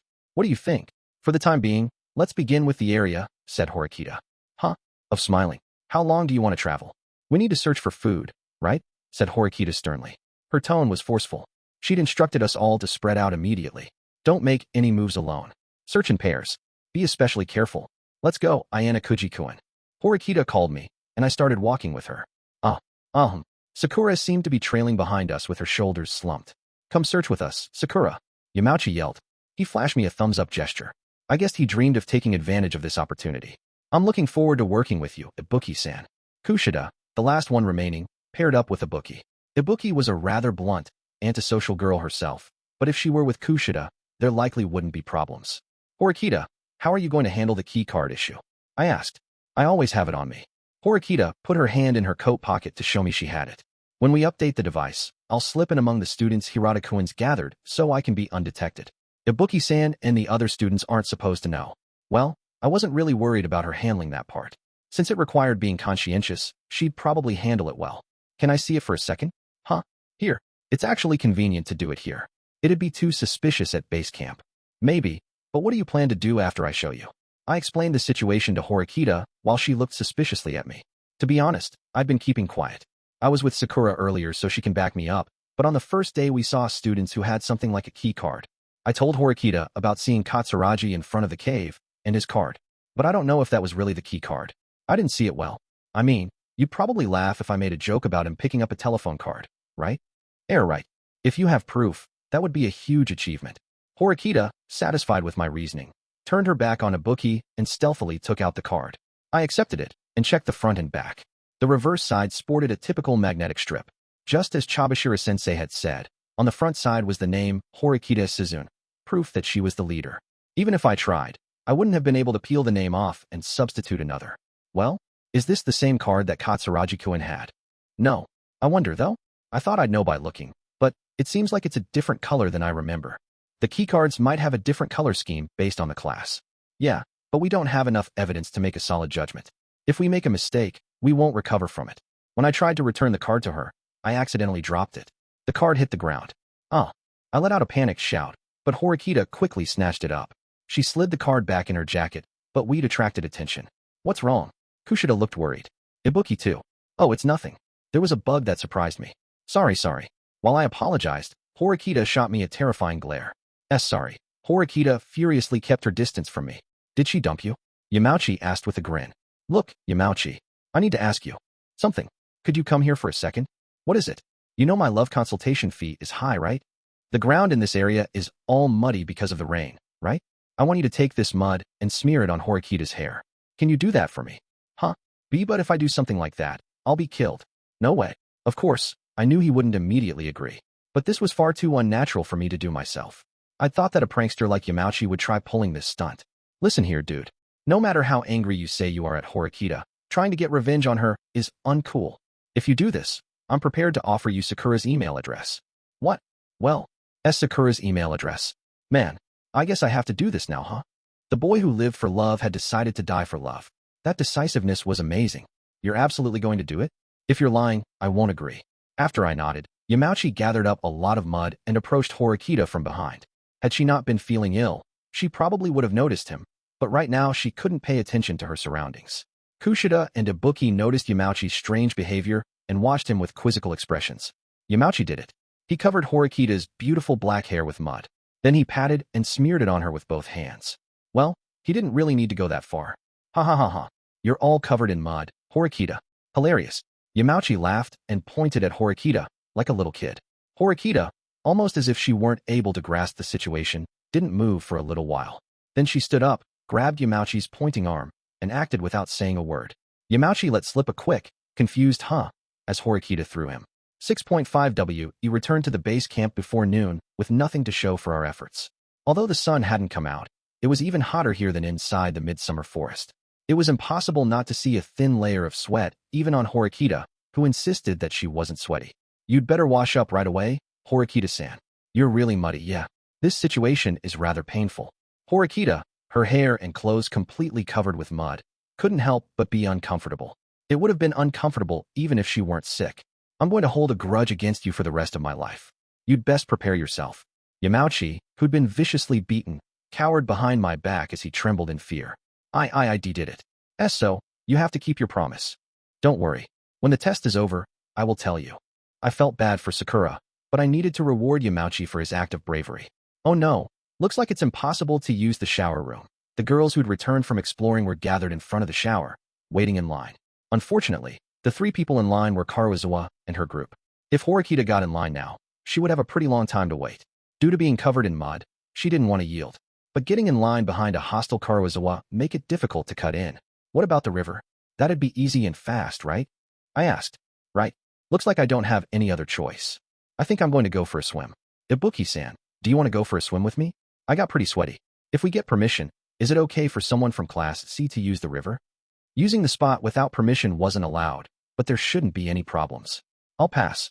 I don't really like swimming, so I'll just wait to use the shower room, Ibuki said.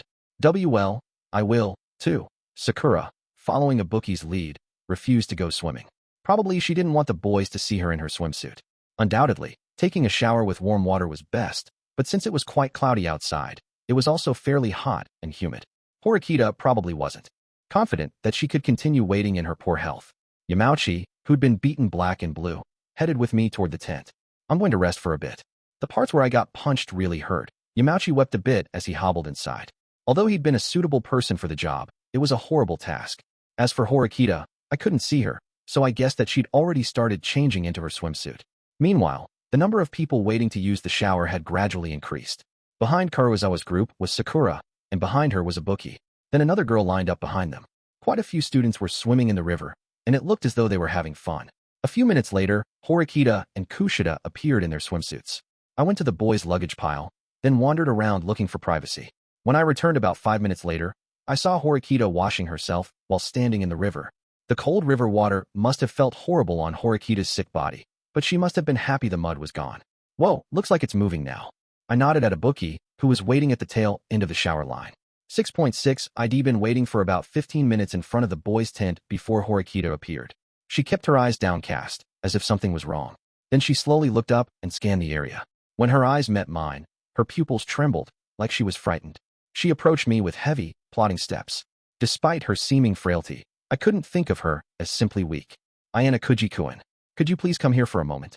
First, I turned around and checked to see if Ibuki was still lined up for the shower. What's wrong? Did something happen? I asked Horikita. Follow me. We can't talk here. With that, Horikita walked toward the forest. What's wrong? Are you planning to search for more food? Horikita walked without answering me. She stopped once we'd gotten far enough away that we couldn't see the camp anymore. Horikita turned around and looked ready to speak, but then hesitated as though having second thoughts. This happened because of my carelessness. I am aware that I made a mistake.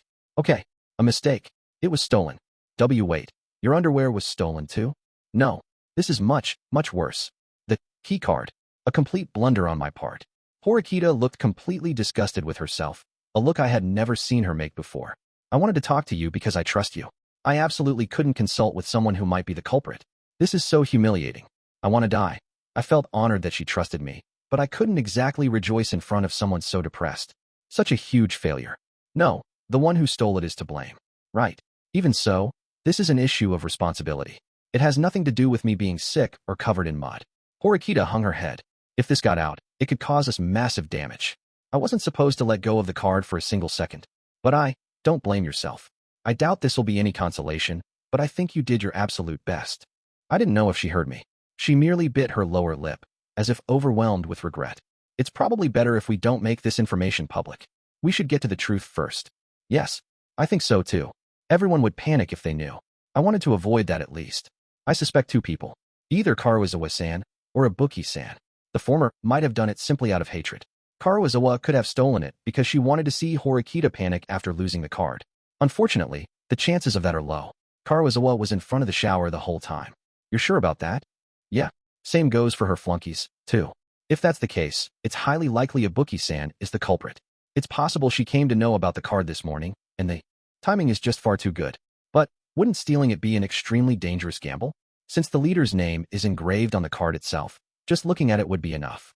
Maybe she carried out the crime, so she'd get a penalty. She looked at me, her eyes full of anxiety, as if searching for an answer from me. I placed my hand on Horikita's shoulder. If we examine the timing and talk with Ibuki, we can understand what happened. If we suspect Ibuki, we shouldn't take our eyes off of her. Her escape would probably be the worst-case scenario, right? That's right. I'm sorry, but can you go back to camp first? That way you can start following her immediately. Sure, I understand. I'll keep an eye on her. I felt like Horikita probably wanted to be alone to throw up. I left her and returned to the base camp. 6.7 Horikita returned about 10 minutes later, rejoining the campsite's unsettling atmosphere. The cause was dark smoke coming from behind the temporary toilet. It was far too early for the bonfire to be lit, and the location was rather strange. What's that smoke? What in the world happened? I cried. As I joined up with Horikita, I also caught up with Ike, who was clearly in a panic. I asked what was up. This is serious. There's a fire. Fire. Something is burning behind the toilet. All of the girls who'd been lined up in front of the shower room were gone now. They must have left as soon as they heard the uproar. I can't see Ibuki. The fire might have been her handiwork. Where is she? Horikita asked. She noticed the fire, and now she's just walking around. I rushed toward the area behind the temporary toilet and saw Hirata and some of the others. Ibuki was also there. Horikita looked ready to call out to Ibuki, but hesitated when she saw her. Ibuki's expression was just so genuine. She couldn't hide her confusion about the fire. Does this mean she didn't do it? Horikita was overwhelmed by doubt. If the keycard had indeed been stolen, Ibuki must have done it. If a fire had started, then Ibuki must have caused it. Even so, Ibuki remained at the scene and appeared surprised by the fire. When I examined more closely, the source looked like a bundle of paper. Some of it was still legible, but most of it had turned into soot. I didn't know what it was for a moment. However, looking at the legible parts, I finally understood. Did the manual get burned? Horikita asked. Yeah, it looks like it. Who would do this?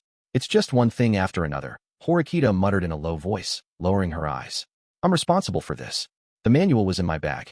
We piled the bags up in front of the tent, and I didn't think that someone would steal anything in the daytime. But first, we need to extinguish this fire properly. Rather than searching for the culprit, Hirata headed to the river to douse the fire. While he drew water in our plastic bottles, he muttered to himself, his expression dark. Why? Who could do something like this? Why can't we all just get along? Hirata spontaneously crushed the plastic bottle with all his might. The shift in his personality was rather terrifying. Hirata, the eternal leader of our class, the one who toiled tirelessly to play peacemaker, was carrying a terrible burden. I don't think you need to take so much on yourself. I tried comforting him. He stood and responded with a quiet, thank you. We need to discuss this incident properly. Right? Most of Class D witnessed the fire. I'm sure they'll want to know the truth. Depressed, Hirata took the water he'd scooped up and returned to the campsite.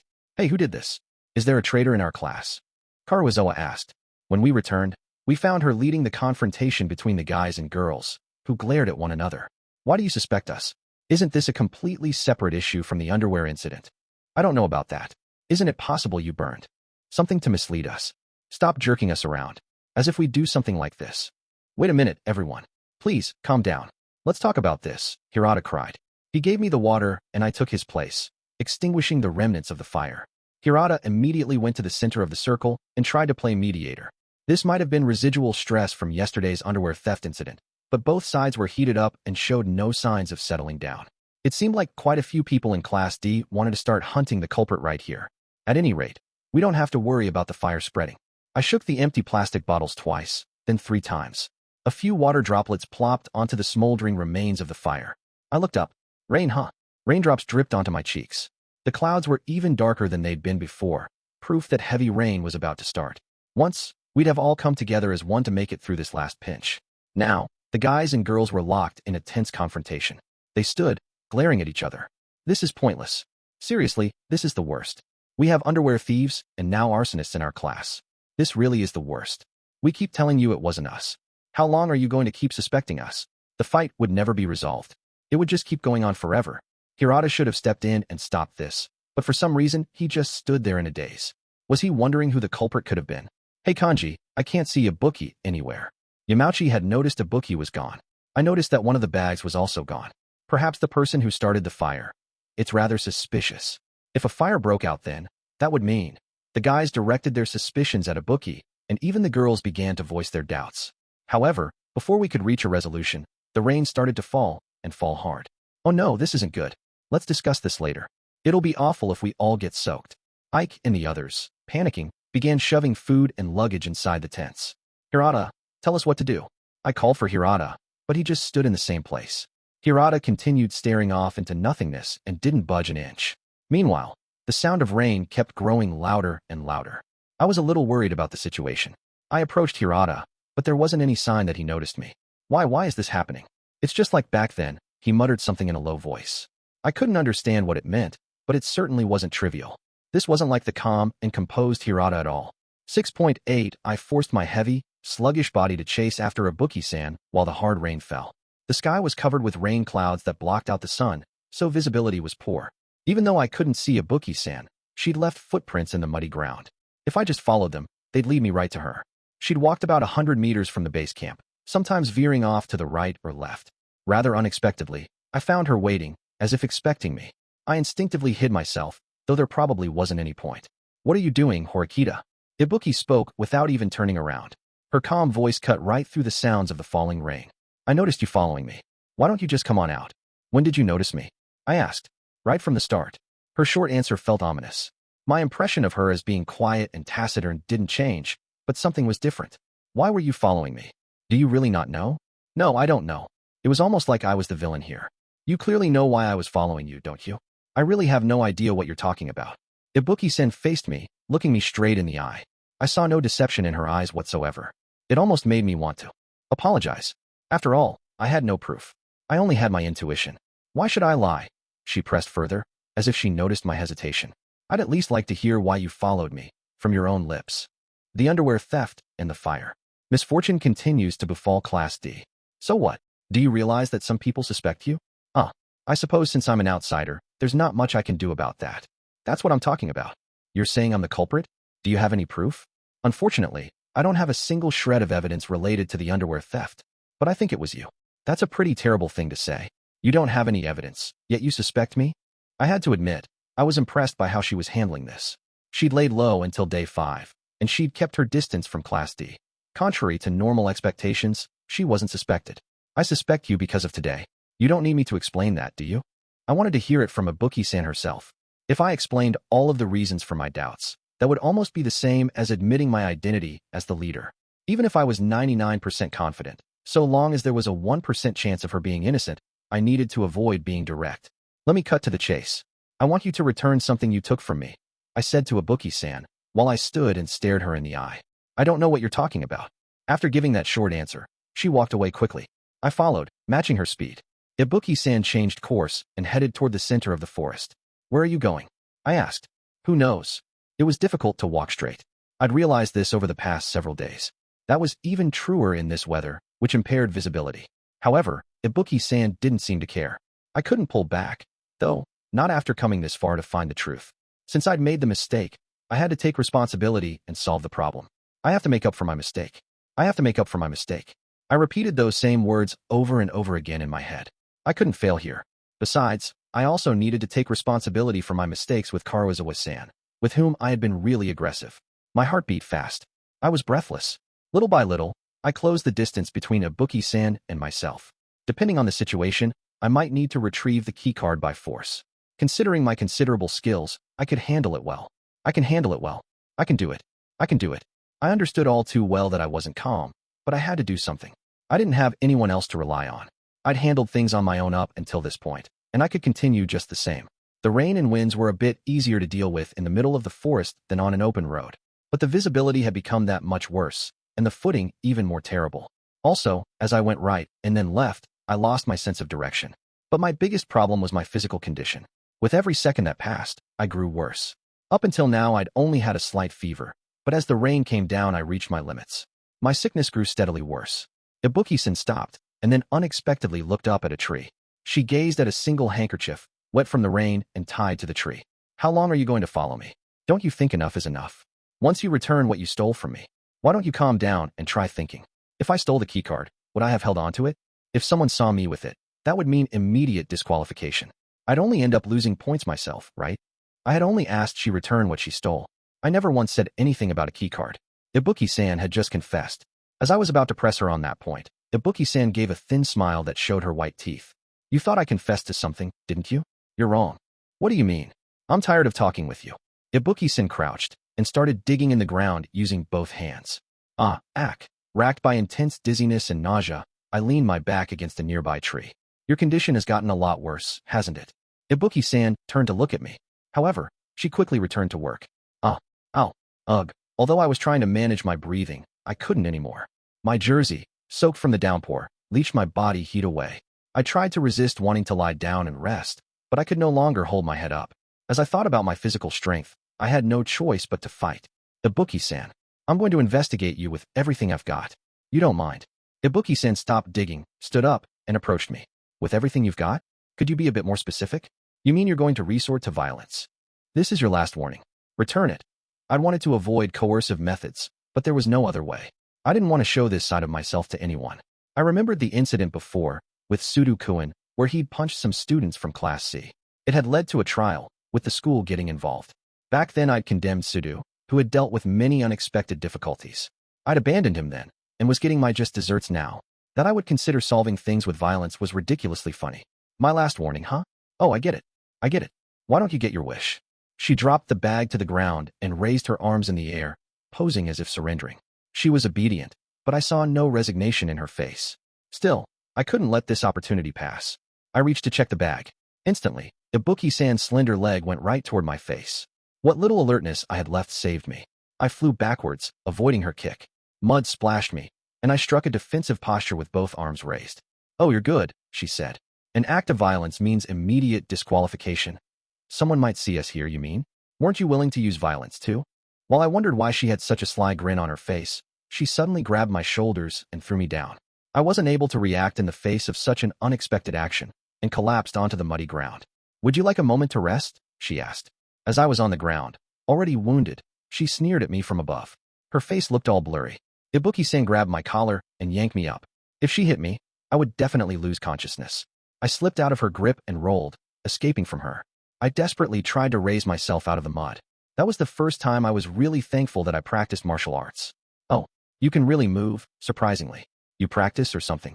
Ibuki-san, without panicking whatsoever, seemed genuinely impressed as she sized me up.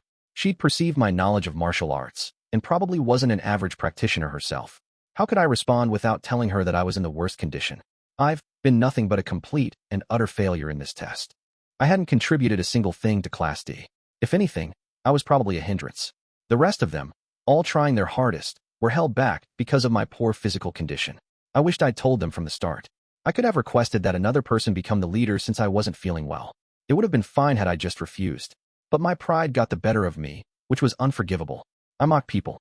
I hated useless things, labeling them incompetent, while I was useless myself. Haha. I laughed dryly in my mind. Was I really still making excuses for myself? It was you, wasn't it? You stole the keycard. Ibuki-san stopped moving. I shortened the distance between us. She pretended like she was going to strike with her right arm, only to instead go with a high, fast kick. I avoided her attack, and then stretched out my arm as a counterattack. Ibuki-san was aware of the danger and avoided my strike. She then switched into her next attack, a dizzying back and forth of offense and defense. The footing around here was bad, but she wasn't worried about her footwork. Clearly, she had a degree of skill. In addition, she showed no hesitation in hurting people. Ibuki-san smiled, flashing her white teeth as if she were enjoying this. I never thought I'd see such a big smile on her face. Because I'd been moving around so much, I was racked by intense cold and nausea. I was barely able to stand. You've been trying really hard until now. I'll tell you the truth, as a reward. I stole the card. Ibuki-san thrust her hand into her pocket and slowly took the card out. She showed me the side with my name engraved upon it. You gave up the truth pretty easily. It doesn't matter if I admit it or not now. There's no evidence I used violence against you. It's not as though the school can make a judgment here. Isn't that right? Ibuki-san had the right read of the situation. Nothing could conclusively make the school perceive this as it really was. Even if I was the only one who got hurt, Ibuki-san could say whatever she liked to get out of it. Even if I complained, we'd both be punished. And Class D had points to lose. But if I managed to get the keycard back, we might be saved. If we got our hands on such reliable evidence, Class C would be forced to admit what they'd done. Her fingerprints were on the card. Maybe we could assert that it was legitimately stolen. If we brought the truth to light, the school might investigate the matter thoroughly. I couldn't abandon that hope. However, I couldn't get the keycard back unless I bested Ibuki-san. But I doubted she was stupid enough to make bold actions. If she got away, the card probably would never be found. If that happened, we couldn't prove it had been stolen. I didn't have enough energy to run after her any longer. On top of that, I lacked the strength to even clench my fists. But I had to make use of all the strength I had left. I wasn't sure if Ibuki-san had a reason to hurry or if she was underestimating me, but she rushed over and attacked, a hunter enjoying an easy kill. Her eyes glanced at my feet, but it was a fake out. While she was concentrating on the lower half of my body, she instantly swung at my face. I narrowly avoided getting hit, but it got so incredibly close that it grazed my hair. I took advantage of her momentum and applied a little force. Ibuki-san lost her balance, but not enough to make her fall over.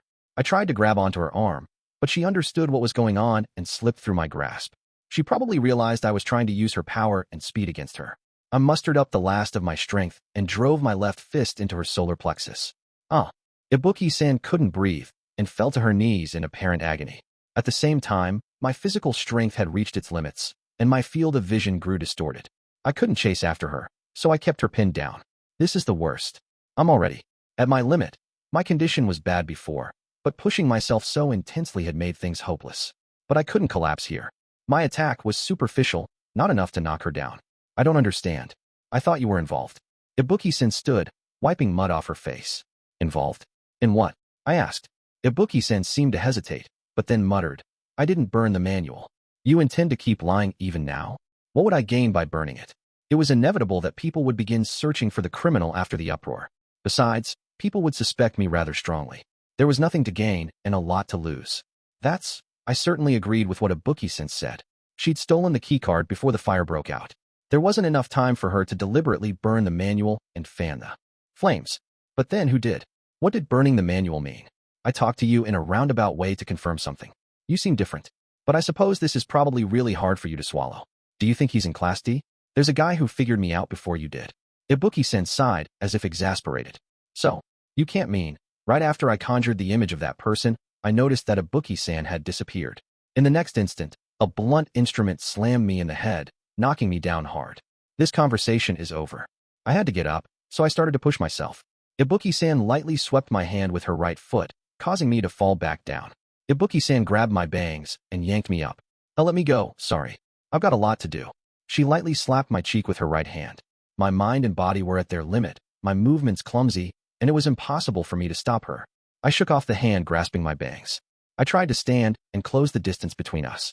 But my feet got all tangled up and my strength was exhausted, causing me to collapse again.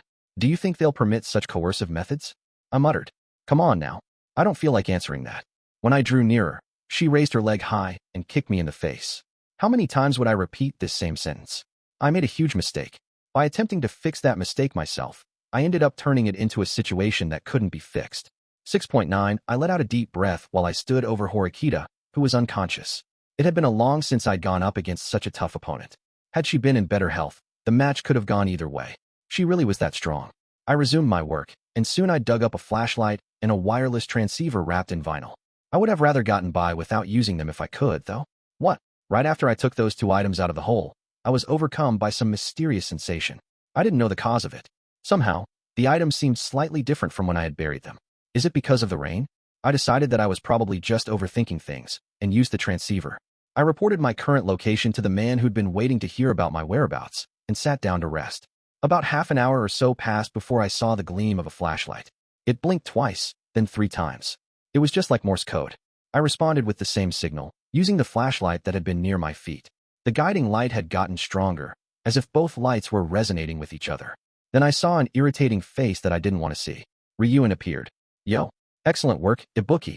You did well. Naturally, yes. Naturally.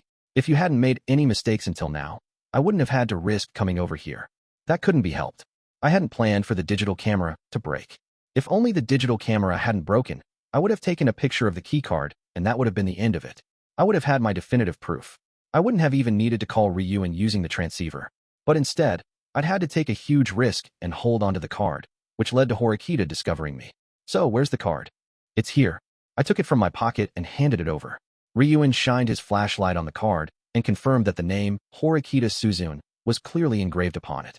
You come over here and confirm it, too. That was your condition, remember? Relax, it's dark out, and this weather is horrible. There shouldn't be anyone here. It's great to be cautious, but don't waste time. A man appeared from the shadows. Katsuragi, from Class A. He was definitely the calm and dependable type, the complete opposite of our leader. I pretended to be calm, but in my mind I couldn't help but be reminded again of Ryuen's awfulness. Immediately after the test had started, Ryuen told me that he would coax Class A into helping us. Apparently he'd done it. But how in the world? Katsuragi took Horikita's card from Ryuen and looked it over it carefully. You couldn't have made a fake or anything on this uninhabited island. It looks like the real thing, he said. Are you convinced now? Although he'd been shown definitive proof, Katsuragi's stern expression didn't change. I'd heard he was a cautious man, but to be this paranoid seemed like a unique kind of illness. You managed to infiltrate Class D quite well. Weren't you suspected? Under normal circumstances, I would have been. But as for my methods, that's a trade secret. I unconsciously rubbed my cheek. When we began our spy operation in Class D, Ryuen slapped me to turn a lie into the truth. But the pain and the hatred I felt toward him were all quite real. Naturally, the students in Class D misunderstood and thought I'd been beaten and chased out of my class. Maybe if I hadn't been injured, they wouldn't have swallowed the lie so smoothly. Don't sit there and think about it forever. The situation is black and white, so make your decision. You're already halfway there. Don't do something as stupid as pulling out here. You're right. Despite that, it didn't seem like Katsuragi had given his consent.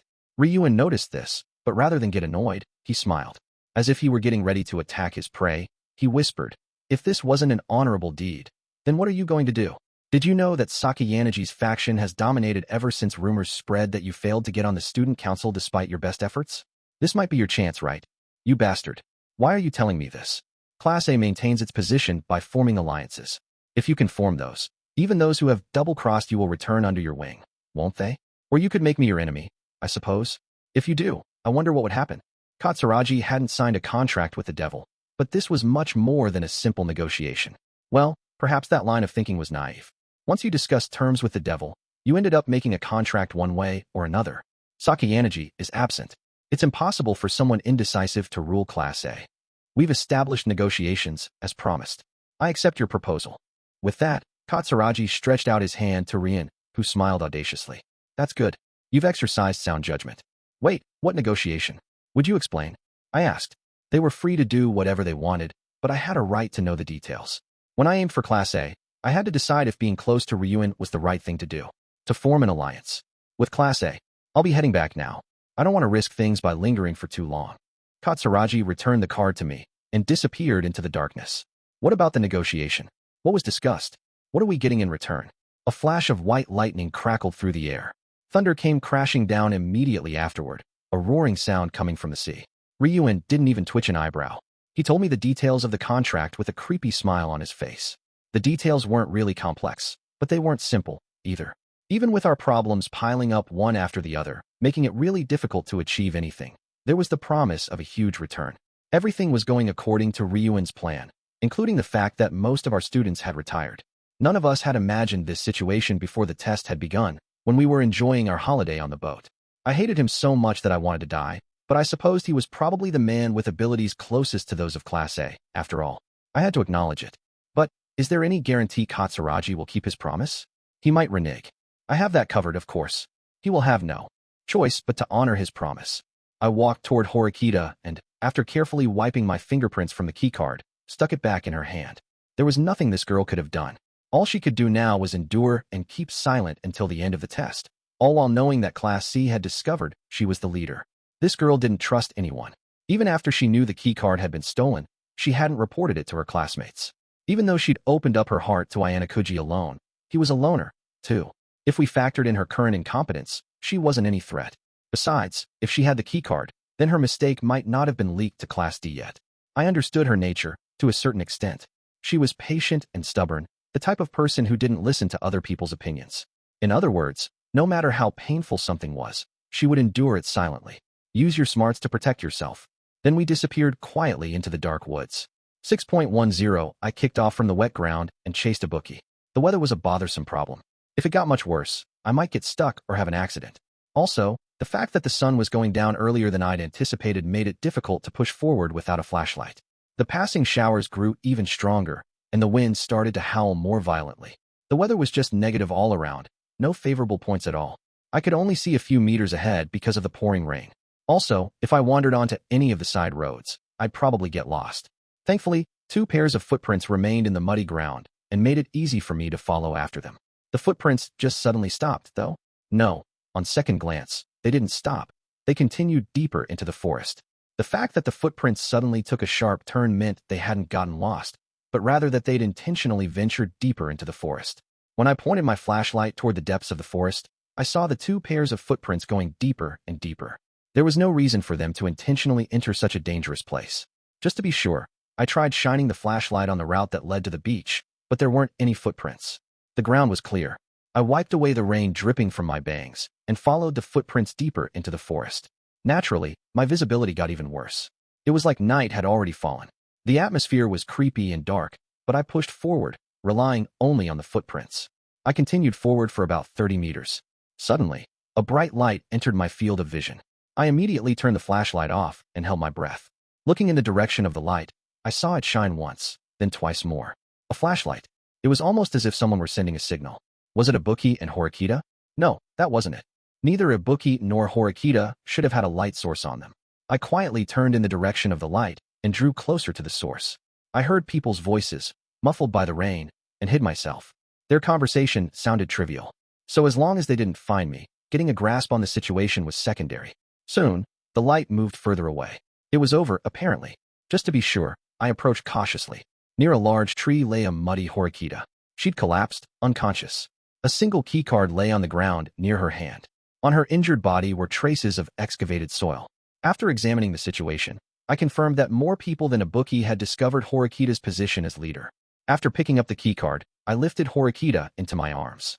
Chapter 7. The curtain rises August 7th. It was finally time for our short stint on the uninhabited island to come to an end. Our minor saving grace was that we hadn't spent our time rigorously fighting to survive. At least we'd had a moderate amount of fun. There still wasn't any sign of Mishima-sensei or the others, even when the test ended around noon. We're now tallying up the test results. Please wait a moment. Feel free to use the rest area if you would like, or have a drink. After that announcement, the students gathered together and headed toward the rest area. Underneath the provisional tents, they prepared tables and chairs for our use, so we could get comfortable. There were no signs that Koenji, Horikita, or any of the retired students were waiting on the cruise ship. Sudu, always together with Ike and Yamauchi, looked up at the ship. Ayanokouji, you work pretty well with Horikita, don't you? How close are you really? Rather than sounding angry or upset, Sudu sounded like he genuinely wanted to know. There's nothing between us. We're just friends. Nothing more, nothing less. Even that makes me jealous, though. I still ain't her friend. Sudu sounded a little frustrated. But didn't Horikita acknowledge you a little bit this time? He hadn't caused any trouble. Rather, he'd acted for the sake of the class by trying to save Horikita and taking the initiative to fish. I sure hope so. She still hasn't called me by my first name, after all. Good work, both of you. Thank you for everything you did this week. You really saved us. Hirata appeared with words of gratitude. He handed me one of 2 paper cups he had. The cup cooled my palm. He handed the other to Sudu. I should be thanking you. You covered for me, the class loner. Also, you covered for me being late for roll call, and the fact that Horikita retired. I couldn't blame you when I heard the reason. Besides, Horikita-san gave us some really important information. Do you believe what she said? She isn't the type to speak irresponsibly. That's why you get along with her, right?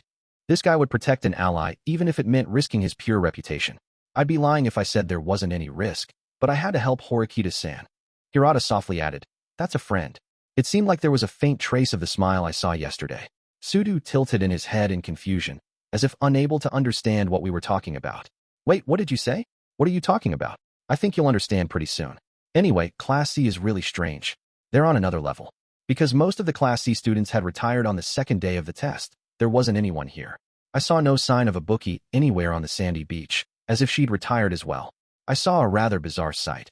Ryuen alone, the only remaining student from Class C. Why is he? So Ryuen-kun didn't retire?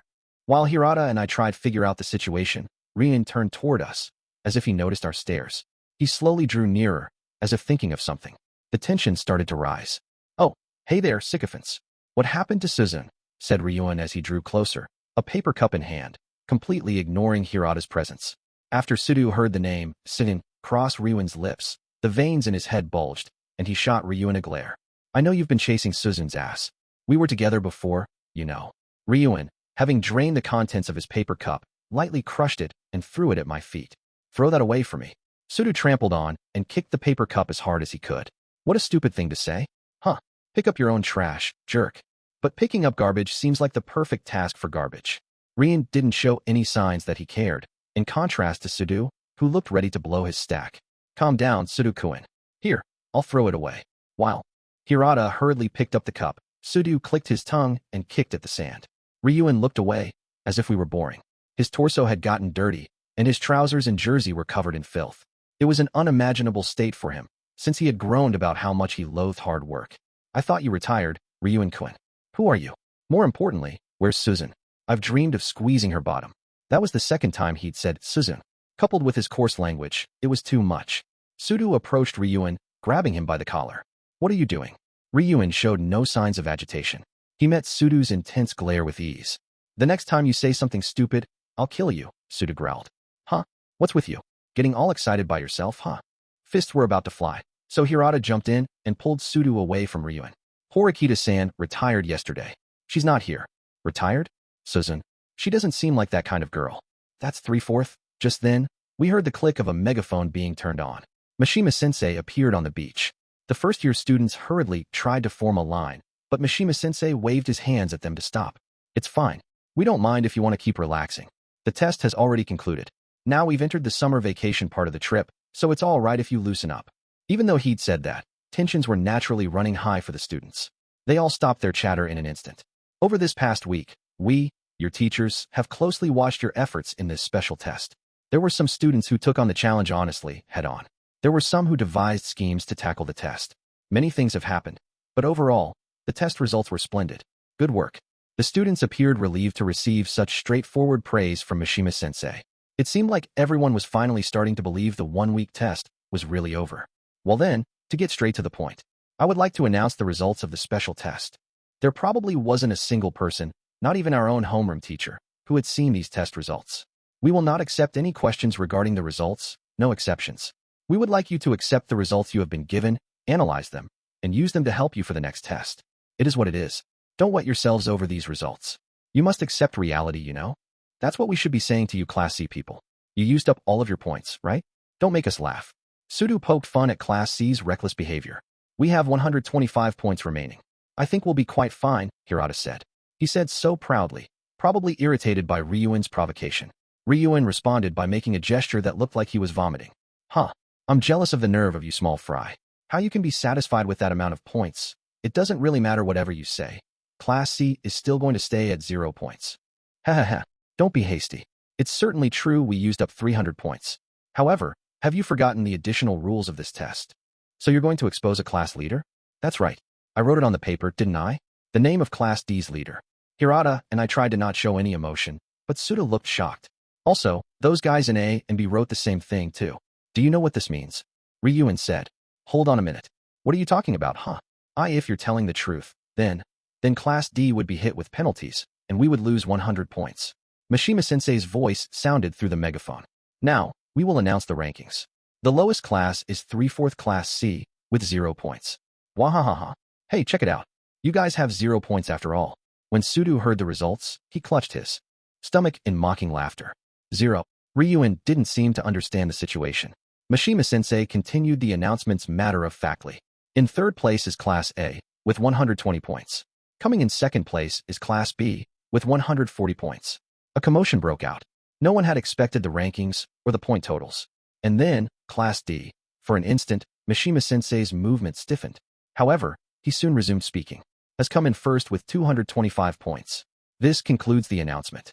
All of the students in Class D, save Hirata, were probably more confused than anyone else. Even Hirata, who was the only one in the know, was still almost unable to believe it. He wore an exuberant smile. What's the meaning of this, Katsuragi? Voices saying such things echoed from one end of the rest area to the other. Class A students circled around Katsuragi. Something is strange. What does this mean, he muttered. Yahoo, we did it. In your face. As Sudo shouted for joy, all of the Class D students gathered together. Hey, what's going on? Hey, Ike, filled with both excitement and confusion, asked Hirata for an explanation. I'll explain everything. Well, Ryuen-kun, if you'll excuse us. With those final words, Hirata walked toward the boat alongside Ike and Sudo. Sudo raised his middle finger while sticking out his tongue. Ryuen could do nothing but watch in silence. The exam was over, and the first-year students scattered. The ship was going to depart in 2 hours, and although we were free to play in the sea, we were also free to go onto the ship. I walked aboard. Hello, ladies and gentlemen. How was your week on the deserted island? Koenji, on the ship's deck with a drink in hand, greeted Class D. You jerk, Koenji. We lost 30 points because of you. You know what I'm talking about, don't you? Calm down, little boy Ike. I was in poor health and was resting. I had no other choice. His skin looked smooth and glossy, so it was easy to tell that he had spent the week tanning. Also, his evidently perfect health made him sound not the least bit credible. While the guys joined forces to yell at Koenji as one, Horikita appeared. She was still pale, not in good health yet. The students noticed her presence and naturally gathered around her. Suzune, are you feeling better now? Suda tripped over his words a bit, but he approached Horikita and called her by her first name, just as he'd practiced. I'm not too bad. I can't say that I'm back to full health.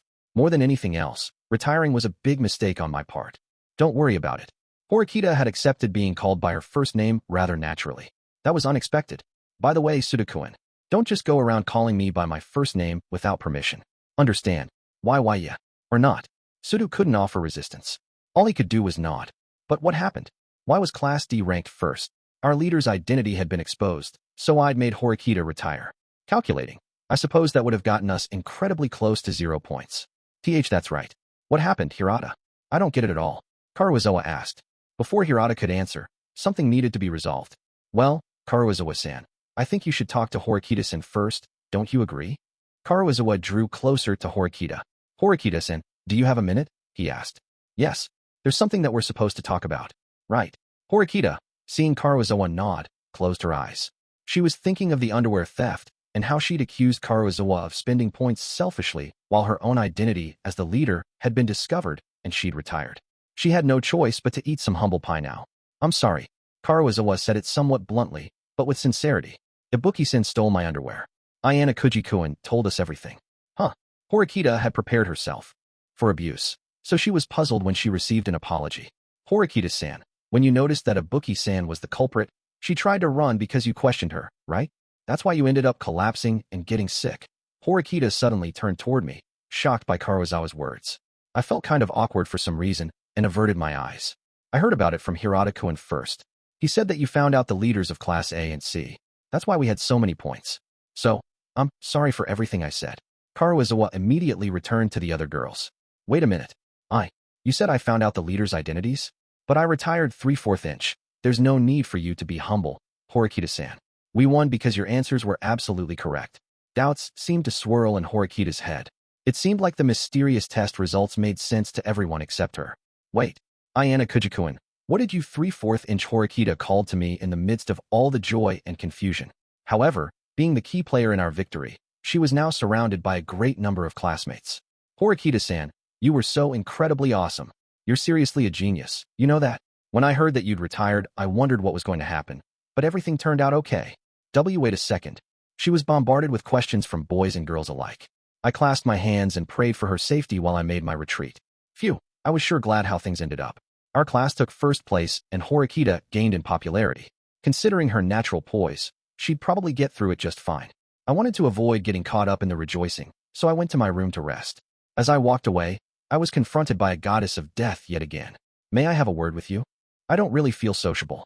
Is it okay if I refuse, Chabashira-sensei? If you really don't want to, I can just start talking here. You don't mind if we stand outside, do you? It's hot, so please keep it brief. I had walked to the other side of the ship, so Chabashira-sensei took the lead. We found a place where there weren't any people around, and it was completely quiet before we started talking. Is it safe to say that for the time being, you're satisfied? I asked. Yes. First, I'd like to say that you did wonderfully. I'm honestly impressed. Well, tell me something. Is it really true? Did he demand I be expelled from school? Chabashira-sensei leaned against the railing and looked toward the sky. Do you have any basis for saying that the story is true? I know quite a lot about you. Might not that be the reason, more than anything else? Other teachers don't know about your true abilities. But I have no doubts. I certainly had my doubts. It was true that I stood out because of the entrance examination, but it shouldn't have been something all the teachers had inside knowledge of. But still, the sequence of events was rather odd. Chabashira-sensei had said that man had contacted the school directly. As expected, this person was hiding something. I'm sure that you've heard of this rather famous myth, the wings of Icarus. Why do you bring that up? I asked. Icarus flew out of the tower where he was imprisoned in order to gain his freedom. However, that wasn't achieved through one person's abilities alone. It was because his father, Daedalus, had constructed wings and instructed him to fly. He didn't fly because of his own intentions. Don't you think that sounds exactly like your current predicament? I can't understand. That man, no, your father, said this. Sooner or later, Kiyotaka will gladly chase the means of his expulsion from school. You're welcoming your end. Much like how Icarus fell into the sea and died after his wings were burned, because he'd flown too close to the sun. The wings of Icarus, huh? So, what do you plan to do? She asked. You should know, sensei. Icarus won't heed Daedalus' warnings. Even though his wings burned, Icarus flew as high as he could in search of his freedom. 7.1 After I returned to the ship, I went back to my room right away. An exhausted Hirata was there, asleep on his side. I changed my clothes quietly so I wouldn't wake him and headed into the hall. When I turned my phone back on, the ringer started buzzing repeatedly. My call history had filled up. They were all from Horikita. Scary. For the time being, I just answered emails and relaxed in the lounge while I waited. She probably wouldn't be convinced unless I explained things. Soon, a quite angry Horikita met up with me, radiating a silent pressure. What do these test results mean? What in the world happened? You look like you don't have any idea at all. I just can't imagine it. I don't understand it at all. I have a mountain of questions. Horikita ordered a drink from an attendant. I started talking. I'll tell you everything. However, my one condition is that you stay quiet on this matter. I won't compromise on this. I'd assumed it would come to this, considering Horikita hadn't retired of her own will. This story was for Horikita's ears only. What would you like to ask? What were you doing during the test? Tell me, she said. That was a much better question than I'd expected. She wanted to hear everything at once. When the special test was announced, I didn't focus on anything except for the additional rules. I roughly understood how to manage the 300 points, but you couldn't manipulate them as an individual. But the additional rules were really difficult to understand. If you did things normally, you wouldn't have been able to identify the leaders. Right. Yeah. First of all, I volunteered to join the search for the base camp. Able to move freely, I planned to search out spot locations ahead of everyone else. You make it sound simple, but no one should have known the spot locations. That's not true. You didn't understand because you were ill and holed up inside the ship, but the school already gave us hints about the locations when we were sailing around the island. Katsuragi had also noticed this when the ship circled the island at an unusually fast speed. Horikita fell silent. The ship had been traveling nearly 3 times faster than a usual cruise ship. Besides, if it were just for sightseeing, it wasn't normal to use a strange expression like significant scenery. Koenji had noticed this hint, too. Well, it was probably a waste of time thinking about Koenji, anyway. Then, I reached the cave. I thought it was the most important base. The cave was the most important base? Don't you think that the river and the well would have been more convenient, though? The spot itself wasn't what was important. Its location was. There were no spots close to the river or the well. However, there were 2 spots near the cave, the hut and the tower. It was the perfect place to exercise control. Horikita looked like she understood once I explained. But what advantage is there in going into the cave if you don't have a keycard? Well, I'd intended to explore various things, but in the end I discovered the leader's identity. Well, I suppose that Katsuragi-kun was careless. No, that wasn't it. There was that guy, Yahiko, remember? The one following Katsuragi around. He was the leader. I saw Katsuragi and Yahiko at the cave, but I didn't see the moment they occupied it. After the 2 of them walked away, I checked if the cave was occupied or not. I explained the situation. When I saw them, Katsuragi had been standing near the entrance with the card in his hand. Yahiko came out of the cave, and they left together. Wouldn't you have mistaken Katsuragi-kun as the leader? She asked. Do you think that the leader would have shown off the cards so carelessly in front of people? Horikita should have known how unbelievably stupid that was. Precisely because she'd been appointed as the leader. But why? Why bother deliberately holding onto the card, then? Because he didn't have any other choice. As far as I can tell, Katsuragi is a calm and collected man, excessively cautious. There's no way he didn't understand the high risk of occupying a spot immediately after finding it. In other words, the person who occupied it was enticed by short-sighted greed. That's why there was another person. Yes, when Katsuragi found the cave, he didn't intend to occupy it. Nevertheless, he was holding the space down, probably because Yahiko had been careless. Even though he thought no one would be watching them, he'd probably wanted insurance. By holding onto the card and displaying it, even in the unlikely event that a witness was present, he could mislead them into thinking that he was the leader. So, aside from their base, Class A held down at least 2 spots, but we didn't confirm how many they were occupying by the end of the test. If I correctly guessed the identity of their leader, though, I could invalidate all of their points. After I'd narrowed it down to Yahiko, putting effort into anything else would have been a waste of time. I'm still not convinced. If he figured out the spot's location at such an early stage, and if he were acting alongside a lot of other people, shouldn't he have avoided trouble? Even if he just had someone standing watch by the cave, it should have been sufficient claim of ownership. Why would they occupy it? That was probably Class A's disadvantage. Their overall points on the test were high, and they didn't receive a negative assessment due to behavior in class like Class D. However, their class was divided internally. In other words, there was a reason why Katsuragi couldn't rely on other people. Their class appears perfect at first glance, but it actually has a huge schism in it. That was why my methods had revealed classes so easily. Well, that was simple luck. It was like getting a good score by exploiting a mistake. Class A wasn't vigilantly watching for a surprise attack from overhead, so there was nothing to be done. That's why I excluded Class A at that stage and turned my attention toward Class C. Katsuragi was easy to understand, but with Ryuen, there were many unknown variables. To tell you the truth, he was gathering more information than I was. He'd found out the identities of all of the leaders. Wait. He found out the identities of all of the leaders. So not only Class D, but also the leaders for Classes B and A? But that's strange. We were far from being penalized. We ended up getting first place by a wide margin. How do you intend to explain that? This is a little difficult to explain, but the reason I made you retire is the answer. Wait, the answer is you made me retire? What in the world did you do? Oh, that reminds me. I didn't return it to the school yet. I took a single card out of my pocket and handed it over to Horikita. This is a key card. Why do you? Horikita was astonished when she saw the letters engraved on the card. Wait, why does? The name read, Ayanokouji Kiyotaka. The test had to be fair. The rules were fundamentally created to be fair. That was quite natural, something you would have seen if you'd carefully confirmed the additional rules. Only one person could be chosen as leader. The leader could not be changed. Only the leader held the rights of exclusive possession. What do you think would happen if the leader retired because of poor health? The leader would be absent. So the rights of exclusive possession would disappear. Wrong.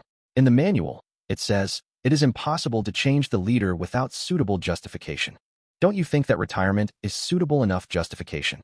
It seemed like the additional rules had been made to be broken if someone were absent due to poor health or injury. I could predict setting up a new leader. I was able to figure this out by looking at the other rules. For example, we couldn't change the base camp without suitable justification after we'd first decided where it would be, but there were suitable reasons.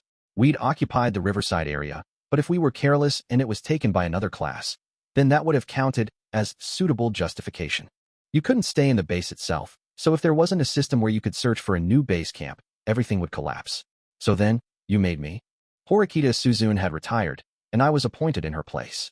Of course, that meant that I was the leader they were supposed to guess at the end of the test. There can only be one. That's why even though Class C knew you were the leader, we avoided penalties. But wait, Ibuki-san stole my card. But what if I protected it really thoroughly? Horikita recalled the day of the accident. Did you drop the card on purpose back then? Well, I suppose that Yamauchi-kun's actions might have provided Ibuki-san the opportunity to hatch a plan to steal the keycard. I'd been holding onto the muddy Horikita, so in that sense I had no choice but to give up the keycard. Unless I knew what Ibuki-san was aiming for right at the start, I couldn't have done anything right. Ibuki had been picked up by Class D purely by chance.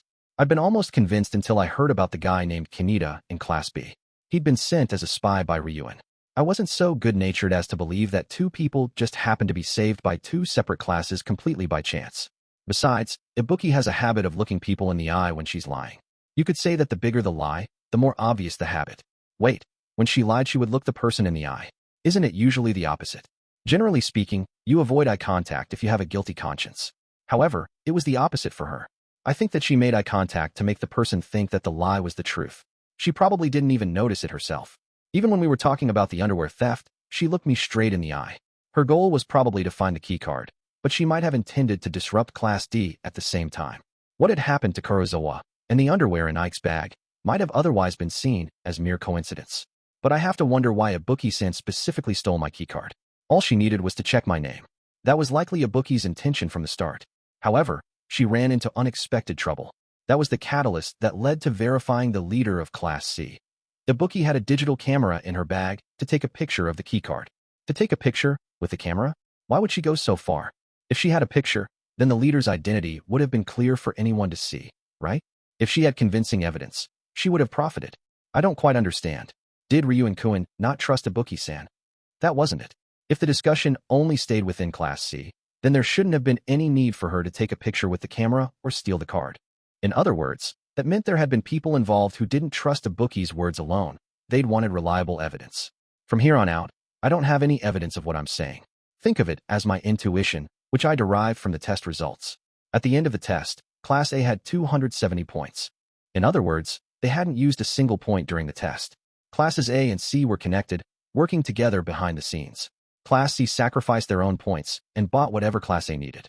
Also, by taking all of C's tools, Class A was able to spend the week without using any points.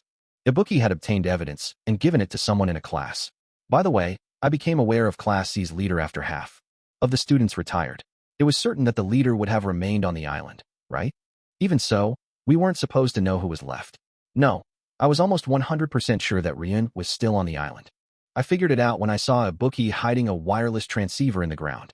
Ibuki had used it to stay in contact with Ryuen. Retired students shouldn't have been able to use a transceiver. In other words, someone was left on the island for her to communicate with. He'd casually set the transceiver on top of a table while enjoying his vacation. No one else was controlling it, just him. His mistake was that he didn't trust anyone. My God, I don't even have the words, Horikita answered, facing the truth.